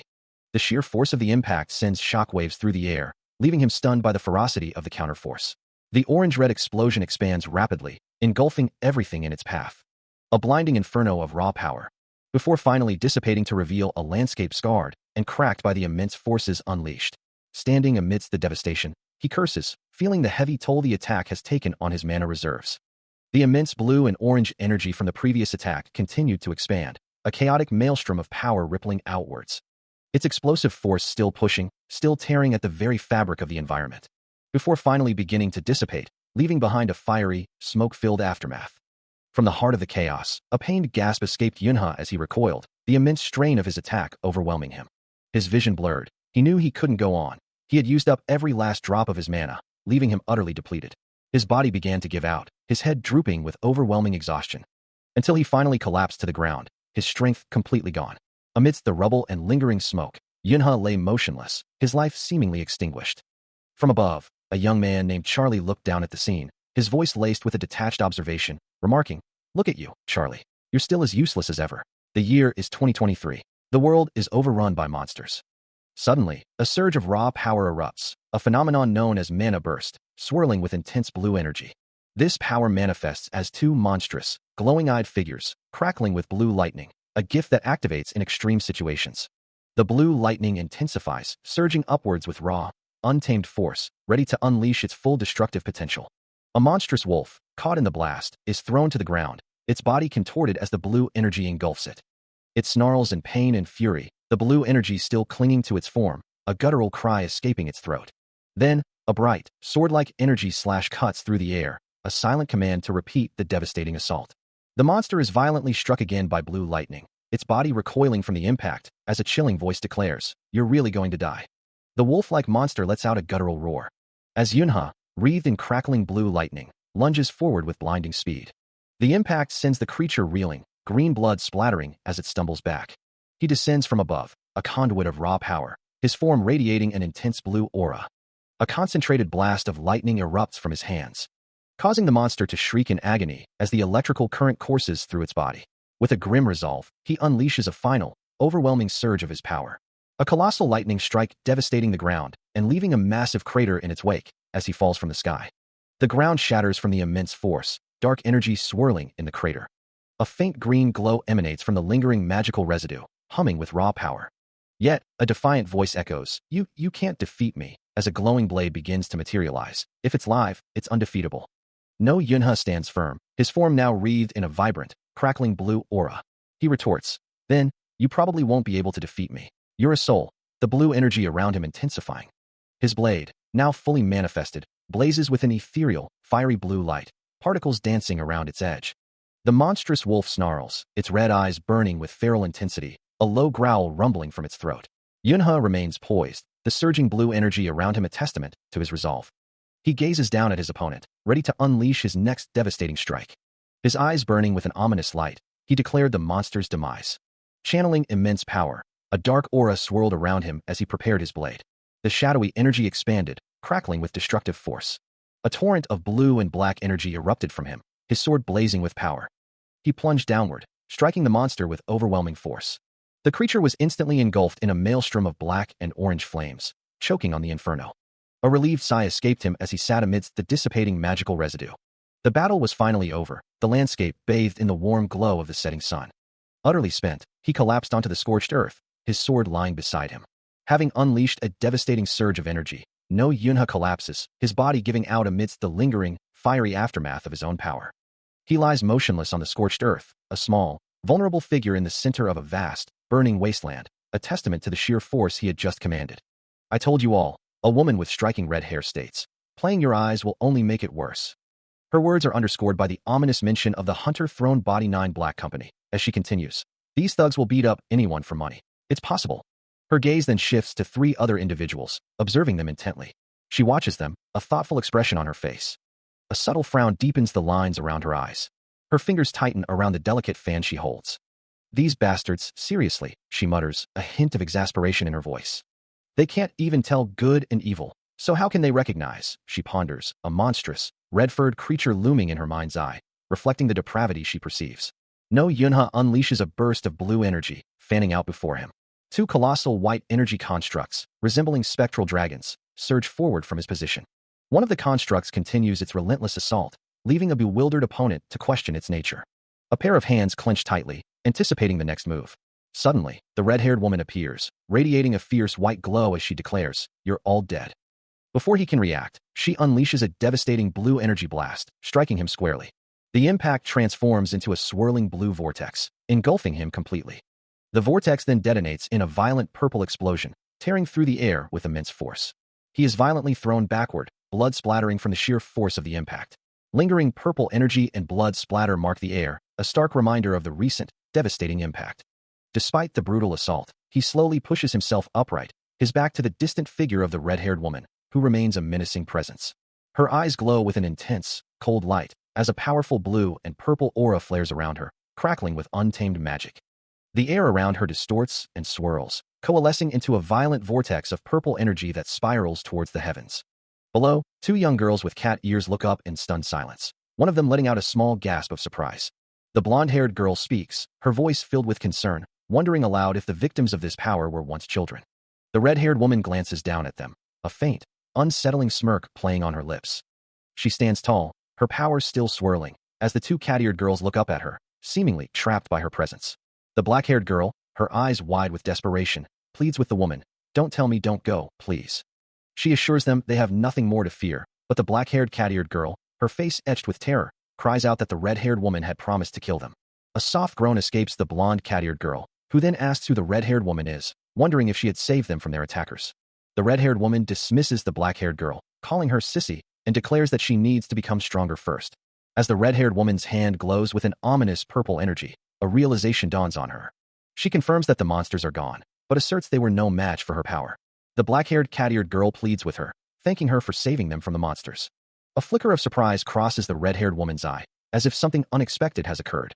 Now, both cat-eared girls are enveloped in a vibrant blue aura, their bodies glowing with power. The blonde one confirms she is fine, but notes that they have indeed grown stronger, wondering if that is the intended outcome. The blue energy intensifies around their legs, lifting them slightly from the ground. A dark-haired cat girl gasps, her eyes wide with surprise. Meanwhile, the red-haired woman embraces both cat girls, a playful smile on her face, as they react with a mix of wonder and confusion. She then leans in, asking the dark-haired girl directly if she desires to become a player, a question that elicits a hesitant, questioning response. The dark-haired cat girl, looking down, confirms her desire, declaring herself the one who will become a player. The red-haired woman laughs heartily, pulling both cat girls into another embrace, a thought crossing her mind that just before this moment, something significant had occurred. Suddenly, No Yunha appears, his hand crackling with vibrant blue energy, his expression fierce and determined. He reaches out with incredible speed, grabbing something with a forceful impact, as the red-haired woman remarks on his admirable display. The red-haired woman, along with both cat girls, recoils in shock, one of the cat girls exclaiming in confusion, "Why me?" His hand, still glowing faintly with residual blue energy, twitches.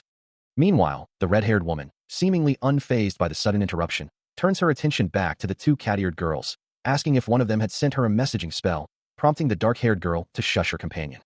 She praises the girl for doing well, explaining that the spell allowed her to locate them all, while the dark-haired cat girl seems surprised, believing she hadn't done anything significant.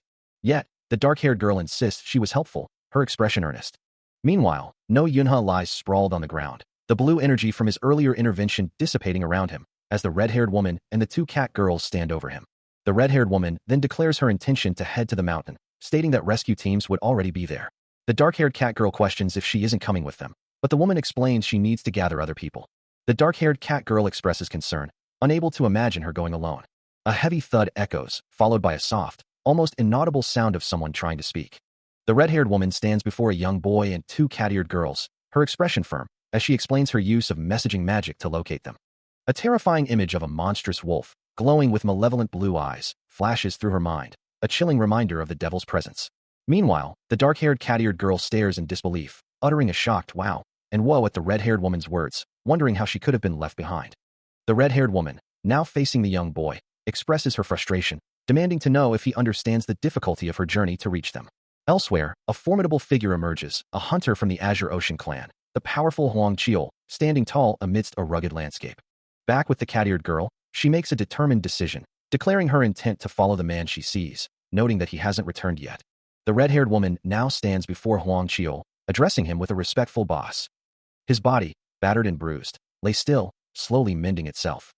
A voice, sharp with concern, cut through the silence, demanding to know, when are you going to look after yourself? In the distance, amidst the ruins of a dark city, he stood with the young boy, a silent testament to the chaos they had endured. His eyes, now glowing with a faint blue light, opened as the scolding continued, the voice accusing him. Not only were you seriously injured, you harmed yourself because you didn't want to lose consciousness? A blue aura pulsed around his bare chest as he retorted defensively. Who are you getting mad at? It's my body. You foolish bastard, who's talking back? A smirk played on the woman's lips, her sharp eyes glinting with amusement and irritation. He continued his defiant outburst. Me, Li Yuyong. If it's a body I have to look after, it's mine. Without a word, she grabbed his ear, pulling him closer as he yelped. Why are you being all bad? She continued to drag him away by the ear, her voice dripping with sarcasm as she asked. I'm sorry, better? You call that an apology? You sorry now? In a fragmented memory, No Yunha stands amidst a desolate, ruined city, a stern voice echoing the importance of his treasure, prompting him to question why. Li Yuyong, her hand firmly on his ear, pulls him along, her voice sharp as she asks if he wishes to die, to which he reluctantly concedes, saying, Gosh, all right.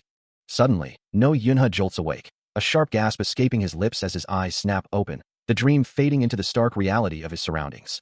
He finds himself in a hospital bed, his body aching, and he struggles to stay conscious, his head nodding off repeatedly. With a soft rustle of sheets, he pushes himself up, a confused hum escaping him as he tries to make sense of his situation. His gaze drifts towards the door, a sudden realization dawning on him as a faint creak echoes through the room. I don't think I'm dreaming. He looks out the window at the city lights, a tentative greeting on his lips, followed by a questioning sound as he processes his new reality. His expression shifts to one of surprise, his eyes wide with a dawning understanding of his predicament.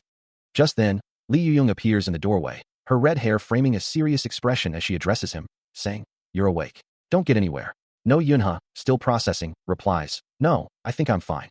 Did you save me? As his vision clears, No Yunha finds himself staring up at Li Yuyong, her red hair a stark contrast to the sterile hospital room. She confirms his identity, asking, Yes, and you are? As soon as I found you, I brought you to the hospital. Your name is Yunha, right? He struggles to sit up, his voice raspy as he replies, You wouldn't have been the one who found me. A small smile plays on her lips as she considers his words, while a thought crosses her mind about his stubbornness. Suddenly, a wave of realization washes over him, and he gasps in surprise. Yuyong explains that she was the one who dragged him out of the dungeon, and that he should be grateful for her efforts. She then asks if he had any family to worry about, her expression turning serious. A fleeting memory flashes through his mind, showing him holding a young Tun Yunhyuk, with Yuyong by their side, as he thinks about what he would tell his family. Yujong's voice cuts through his thoughts, stating, Yunha, I have something I need to investigate, so answer my questions truthfully. Still reeling from the questions, Yunha can only manage a confused, Pardon? What? His confusion doesn't deter Yuyong, who presses on, her red hair framing a determined expression. Okay, first, why were monsters there? A fragmented memory flashes through Yunha's mind, a dizzying fall through a dense, green canopy. As Yuyong continues her interrogation, her voice cutting through his thoughts, as well as questions about who killed the monsters. Yunha struggles to grasp the details, his brow furrowed in concentration. I don't really remember. He recalls only the primal fear, the desperate flight. I was chased by monsters, and I ran up here. Yuyong listens intently, her expression softening slightly as Yunha continues, a flicker of recognition in his eyes. I think someone saved me. I don't remember who I painted. She responds with a quiet, Really? Her skepticism quickly returns, her voice firm as she challenges his fragmented account. But you killed monsters there. Yunha's hand clenches on the bedsheet, the weight of her words and his own missing memories pressing down on him. He stares up at her, his expression a mix of confusion and dawning realization, as she leans in closer, her voice firm with conviction. I think you were the one who killed them, she states, the accusation hanging heavy in the air, leaving him to ponder her words in the quiet solitude of his room. The question echoing in his mind. What do you think? Her voice cuts through the silence, accusing him directly. The red-haired woman sits on the bed, observing the young boy beside her, who avoids her gaze. He recoils, his small hands flying up in protest, denying the impossible. She presses on, revealing her investigation into his past, mentioning a past award. The boy looks away, insisting it was merely a coincidence. She challenges his explanation, questioning if this latest incident was also just a stroke of luck. He continues to deny any involvement, his voice trailing off as he wonders why he would commit such an act. The red-haired woman stands, arms crossed, a knowing look on her face as she processes his words. Still pressing for answers, the red-haired woman offers a deal to Yunha, who lies in the hospital bed, but he dismisses her proposal, uninterested in any bargain. Leaning in, her expression firm, she reiterates her offer. Her gaze remains intense, unwavering. Sitting on the edge of his bed, she insists on the deal, while Yunha, looking away, maintains he has nothing to reveal. She questions his reluctance, asking what he truly desires. But the woman refuses to disclose her own terms, stating it's part of the agreement. Her eyes narrow, a hint of accusation in her voice as she asks if he has finally stopped denying his involvement in the hound's demise. She presses him again, demanding to know his price. Yunha, still avoiding her gaze, simply states that he wants nothing, leaving the woman to ponder his true intentions. She considers her next move, knowing that another excuse would only make things more awkward, while he internally acknowledges that she already knows he was responsible for the deaths, leaving him with no options. His dark hair falls over his brow, as the red-haired woman's voice cuts through his thoughts, asking, nothing. No, Yunha, his hands clasped in despair, can only think of one thing. He just wants to keep living a normal life, as outside, the city lights begin to glow against the night sky. With a soft click of her heels, the red-haired woman turns and walks away, her footsteps echoing softly. She makes her way out of the hospital, heading towards a waiting black car, where a driver holds the door open for her. Slipping into the back seat, the door closes with a solid thud. As the car pulls away, she issues a clear directive. Investigate the heads of the Dragon Group. Later, back in the hospital room, the red-haired woman sits casually in a chair, holding a remote, as No Yunha looks at her with a bewildered expression, uttering a confused, huh? From a sleek, modern phone, a commanding voice issues instructions, demanding a thorough investigation into the female heirs of the Dragon Group. Meanwhile, a thoughtful Yunha remains silent, his gaze distant. The voice continues, emphasizing the need to scrutinize every minute detail of their relationships, awaiting a prompt report. The red-haired woman sits poised, two shadowy figures standing guard behind her, as she orchestrates her intricate plans. A sudden, sharp realization cuts through the air. Her expression hardens, a stern warning escaping her lips. She challenges, her voice laced with authority, demanding accountability for the words just spoken. The silence of a stark, empty room settles. Yunha's thoughts drift to the potential consequences, wondering what might happen if her efforts yield nothing. He considers his options, knowing that if he makes another excuse, it will only become more awkward. The red-haired woman, observing his contemplation, reminds him that not just anyone can join their clan, and that she already knows he was responsible for the deaths. He then asks about the hellhounds, to which she replies there's nothing he can do about her knowledge. He acknowledges that no matter how he looks at it, this deal simply doesn't fit him. She counters, suggesting he can confirm his talent through her, and he finally agrees to join her clan. Meanwhile, the red-haired woman's thoughts drift to the Dragon Group, specifically the females within it.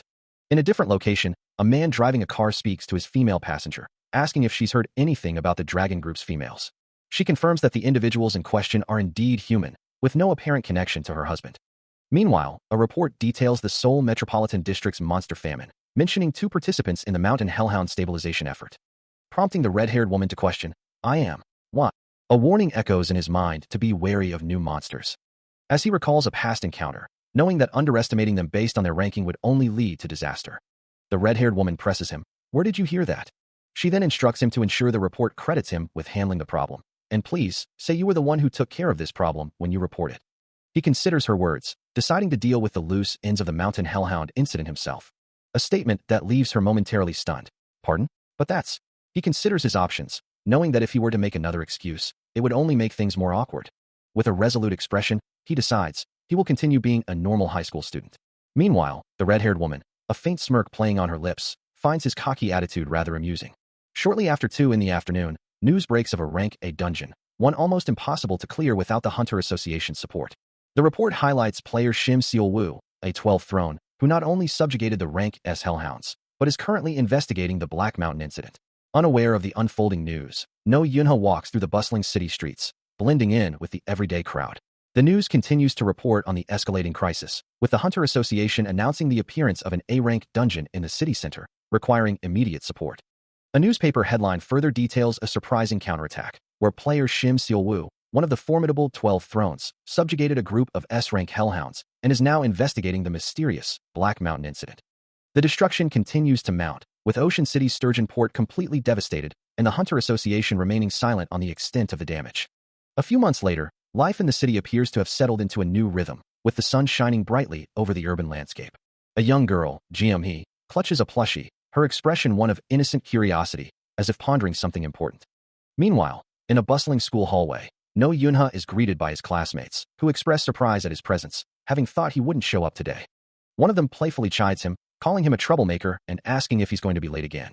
He finds himself in a familiar classroom, a blonde-haired girl with fox-like ears and tail leaning in close, her words a playful tease about his excuses, while he internally acknowledges her awareness of his past actions.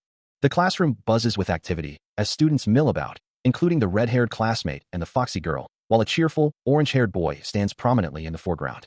His enthusiasm is infectious, as he gestures wildly, holding up a cake and giving 2 thumbs up, clearly excited about something. He announces that the party is going to be at Happiness, then asks if permission was secured from Hyang's father. No Yunha leans in, whispering to Haeong, a concerned expression on his face as he asks about the permission. Haeong, however, seems distracted, looking towards a group of students and asking what they are doing. The red-haired classmate, surrounded by others, responds with a vague something, her expression unreadable. As the morning bell rings, No Yunha, Haeong, and Ji-hee are seen among the students, with Yunha thinking to himself that he should go home. Ji-hee, however, looks confused, her fox ears twitching as she questions, huh? As night falls, a quiet house stands illuminated, its windows glowing warmly against the dark. Inside, a vibrant birthday celebration is underway, with friends gathered to surprise Ji-hee. A chorus of surprise and happy birthday rings out as Yunha and the others present their gifts. Though she feigns surprise, Ji-hee admits to herself that she had suspected their secret preparations. Overwhelmed with emotion, she turns to her friends, offering heartfelt thanks to everyone present. A small smile plays on her lips as she gazes at the birthday cake, deciding to postpone her tears for later. With the initial surprise over, the group, including Yunha, prepares to cut the cake, eager to continue the celebration. The birthday celebration for Ji-hee continues, with her friends counting down in unison, their voices filling the air with cheerful anticipation. The focus then shifts to a vibrant cake, adorned with candles, celebrating Suna's 8th birthday, a sweet centerpiece to the joyous occasion.